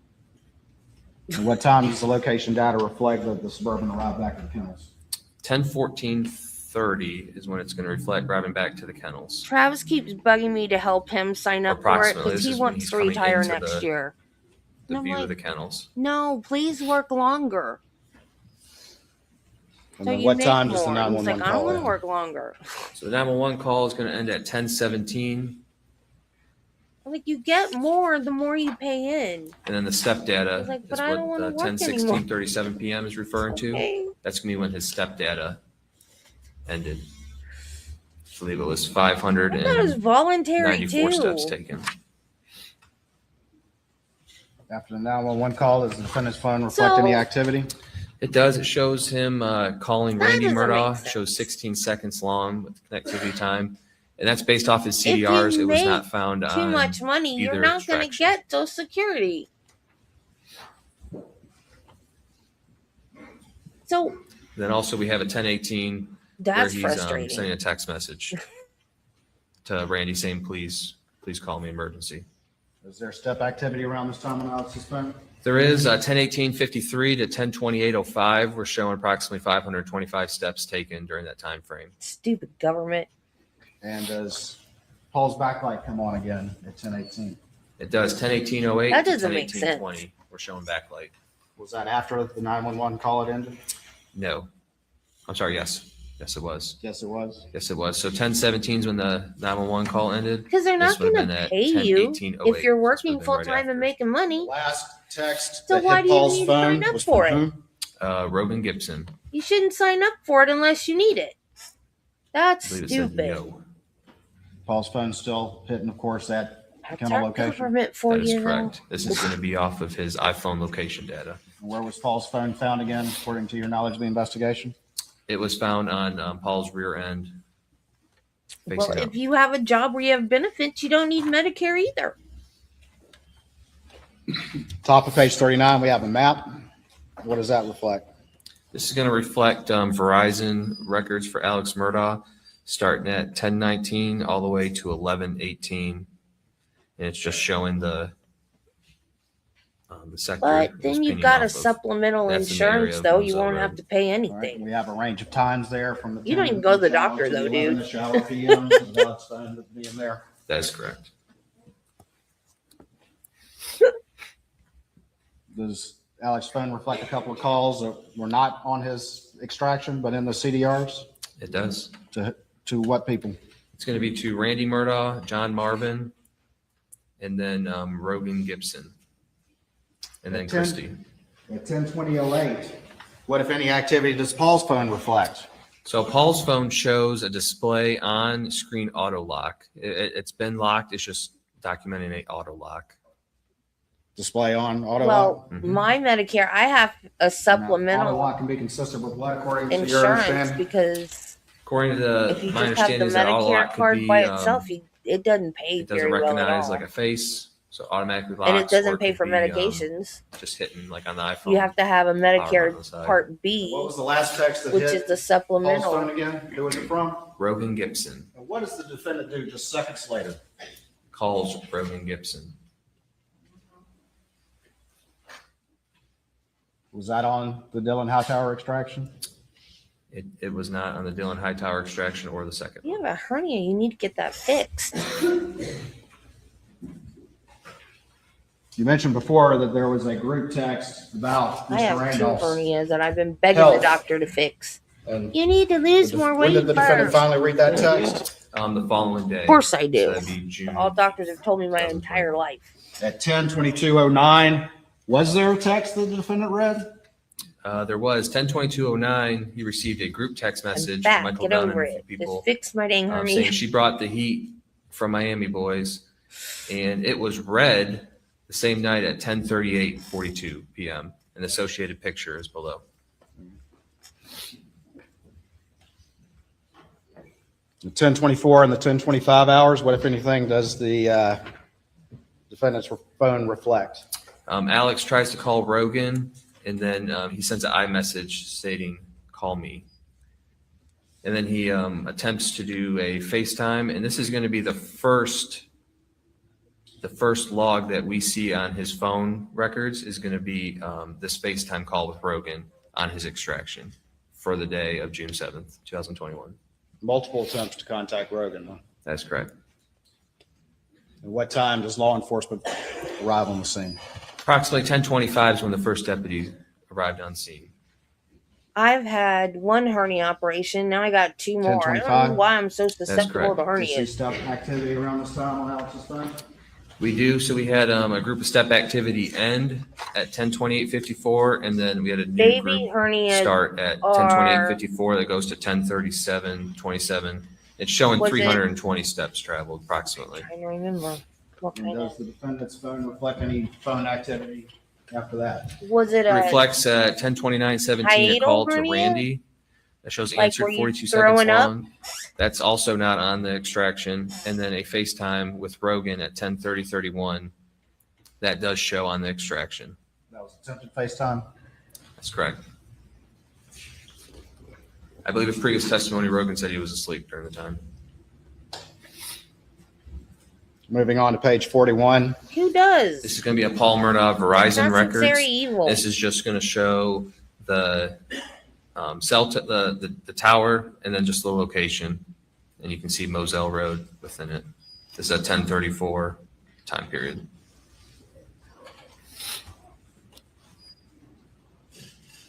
Is there a display on activity on Paul's phone, but also a phone call from Nolan Tootin around that time? That is correct. Correct. Around 1034, it's showing display on and then a Nolan Tootin phone call. And then finally, Oh, it what was time does Paul's phone finally die? inguinal hernia. Paul's phone finally dies at 10:34. That was the first hernia PM I had, on June 7th, 2020. and now I've got Almost 2 hours after. an the film abdominal one That's and correct. an umbilical one. They both need to be fixed.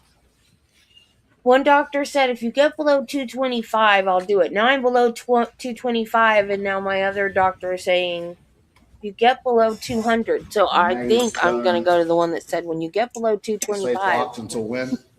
The following day, June 8th, around 1:10 p.m. when the investigators find it. When the investigators find it. That is correct. Yeah. Both of mine are filled with fat, so I don't have to worry about my bowels getting trapped in them. So mine aren't dangerous.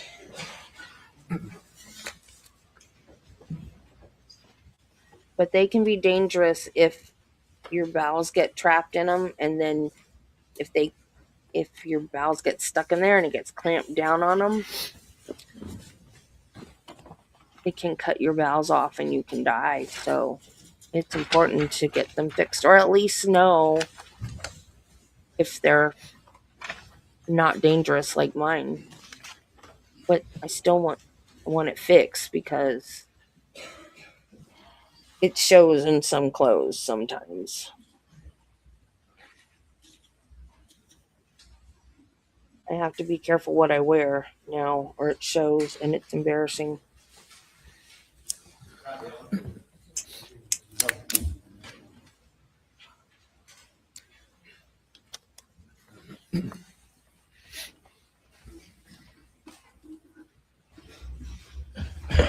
I'm going to show you a couple of exhibits. We're almost done, and everybody's hungry. Show you what's been marked as 523.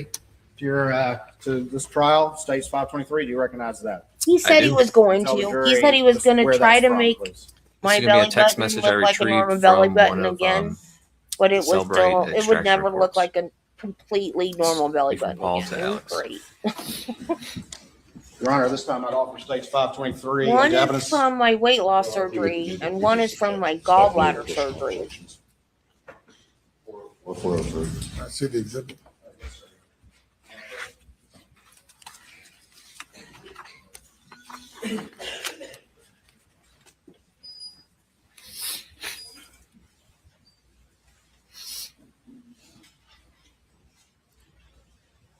Yeah.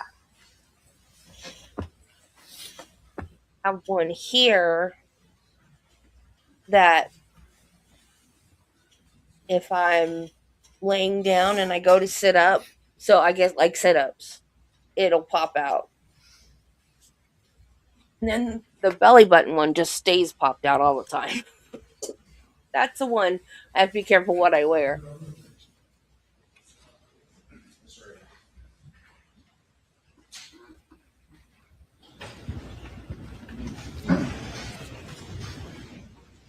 I'm going to show 523. And this is a text from which person to which person? So this is going to be from Paul Murdaugh, and it's going to be it says voicemail. That's going to refer to Alex. This is obtained from his phone. It's going to be the owner. So that's going to be Paul to Alex. And what's the date? The date is going to be May 6, 2021 at 10:52:13 a.m. And what does it say?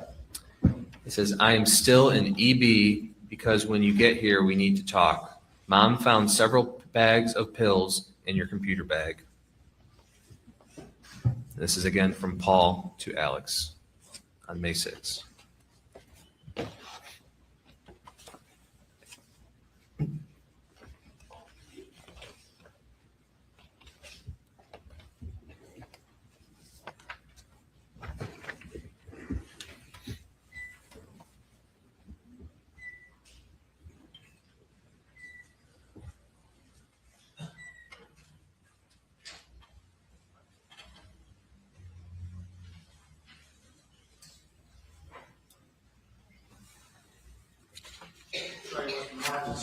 States 553. See if you recognize this exhibit.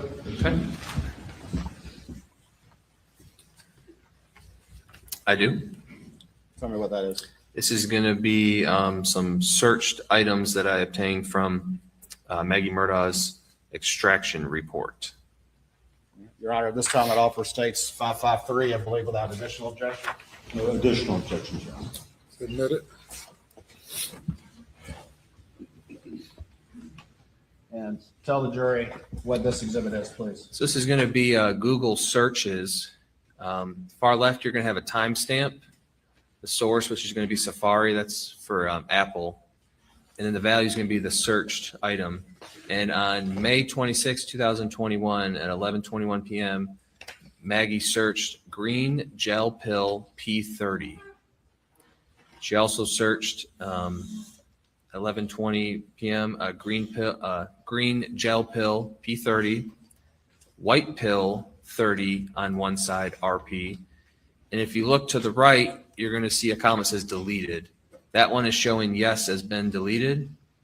And then if we go down to row number 4, it's going to be May 6, 2021 from Safari, white pill 30 on one side RP, and that's also shown deleted.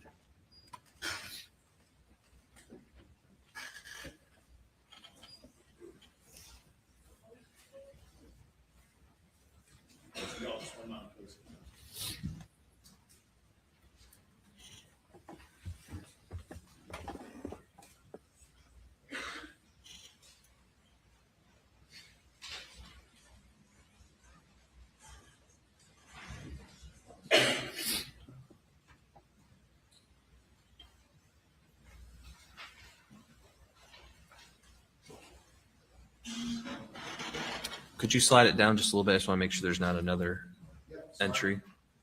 Okay.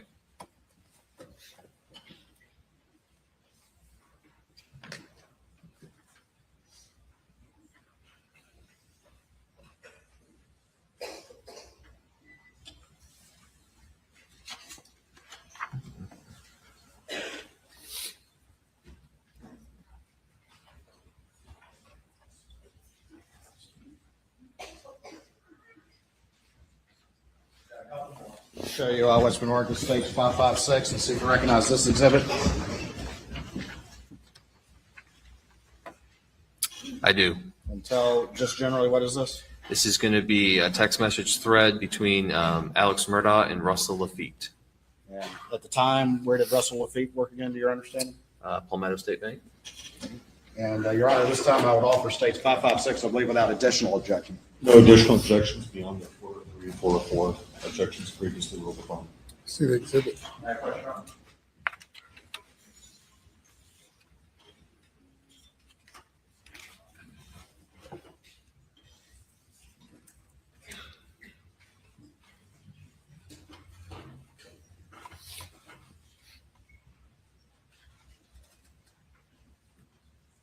You were a chick who's the one guy you would sleep with.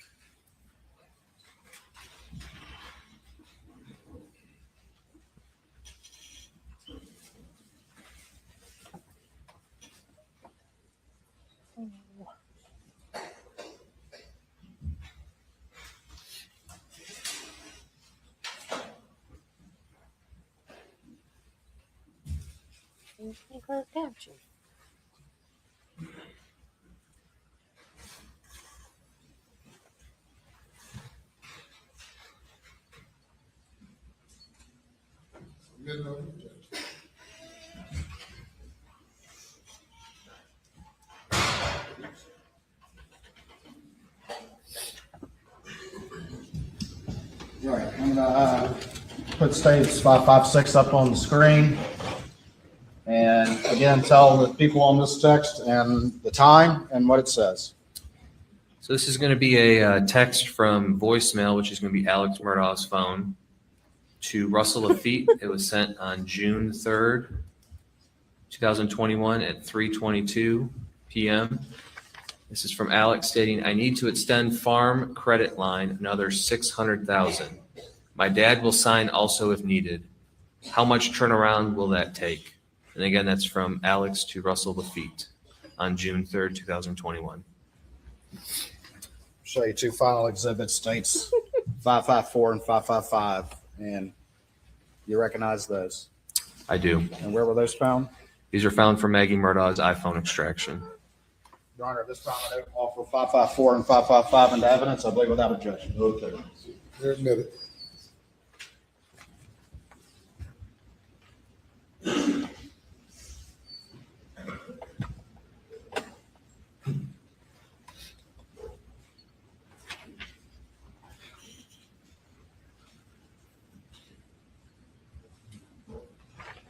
States 554, who is that? It's going to be Maggie Murdaugh and her sister.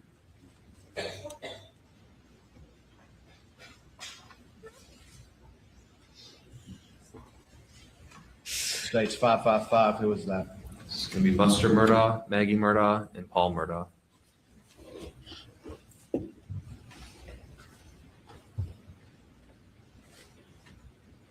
Thank you, Special Agent. Please answer any questions the defense may have.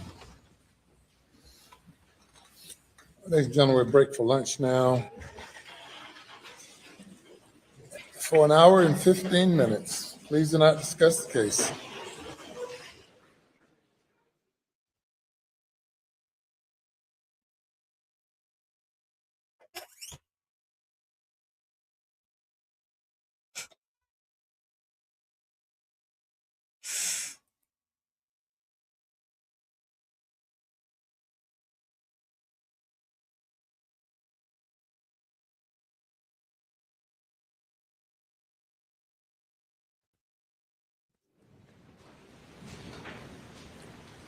Please do not discuss it.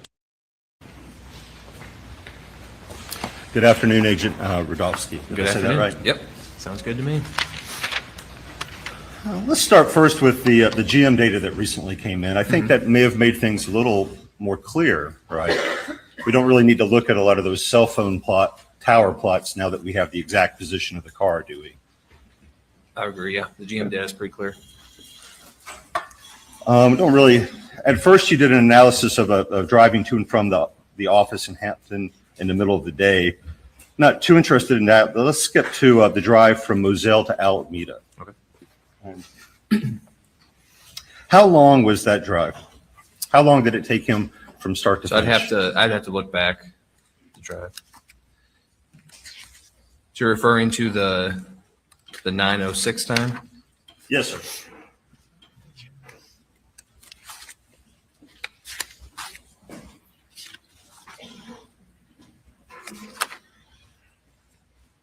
So it looks like 9:07.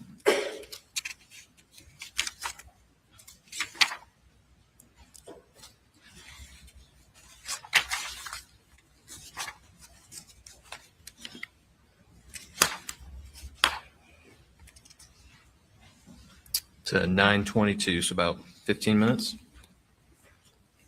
And do you need, is it more like 16 minutes? Do you 16 need a minutes, pen and yeah. paper, 16 minutes? Yeah, sure. Okay. Okay, and coming back, how long was it?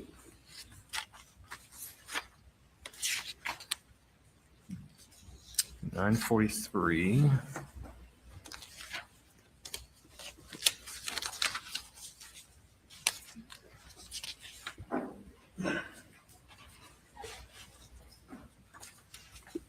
About 18 minutes. 18 minutes? Mm-hmm. Okay. Approximately.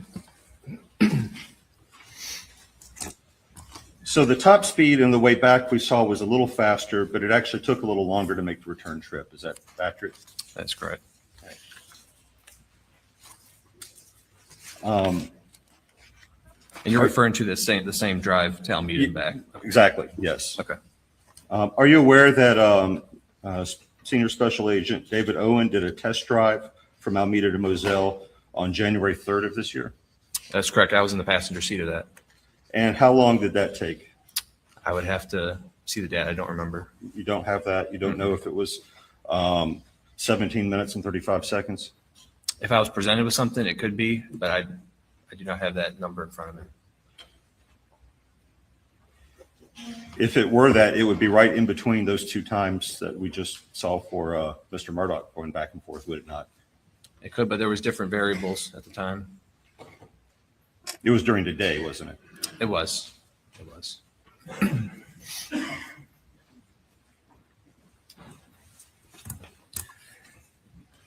So on this way back, there's that little 80-mile-an-hour spurt. How long did that go on? I am unsure of that. It's just the data point is plotted. It doesn't give a, it just gives you a timestamp. It doesn't say for how long. In your experience, I think you talked earlier that you would respond to calls in a marked car with blue lights. Not a marked car, but an unmarked car with blue lights, yep. Is it extremely unusual for someone who's on a straightaway in a rural road at night to give it some gas on a little burst? A little bit of gas, but when you know it's 55 and you have deer and other environmental factors that play in. Yes, but it's not that unusual, is it, for someone to give it a little gas on a straightaway in a rural road? It depends on what a little gas is. But the overall speed that he went to get from where he was going, coming from to where he's going to, as far as you know, is in line with the test drive that you were in the passenger seat for? If that is correct, what you mentioned, yes. It's like right in between those two, actually. Like I said, I don't have that test drive data in front of me, but. Well, let's move on then to when he drove past that point where Maggie's cell phone was later recovered. And I think that may start on slide 23. 23?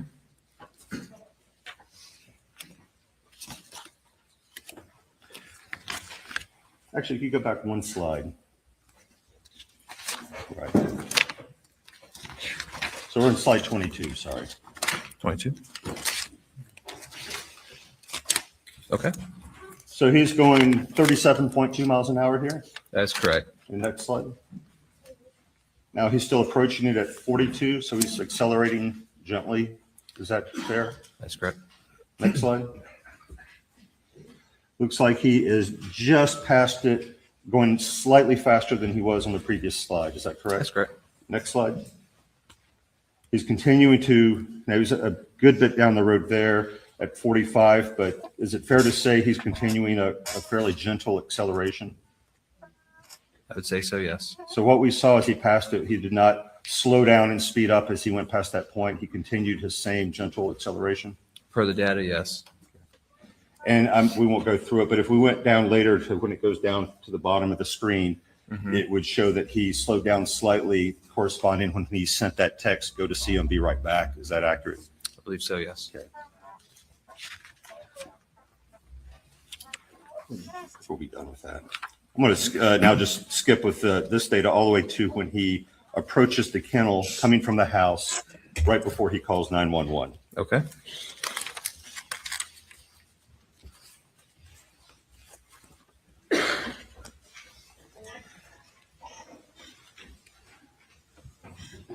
The direction he is driving as he comes right up, right before he parks, would he have his, would he be illuminating the bodies of Maggie and Paul?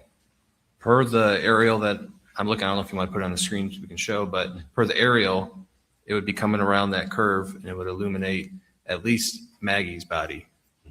Would the illumination, is it going back towards that space between the barn and the kennels where Paul's body was out? Like I said, this is just a data plot. But you could determine that, could you not, from just the last 2 points, because that would show you the direction that the vehicle is pointed. It doesn't say the vehicle pointed that direction, it just says that's the. But if it moved from point A to point B, being a car, it would have to be. Yeah, but where the final, where it final rests, I don't know which direction. But as it's moving. As it's moving, yes, you would think it would. Right. So the headlights certainly on Maggie. It would appear from the plot maybe on Paul as well. And does he park? Does he park near Maggie's body?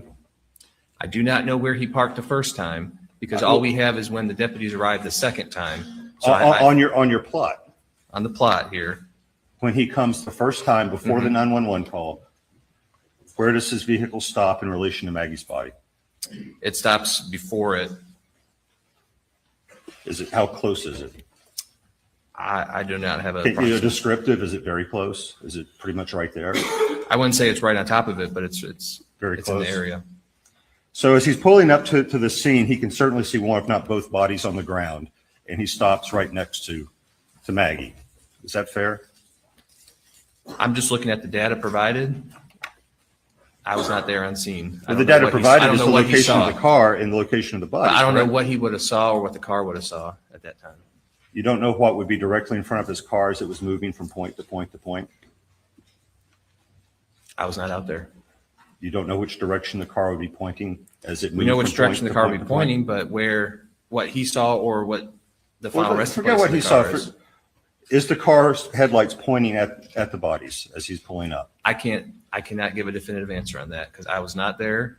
And the data I have. I'm asking from the data. The data does not say. Allowed to finish this answer? But you must give the witness an opportunity to respond fully. You may proceed. There is no data that says that the headlights were pointing in a specific direction or at a specific object. So I cannot answer that. When you say there's no data saying the headlights are pointing in a specific direction, were they not pointed along the line that would connect the last two data points before the car stops and goes in the park? For the drive, but it does not show. I mean, it could be at an angle. It's such it's a little dot, but does not show a vehicle in its exact position of it. So I cannot answer that. Right, and we're not talking about the dot. We're talking about a line connecting two dots. Okay, but and you a were car asking about moving the along dot. that line. The headlines would be pointed down the line. Correct. Objections overruled. Ask your question again. We're talking not about a point, but about a line, and a car moving down a line. As it moves down that line between 2 points, would its headlights not be pointed in the same direction down that line? I would assume. So he arrives at the scene, gets out, presumably he goes in the park, and then 20 seconds later, first dials 911. Is that your testimony? Yep. So pulling up on the scene, body's in his headlight, presumably knows something's horribly wrong, gets out 20 seconds to the first call to 911. Is that correct? That's correct. Which was actually misdialed 9111, and he had to redial it a second time, which was at 18 seconds. Correct. That's correct. Okay. So he had 20 seconds, and I think there's maybe an implication, or that's not enough time. Objection is sustained to the comment of counsel.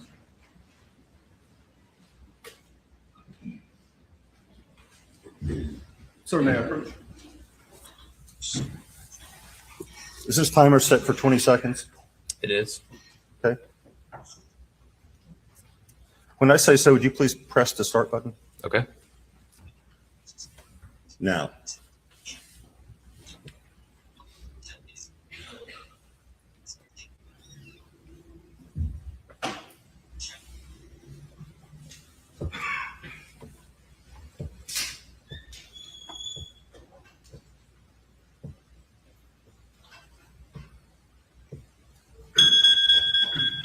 That was 20 seconds. Would you agree? Per your phone, yes. You don't dispute the phone I do not. accuracy, do you? If the person getting out of the car had seen the bodies already and already knew something is horribly wrong, do you believe that that is an unreasonably short period of time to inspect and call 911? I'm here to testify on this data, not the hypothetical. I think you're asking the wrong person on that. Fair enough. We'll move on.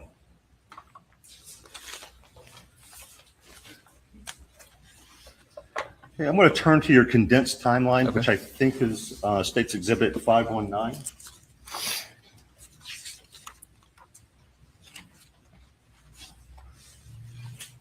I'm going to ask you to turn to page 21.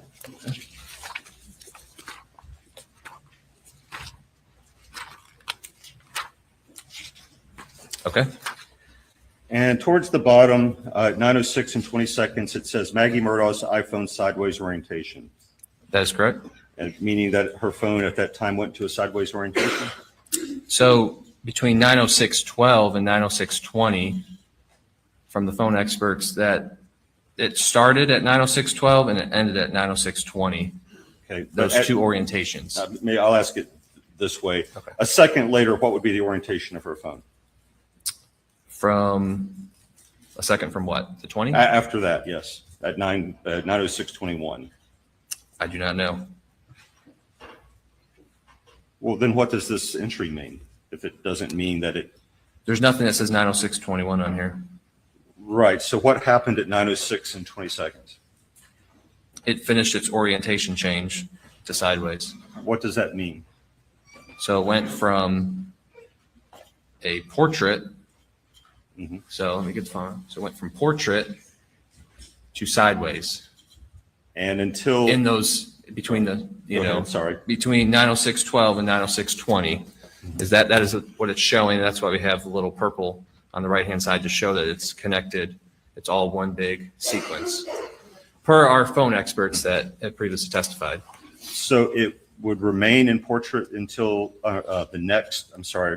remain in the landscape orientation until the next change? I am unsure of that. I'm not a phone expert. So I am unsure of that. I was given this data and this is how it was relayed to me and this is how I have put it in this timeline. Okay. So if you were to go to page 19, please. Okay. And the very last entry there, Maggie Murdaugh's iPhone vertical orientation. Mm-hmm. What does that mean? So this was all given to me from different, data sources. So how I read this is that the phone has turned to a vertical orientation. So I guess has turned to a vertical orientation, and because we have a sideways orientation and then we have a vertical orientation. Okay. Just keep scanning down until you get to the next orientation change for Maggie Murdaugh's phone, please.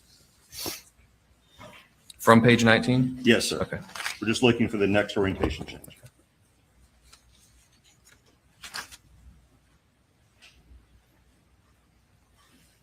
I believe it's going to be that 90612. And what does that say? Implements an orientation change to portrait.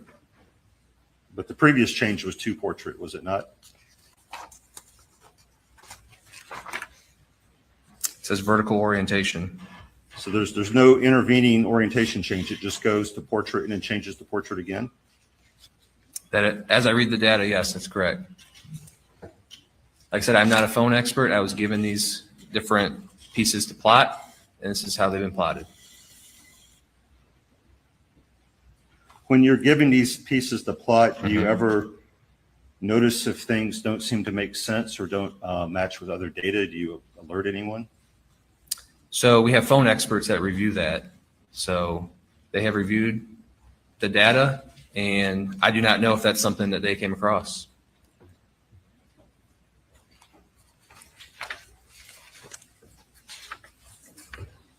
And you can't tell me with that last, or can you tell me this?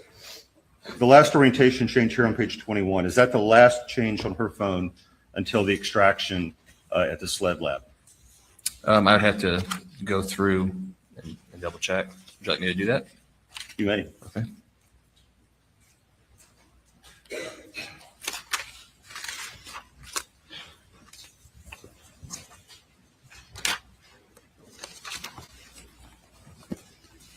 You said orientation change, correct? Yes, sir.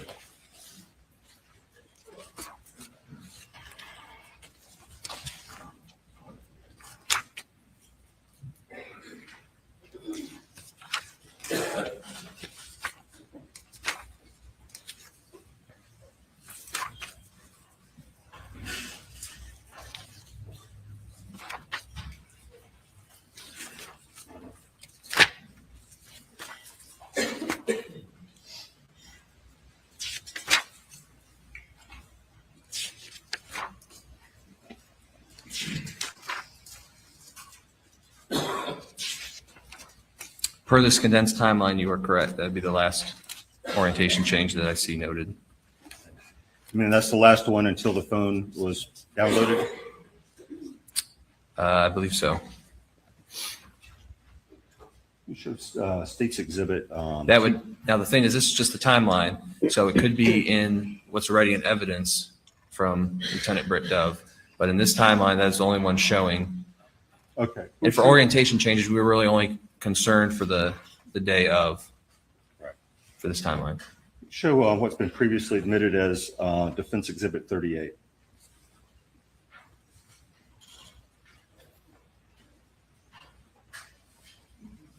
And go to the last page.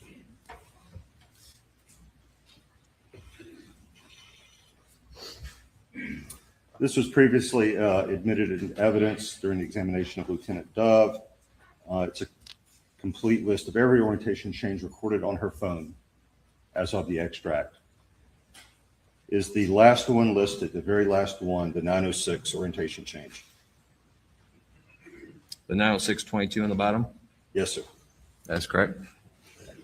The 906, yep, the far bottom column. Yes. We show State's Exhibit 278.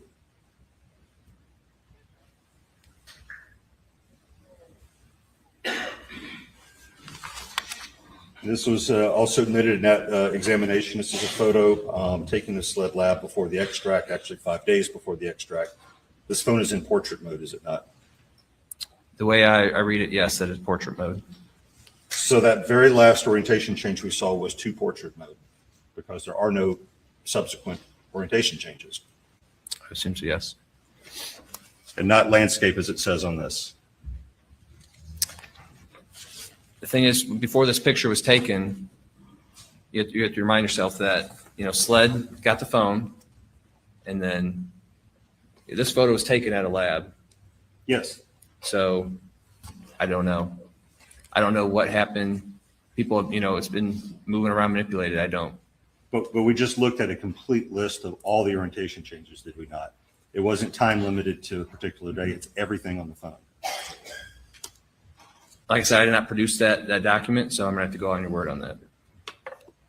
Let me ask this before we kind of move on from this.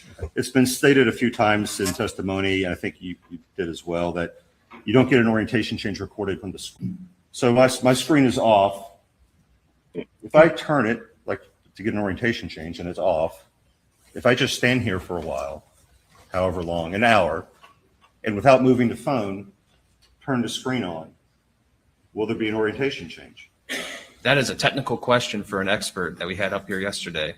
I am not an expert, and I am not a phone expert. So where I'm going with that is simply, you don't know yourself in preparing this timeline whether the orientation changes that you're putting on here correspond with movement of the phone at that moment. I do not. I'm going off of data I was given from phone experts that gave me the data and it's been put on this timeline.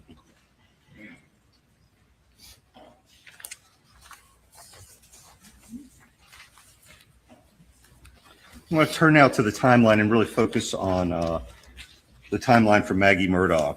And I'm going to skip, kind of close to the time that we're. Are you still on the condensed or the full? I'm going to be on the condensed the entire time. Okay. I'm not going to refer to the other one. And I want to start on page 7. I have some screen off on times here, but you didn't put every time the screen went on and off, did you? I do not recall. I'd have to look at what was given. So you don't know if the screen of her screen went off at 8:49:28, came back on. Everything should be on this document. Okay. Did her screen go off at 8:49:28 and come back on at 8:53:08? I have a screen on at 8:49:20. And when did it go off?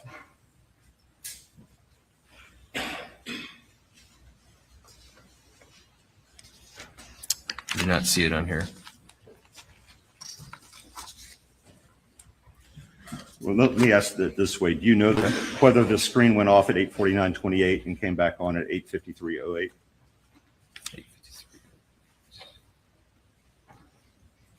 I do not unless I have it on here.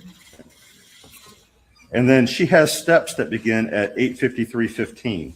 Is that correct? For this document, yes. When you were looking at the step data, did you look at the corresponding distance data that goes to the step data? I was just provided the timestamp and then the steps. Are you aware that the phone in the same database keeps distance data with the step data? I have been made aware of that. But you have not looked at any of that distance data? I was told that it's not accurate, it's not reliable, the distance, so, I did not focus in on that. So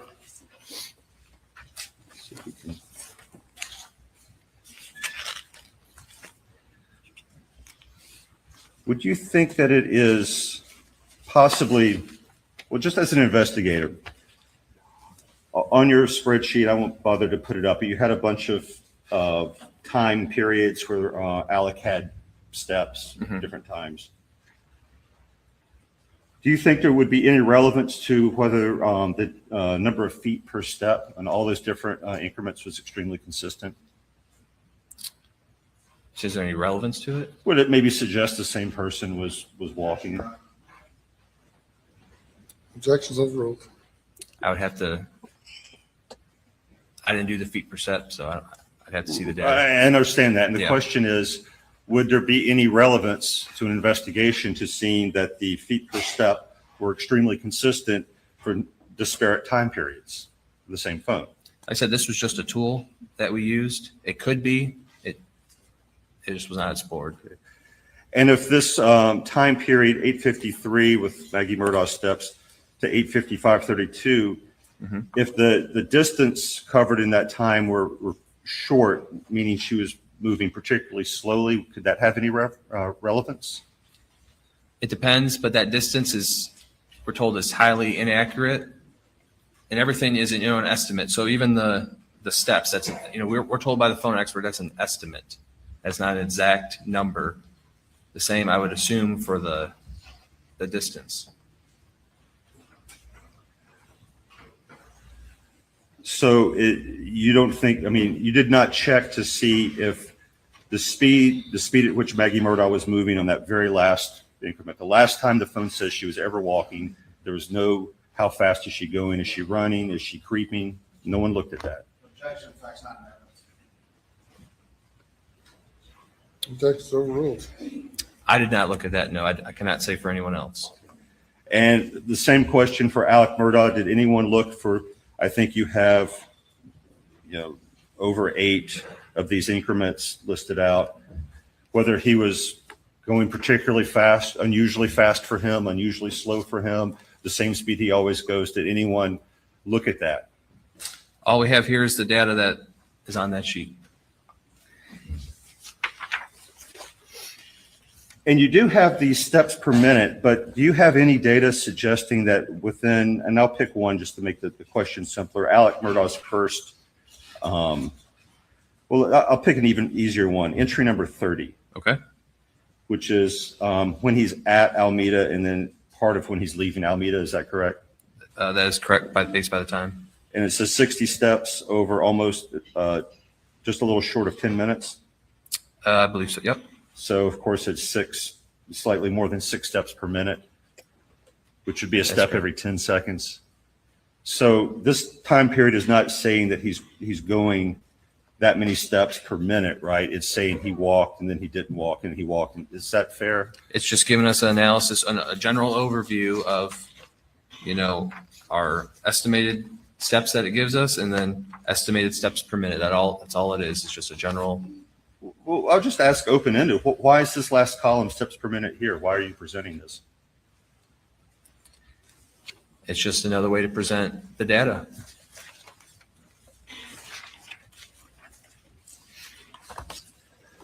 So turning back to, I think we were on page 19. Okay. And Maggie Murdaugh's phone is walking. Now we had from previous testimony an activation of the Siri user interface with the side button. Did you recall that from previous testimony? I do not, but it could have been. Okay, you don't recall previous testimony about that. Bring up Defense Exhibit 41.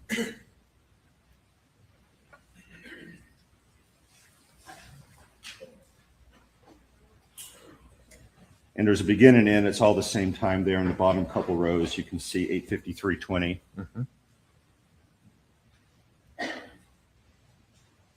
don't know if this refreshes or if you recall, or if perhaps from experience that the Siri interface can be activated by squeezing and holding the right button on the phone. Do you know that? I believe so, if you have it, activated to do that. So the phone's walking, it's in somebody's hand. Now, this is something that's not on your timeline, but again, was certainly discussed with Lieutenant Dove. 8:54:32, the screen comes on, and a couple seconds later, there's a camera access. Do you recall that? I do. Okay, and that's not on your timeline? It is not. Okay.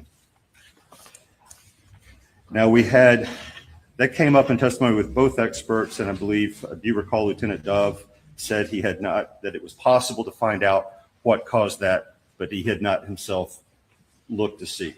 That's correct. And I believe investigator Grubb said he did not know why. Is that correct? I believe so. But it's knowable, according to the previous testimony? That's correct. But no one's checked to see? To my knowledge, no. And then after that, there's some orientation changes. And then finally, the screen goes off, I believe, for an more extended period of time at 8:55:36. Mm-hmm. Is that correct? That's correct.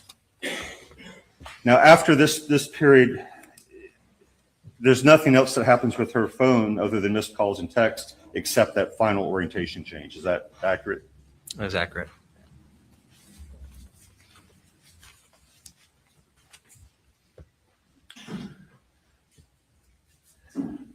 Now, does that fact that we aren't seeing anything after 8:55:36, does that mean that she was dead at 8:55:36?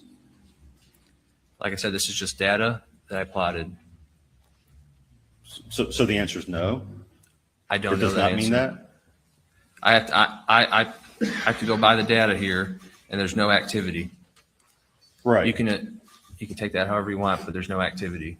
I mean, is it fair, and this isn't trying to be tricky, if use of the phone ceases as time goes on, it's more and more likely there's something amiss, right? The first second no one's using the phone is normal. I mean, someone might easily go, even Paul might go 5 minutes without using his phone, but as you keep going on, it gets a little more likely something's wrong, right? Is that fair? I would say so. Okay. But So you have it's not an immediate thing that, well, the last Would just be able to finish the answer he started? I apologize, Your Honor. I honestly thought he had finished. I'm good. Go ahead. So it wouldn't be fair to say that if the last usage was at some particular second that the person was dead that second, right? It would create an inference that would increase in strength over time that no one's using the phone, something's wrong, right? I can't answer that. I mean, I don't have the knowledge on that.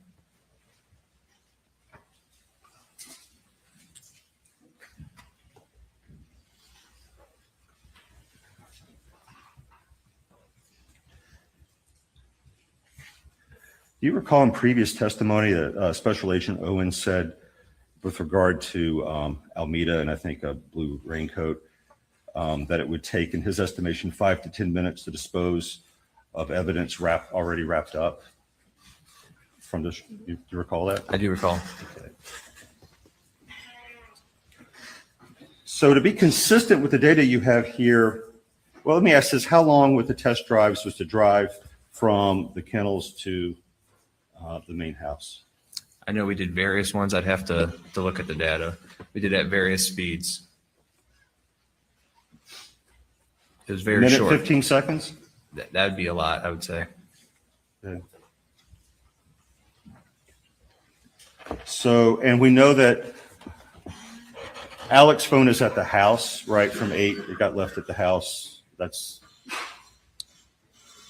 It's not going anywhere since it was up the house with the family. I just show no activity on it. Right. You can assume it is at the house.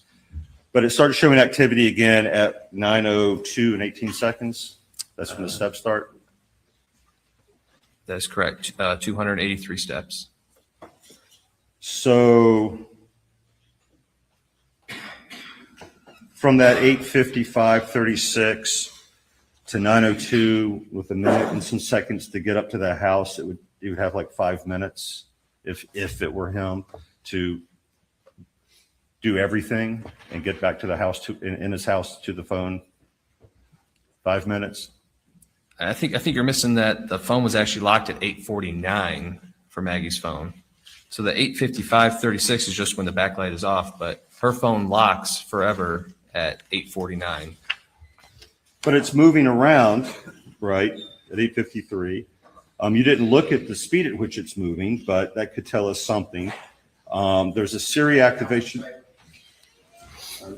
Just asking my question, Your Honor. What's the question? Her phone is moving around starting at 8:53, comma. There's a Siri activation near the start of that time, comma, and then there's a camera activation during this time and some orientation changes, and then it goes off. Is that all correct? That's correct. Okay. And you don't know how fast the phone is moving during that period, but that is known, just no one has looked. Is that correct? So everything is estimation with the phone. It does not track your exact, speed or distance or steps. It's all estimated. So exact numbers is unknown.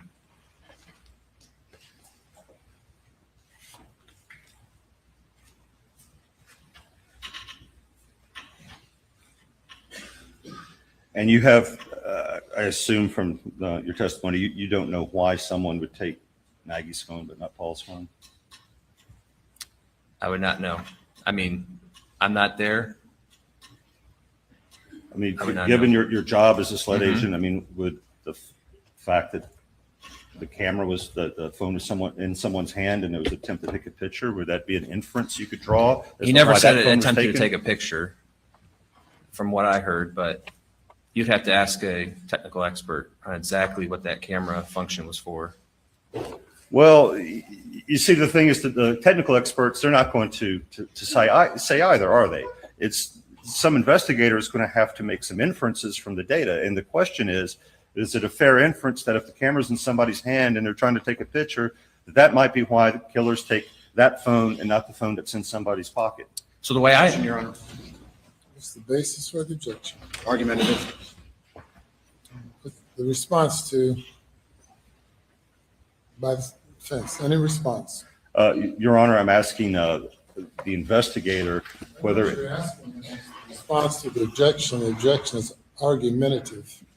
Your Honor, I do not believe it's argumentative. I'm asking if an inference would be fair. I overrule the objection. so the inference I'm looking at it is that the camera was trying to identify a face to unlock, which it did not. So that is the inference that I would look at that instead of taking a photo from a layperson perspective.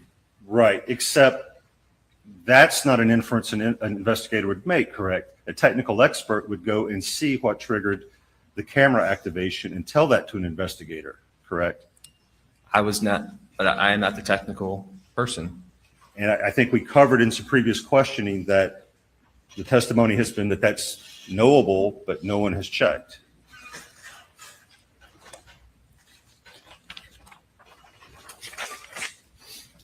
I kind of switch over to Paul. Okay. And just to sort of summarize everything up, there doesn't seem to be any missed activity until the unread text message from Rogan at 8:49:35. Is that correct? That is correct. And is it correct that his screen does not ever come on again until after the 911 call? Is screen coming on? Yes, sir. I believe it dies shortly after at like 10:30, so 10:36. And I'm aware of the screen Okay. coming on after the 911 call, but I'm asking, did it come on at any time between this text from Rogan and those after 10 o'clock times? Let me just double check.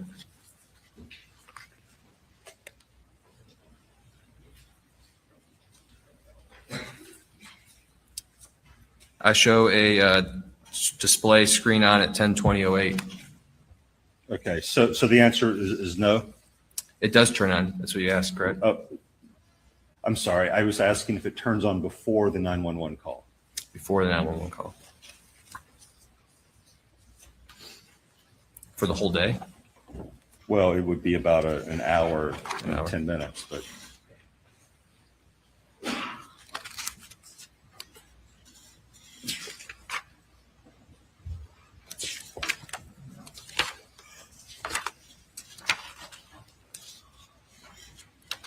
I'm not seeing a screen on before the 911 call. And that 9 to. So 10 incoming o'clock time text frame. messages or calls, if they were received, did not cause the screen to come on. That is correct. Is it possible, and I understand this may be a question for a technical person, but is it possible that that's because the battery was at 2%? Like I said, I would not know that answer. Did anyone ask, hey, why isn't the screen coming on these notifications? Unfortunately, I think it's hard to tell, with the experts, but that would be my assumption that it would be either low battery. That's Trying to conserve the battery because you don't want the light takes so much power. So I would assume that would be the answer.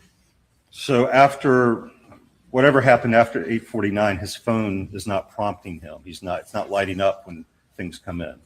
I don't know if it's vibrating or whatnot, but according to the data here, it is it's not lighting up.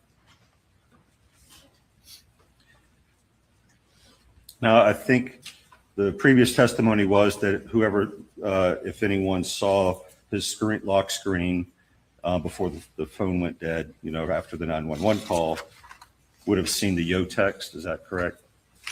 I believe so, yes. They would have also seen this 8:49 text, right? The 8:49. 35. Or at least a notification that there were multiple texts, correct? I would assume so. That's correct. And there were at least 4 incoming calls from Rogan between 9:10 and 10:08. Is that correct? I'm going to go off of your account. 9:10 and 28 seconds, Okay. 9:42 and 17 seconds. I think there's one at 9:57, Okay. one at 10:08. Correct. The one at 10:08, that would be during the 911 call, correct? That is correct. And that would be during the 911 call, before Alex Murdaugh leaves the scene to go up to the house and come back. Based on the data, that's correct.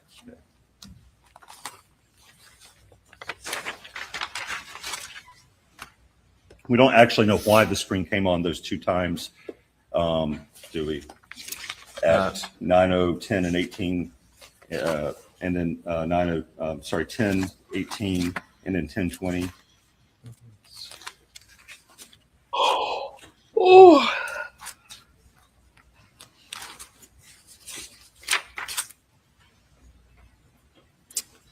We do not. You know how long the screen stayed on those times? I do not have that. You don't know if it was 12 seconds? Okay. At the second one of those, the 10:20:08 screen on, doesn't the Alex Murdaugh's phone indicate he's walking at that time? So it, we have a start time and an end time. Doesn't mean he's walking during the whole time, but that is what the Was phone. this the start? I'm sorry. Let me just ask: is this the start?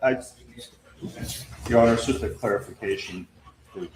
As soon as the witness starts talking, then you start talking. Who's talking?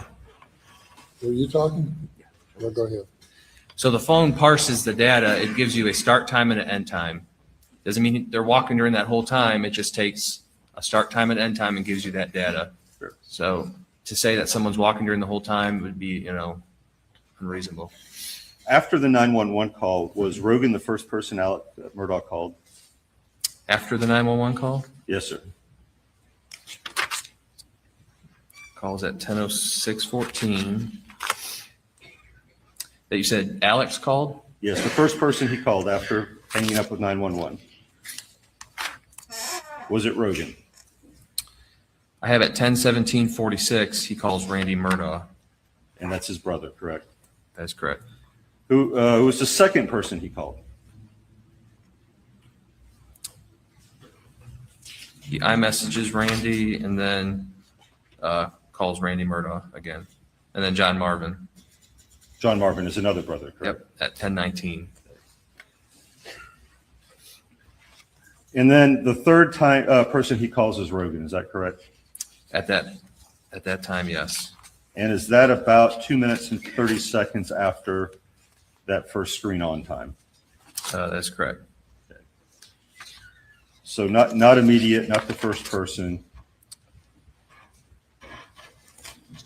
think you're referring to that question that was previously during the 911 call. This is all after the 911 call. Right. The question is, it's about 2.5 minutes after Paul's phone screen comes on that there's a call to Rogan, and it's the third person that Alex Murdaugh calls. Is that correct? That was at 9:08. Wasn't the screen on? No, 10:18 and 53 seconds. That'd be correct.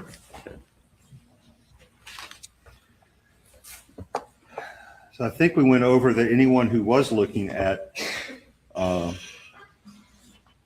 could see what was on Paul's screen, would see multiple missed messages, calls from Rogan right on the screen.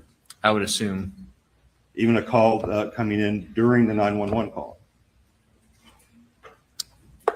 I would assume, but. Okay. So as an investigator, do you think it would be terribly unreasonable that after calling other family members, someone would call the person who is the best friend of the dead son, who had multiple missed messages and calls, and even a call coming in during the 911 call? Is calling that person to ask what happened, what's going on? Is that, to you as an investigator, an unreasonable thing to do after calling other family members? I would, as an investigator, I think that would be very odd, given the scene and the whole situation, that you're on the phone constantly. Yes. That you're standing there next to your dead son, his phone is ringing for someone, and you call that person after calling other people. Yes, because I am standing over my son and wife, and it's just witnessing that for the first time. I would think that would be, to have someone on their phone constantly like that right after, given the scene and the situation. Yes, as an investigator, I would think that is very. It wouldn't be someone trying to find out what happened. At that moment, that would be the last thing that would probably come through my mind as an investigator, looking at the scene, is trying to figure out what happened minutes after I discover it.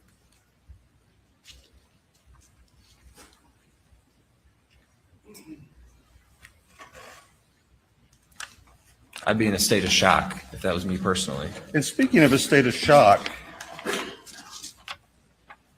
I think you have in the timeline later on, he reads some spam text message about, I think there's a picture of a woman in a bikini. I wouldn't call it a spam text message. It's from Michael Gunn, who would be one of his friends. A group text. A group text, yeah. And then he Googles the name of a restaurant in Edisto Beach. Is that correct? That is what comes up on his phone extraction. And doesn't he also call a videographer he hadn't spoken to in years? Can you give me a page number to refer to? After he finds his wife and son murdered?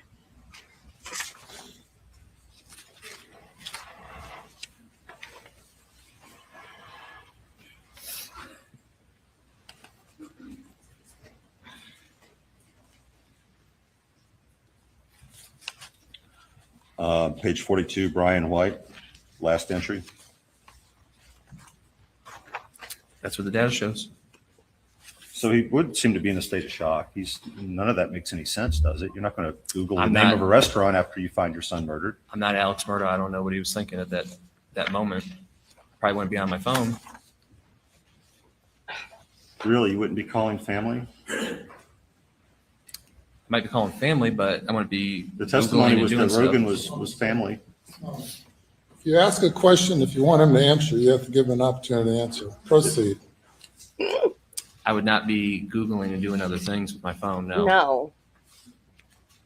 You don't. You think he was?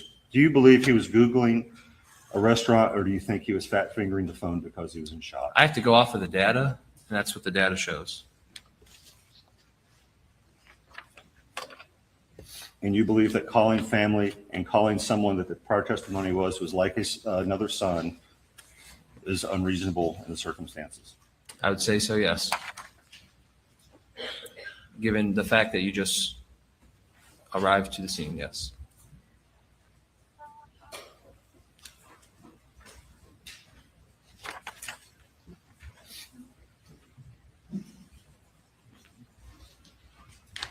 And had just arrived back to the scene, had actually been there at that point, 15, 20, 25 minutes, correct? That's correct. I'd be doing anything I could to help my loved ones. Talk to the cops. You don't call your family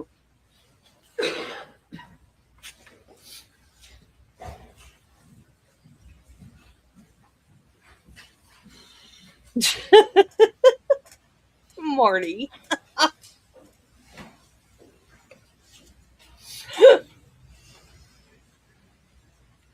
This now kind of turning back to Maggie's phone. Her screen was on at 9:06 and 12 seconds, right? That last orientation change. Let me flip back to it.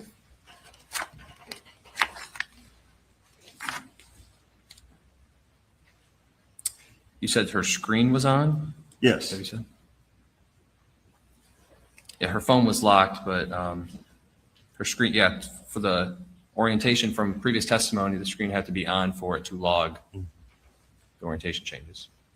So there was some movement of the phone between 9:06 and 12 seconds and 9:06 and 20 seconds. That'd be my understanding given previous testimony. Correct. And in this period, 9:02 to 9:06 and 47 seconds, Alex Murdaugh is walking, I think, 283 steps in that time period. In that timestamp period, correct. Yeah. But her phone is not. No one's walking with her phone, correct? The phone is not logging any kind of steps. I don't know if someone's walking with it, but it's not logging steps at that time. But at that time, Alex Murdaugh's phone is logging steps. His phone's logging from 9:02:18 to 9:06:47. I believe her last log was in the 8 o'clock, the 8:53 to 8:55. And at 9:06 and 14 or 15 seconds, Alex Murdaugh calls her phone, correct? That's correct. Is that what you got to Calls her first so phone you while can walking. eat onion rings with ranch dressing? We're in a period in which his steps are being recorded by the phone, to be specific. There's a begin time and an end time. He could have stopped walking a couple seconds, couple minutes into it. It doesn't give us that precise data from these phone distractions. And that time period that he stops walking is 9:06 and 47 seconds, correct? And the car, the Chevy Suburban, starts a second later after that, right? From the data, correct. So it's a fair inference that he ends that by walking to the car, getting in and turning it on. I'm not sure when exactly he got in the car or how long he was sitting in the car before, but this is what the timestamps show, and this is what the vehicle start time shows, and the end time for the steps. So his phone is stepping, walking, while he calls Maggie's phone, which is moving, but not stepping with him. Is that what the data shows? That's your inference on the data. Well, I mean, breaking it down, his phone is in a period of steps, correct? Unknown when there is steps during that period. His phone is in this time period of steps, correct? Correct. Her phone is not in any period of steps, correct? Correct. Her phone in this time period where the phone call is coming in, 9:06, 12 seconds, 20 seconds, there's some motion because there's an orientation change, correct? That's correct. And he's calling the phone during this period that his phone's in steps, right, at that moment, right? I cannot say that he's actually in steps at 9:06:12. Yes, and he said it, but his phone says there's this period that he's walking, and in that period, between the start and end times, he's calling her phone. That is correct, but you can see during the 911 call too that there's times where someone could be stopped, someone could be walking, so we don't know if he stopped at 9:05:15 and did the orientation changes and he's right at the car. I don't know that. Do we know, we'll put this, do we have any evidence that her phone and his phone ever moved together? Not That's speculation, but weird. evidence showing that they're moving together. Now I want Same onion rings, you person guys. moving at the same time with both phones. Moving together, like physically moving or functioning in like. Yes, that they're both moving. The same person is carrying both phones. They're moving at the same time. I would argue that between 9:06:12 and 9:20, that the same person has both phones.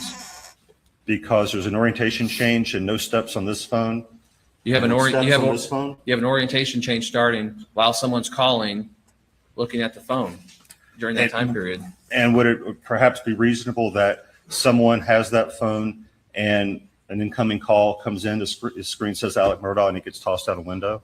Is that another fair possible explanation? That could be your explanation. Why would that explanation be less fair than what you just said, based on the data? So how you interpret the data.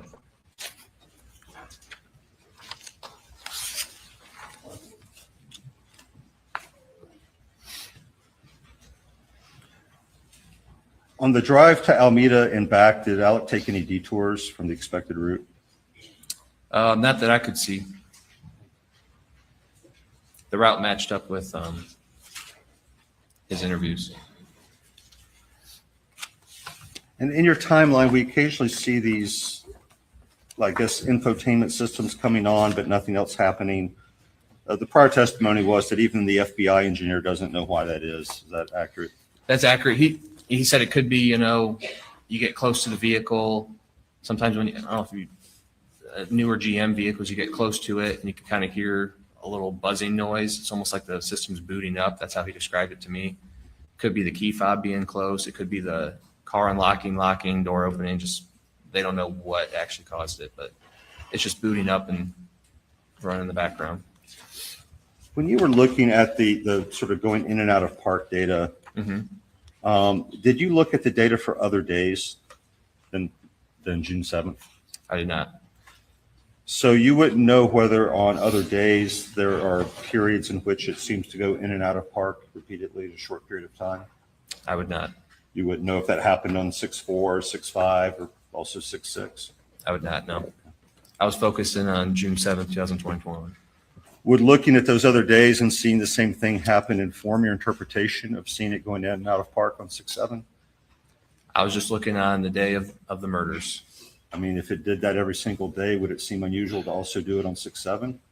That'd be a question for Mr. Fakowski, who actually looks at that data as a profession. It would. He's going to make inferences about behavior based on the data, or is he just going to say what the data is?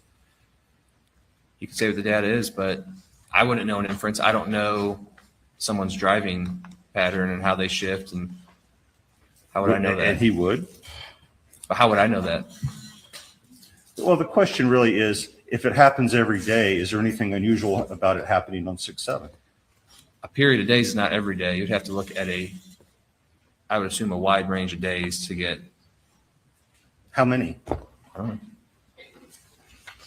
If it happened every day for the preceding 3 days, would that be enough? Every day is a new day. I would not, something could happen different on a different day. I mean, I don't know how you could compare that data. You go different places, you do different things happen during drives. I don't think you could accurately show that.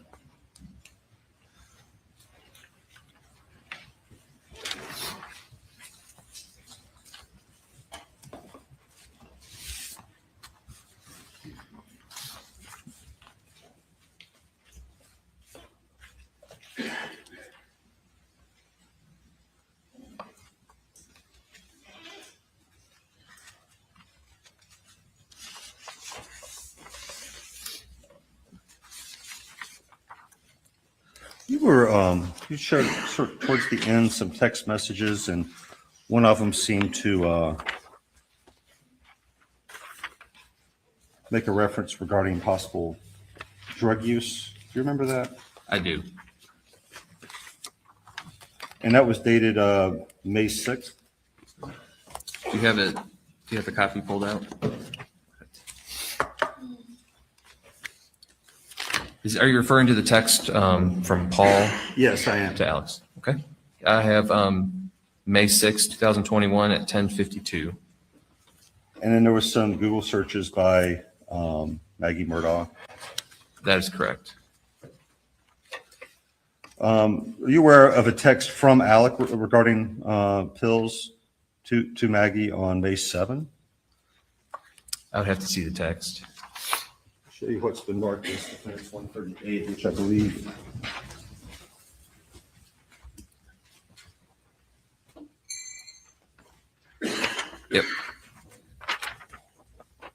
I'm very sorry that I do this all to you. I love you. Yep. No objection to the exhibit, Your Honor. No, offer, what's the largest defendant's 138? Let's admit it.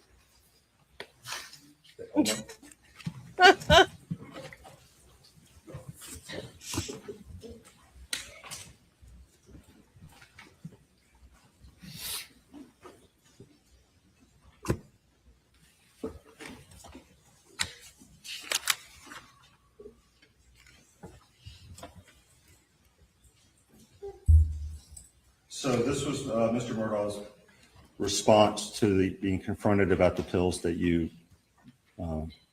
previously read. I can only assume this is from Alex to Maggie. The text message I read was from Paul to Alex. So his family was aware of his drug issues, correct? I mean, from the texts. I would assume from the text. And he was aware that they were aware, correct? Correct. And they appear to be loving and supporting. Well, this is Alex to Maggie. If you read other text messages, she never responds to this that day, from what I saw. So I don't know, unless you have what she sent back, or if you can't ask them, I don't know if they were loving and supporting of it. This is from Alex to Maggie. Yeah, I'm sure we'll have an opportunity to see further text messages. I beg your pardon, Bill.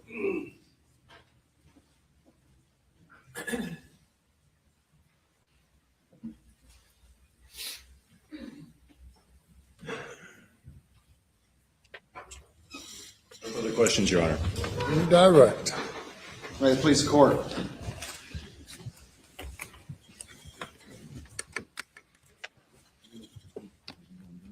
I was guilty.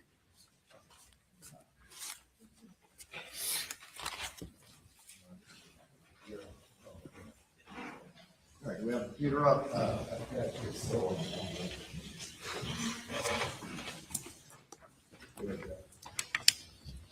right.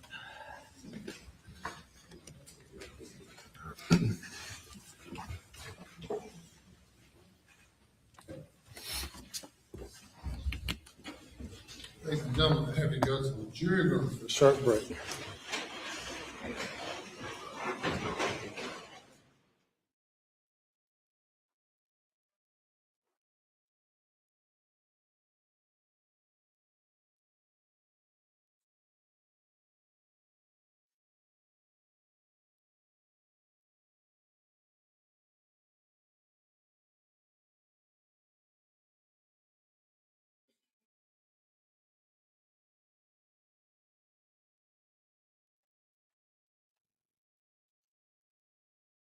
Be in recess for 5 minutes. All rise.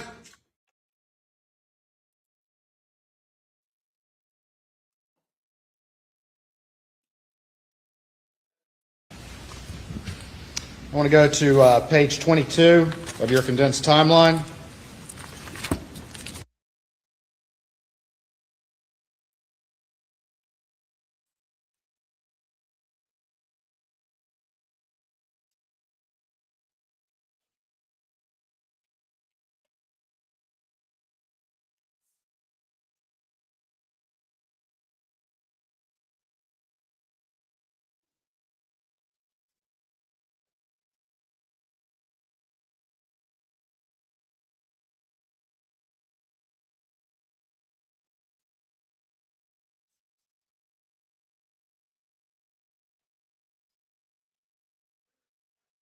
Thank you. You may proceed.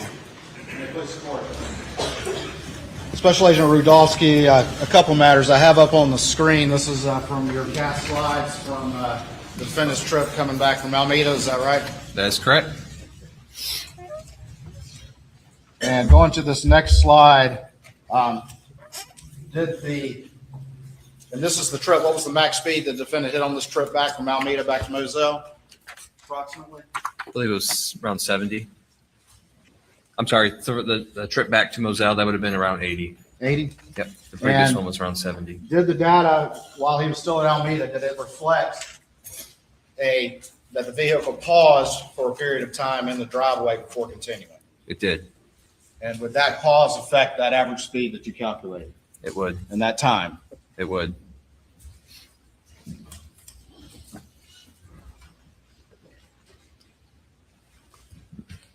I want to go to page 22 of your condensed timeline.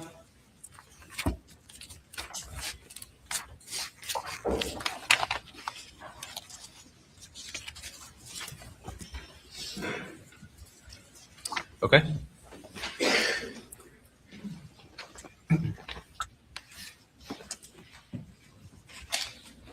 And up at the top, tell the jury what time period the data reflects that Maggie Murdaugh's backlight was off. It shows from 9:07 p.m. to 9:31:44 p.m. And during the entirety of that time period, does the data reflect that her phone was also locked? It does.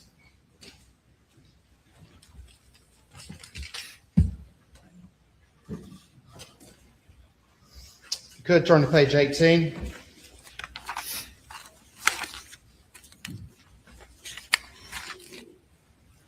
Page 19, my apologies. Okay.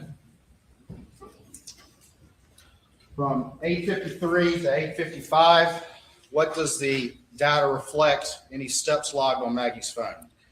The data reflects Maggie Murdaugh's iPhone shows 59 steps logged. Can the data tell who was holding that phone during that time period? It does not, no. If you could turn to page 39, please.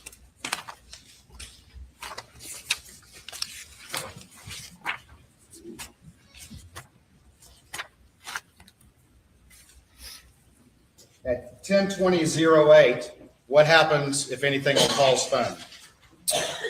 Paul's iPhone, it shows display on, screen auto lock. Screen auto lock? That is correct. What is your understanding again of auto lock? My understanding of auto lock, so the phone is already locked, but it's just an automatic feature that when the screen turns on, it just auto locks. It just logs it as auto locks even though it's already locked. Could that be from not recognizing a face? Either a face or pushing the button on the side, but yeah. What's the next entry on your timeline after that screen on auto lock on Paul's phone at 10:20:08? Very next entry at 10:21:25. Alex calls Rogan. So at 10:20:08, we have that screen on and auto lock, and at 10:21:25, Alex calls Rogan Gibson.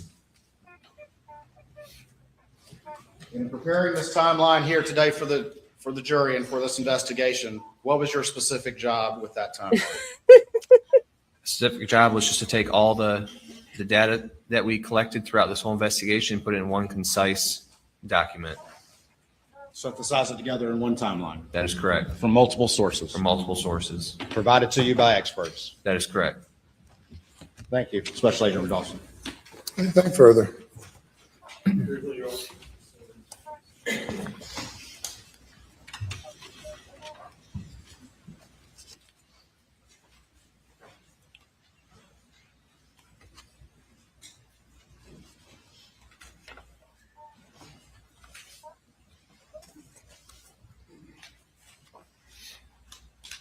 I think there was some, a question was asked about peak speeds to and from Moselle. Did you look to see if he passed anyone on the way there or back? What do you mean passed anyone? Like a vehicle? Yes, that his car passed another How vehicle. can you tell from your phone record? I don't know how I'd be able to tell that with data. So you don't know if a very fast peak speed was simply gunning it past another car? I do not. But at that late night hour, I would think that'd be with, the area, not a lot of people out. I mean, that's just total speculation. You don't know if there's another car out Just there or like not. yours is total speculation Right. that he passed someone. That'd be correct. Yep, I do not know. You don't know if there are any other cars out there to pass. You don't know if he was passing another car. You just don't know, do you? I do not, just No. like with your first question. And you also don't know why Paul's phone, the screen came on those two times at 10:18 and 10:20, do you? I do not physically know. That second time that the phone came on, was at that moment, Alec was actually on the phone with John Marvin, correct? At what time? The second time that the phone came on, 10:20, and I believe it was 8 seconds. So at 10:20 and 8 seconds, that's when we have the display on. And at 10:21:25, Alex calls Rogue. And at 10, when the display comes on, at that very second, Alec Murdaugh was on the phone, his phone, with John Marvin, correct? If you do the math, I believe so, correct. And this was also during a period in which, according to his phone, he's walking around, though again, we don't know if he was walking that exact second. But it's during a period of steps, During correct? a period, correct. Walking around on the phone with John Marvin. No further questions, Your Honor. Let's step down.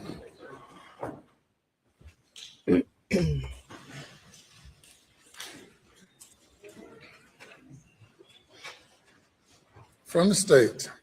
Your Honor, as discussed, we request a very brief recess for housekeeping matters.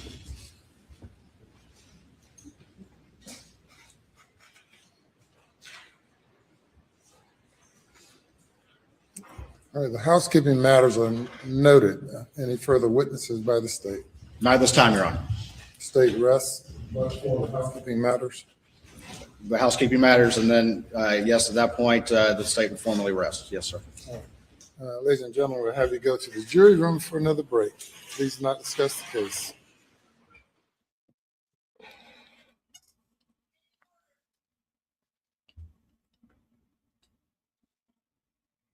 I love tomatoes, but I'll eat them sliced with salt or sugar on them, but I don't really like them on sandwiches unless it's a BLT. Like if I go get a hamburger or a chicken sandwich and there's tomatoes on it, I'll take them off. So what type of housekeeping matters do you have? I just wanted to do, as my practice, is just one final exhibit check, make sure that there was nothing missed. It will just take a moment, Your Honor.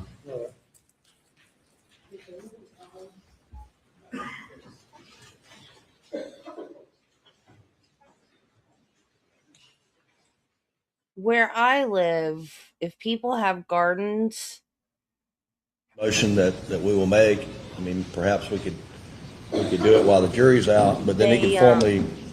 they sell it. That's why I did it in the manner in which I did it. We'll do it that way. They sell it to the local grocery stores or to the people that have farmers markets, or they just give it away to people.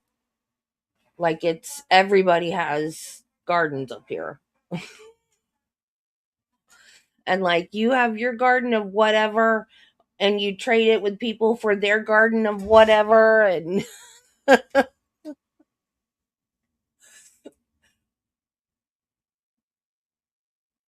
pass another car on the roadway or not, giving up the fact that maybe Alex Murdaugh was going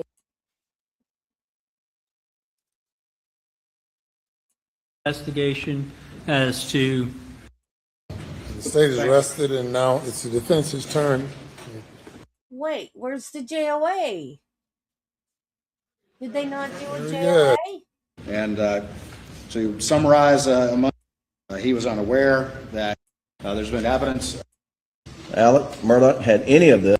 in terms of the fact the jury, again, has not been taking notes. It seems to me this case comes down to a number of things, and I've been tweeting about this, and this is how I go about trying cases or advising on cases. It comes down to the, and then I think on and agree, and he gave him and doesn't want so it's his accent because very stress. Timeline to come up with a time of death without any actual evidence of time of death. And there is no direct and frankly circumstantial evidence presented that the defendant shot and killed his wife Maggie or son Paul. As the evidence established, the murderer would have had blood and biological material on him or her. The murderer would have had blood on his or her clothing. The murderer would have murder weapons. The murderer or murderers would have evidence of disposing of murder weapons on property or vehicle. And there's no evidence that Alex Murdaugh had any of this. He had no blood from the brutal murder of his son Paul. He had no DNA from Paul on his clothing in an area where you would expect to find it if he had shot his son, which he did not. There's no GSR on his clothing or clothes that is inconsistent with Alec holding a shotgun for protection. The state has proven at most that he was at the kennels at 8:44 p.m. The state does not have proof of time of death. The state does only have proof of when the last time Paul and Maggie used their phones. Most importantly, and as I mentioned earlier, the law is clear. Mere presence at the scene of a crime is insufficient to establish guilt. Although, to be equally clear, Alex Murdaugh was not at the scene of the crime at the time his wife and son were murdered, and there's no evidence that he was. And for that reason, we move for a directed verdict. Yes, sir. By the state.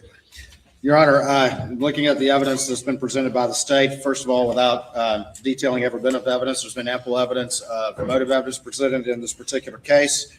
The years of embezzlement and theft and the exposure, very significant exposure that the defendant was facing as June the 7th approached, would include the loss of a job, the loss of a career, the loss of his bar license, the loss of years of wealth, the potential to lose everything in his own words. You've heard evidence about a confrontation June 7th on those matters that very day, as well as the boat hearing that was upcoming and the effects that would have. Also heard extensive evidence of the defendant's financial condition on that day as it moved forward. Also evidence, Your Honor, of his ongoing narcotics addiction and how those particular things were relevant to what was going on as it related to the victims. There's been evidence, and again, as Your Honor is aware, the evidence must be taken in the light most favorable to the state, that family weapons were used to murder Maggie and Paul.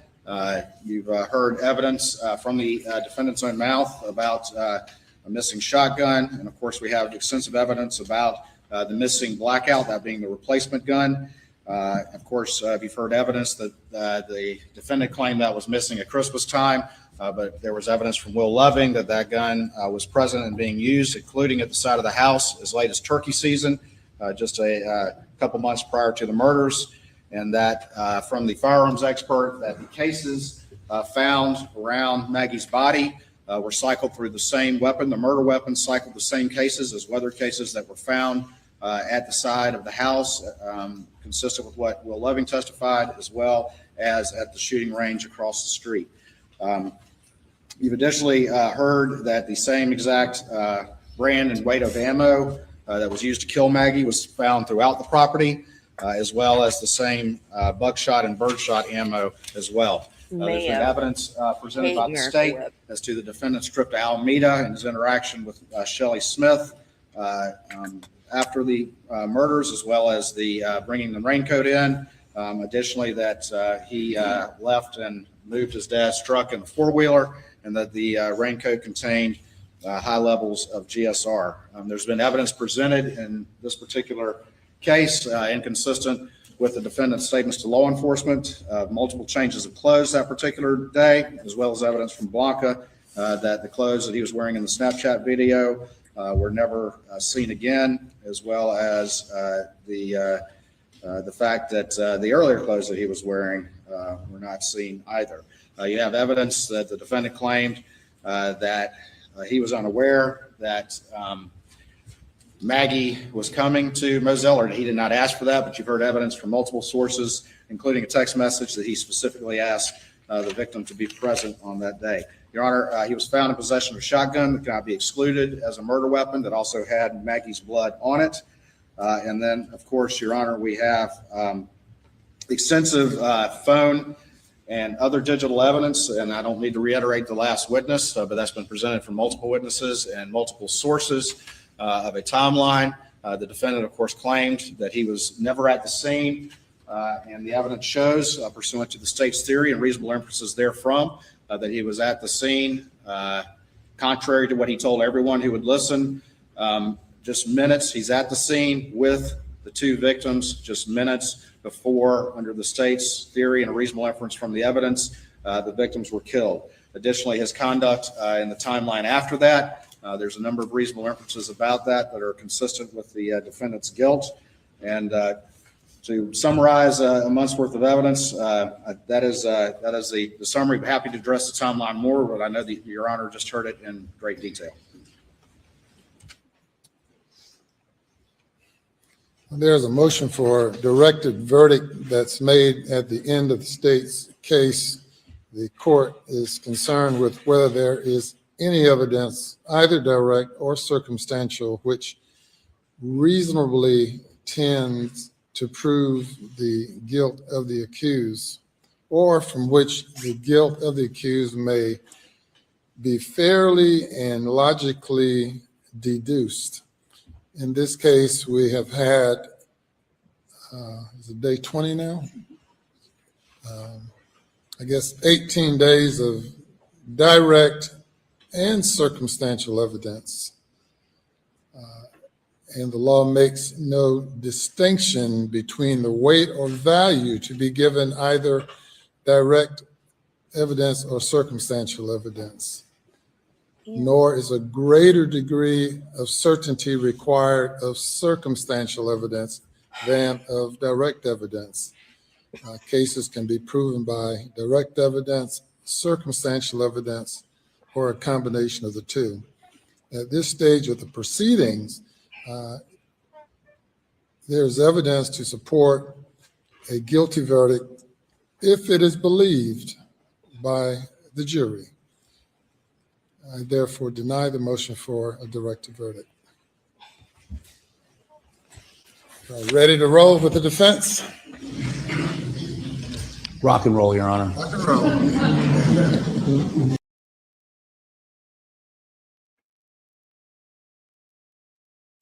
Okay, guys, we're going to stop there. Yes. Tell us something strange about you, Marty. I have a headache, guys. So we're going to stop there for today after we hear something strange about Marty.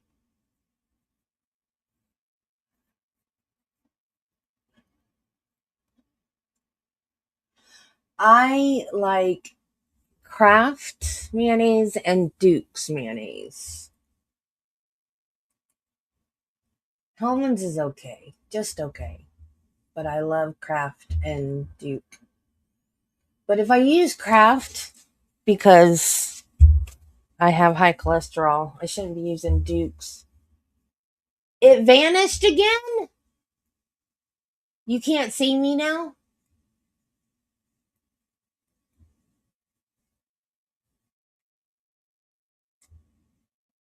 I don't know what is going on. Every time I put a comment up, yay, we're in defense case. Oh, okay. Yay, we're in defense case. That's why I wanted to stop, because I have a headache and I wanted to stop.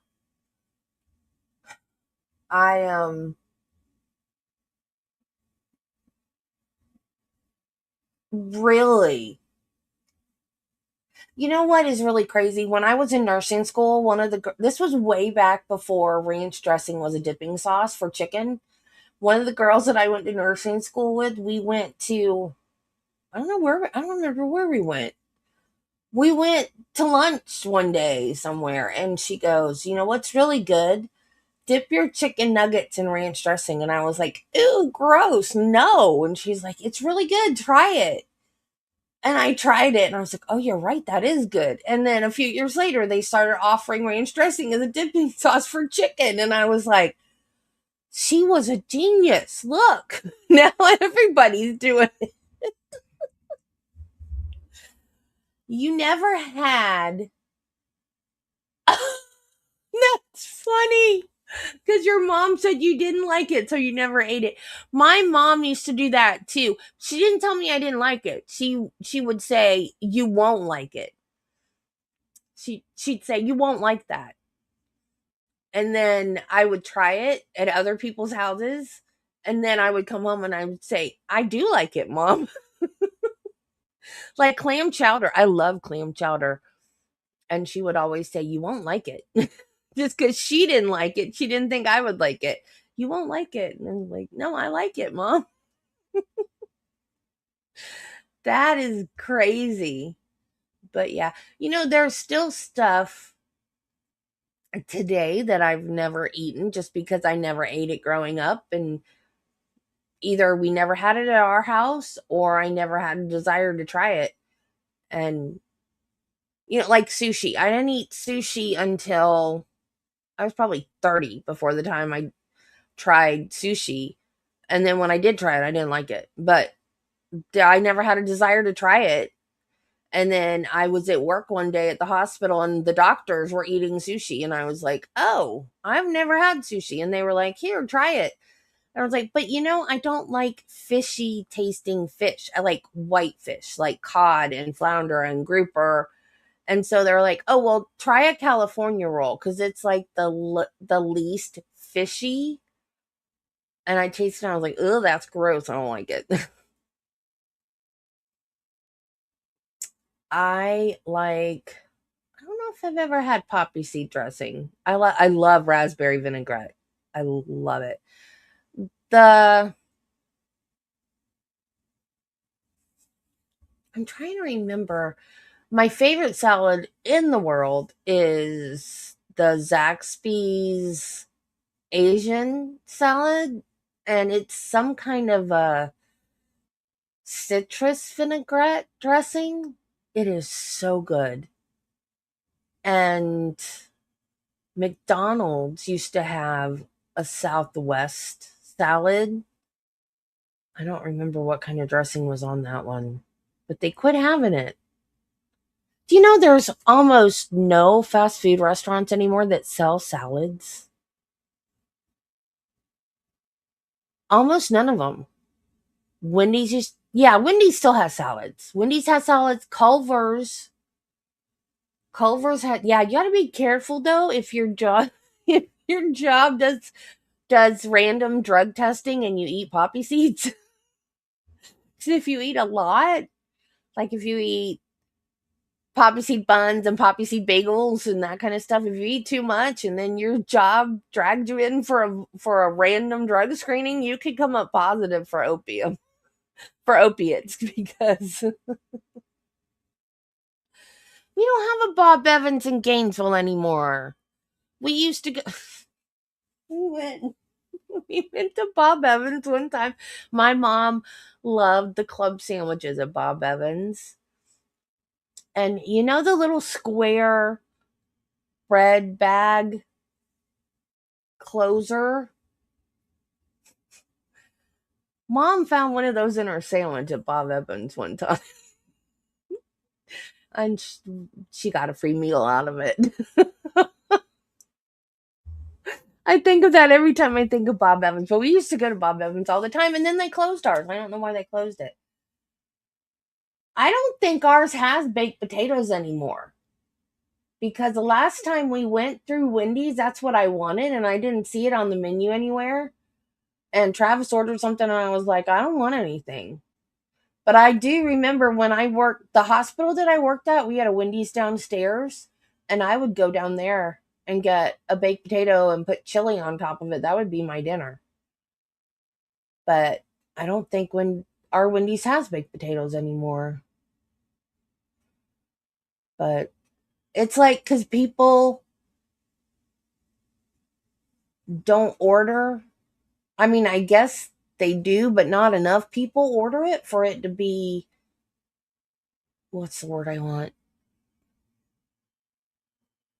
Not economical. Profitable. That's it. Oh. Because I know our McDonald's, because in the little town where I live, our McDonald's doesn't even do pumpkin spice lattes anymore because nobody orders them. I'm like, I order them. That's how I found out they don't have them, because I ordered one. Like, just because only one person orders it, like, I'll make it worth your while. I'll order one every day. Okay, guys, I'm going to go lay down, try to get rid of this headache, and I will see you guys Monday morning at 9 o'clock, and we will start the defense case. I love you guys. Have a great weekend. We don't have Skyline Chili in Florida.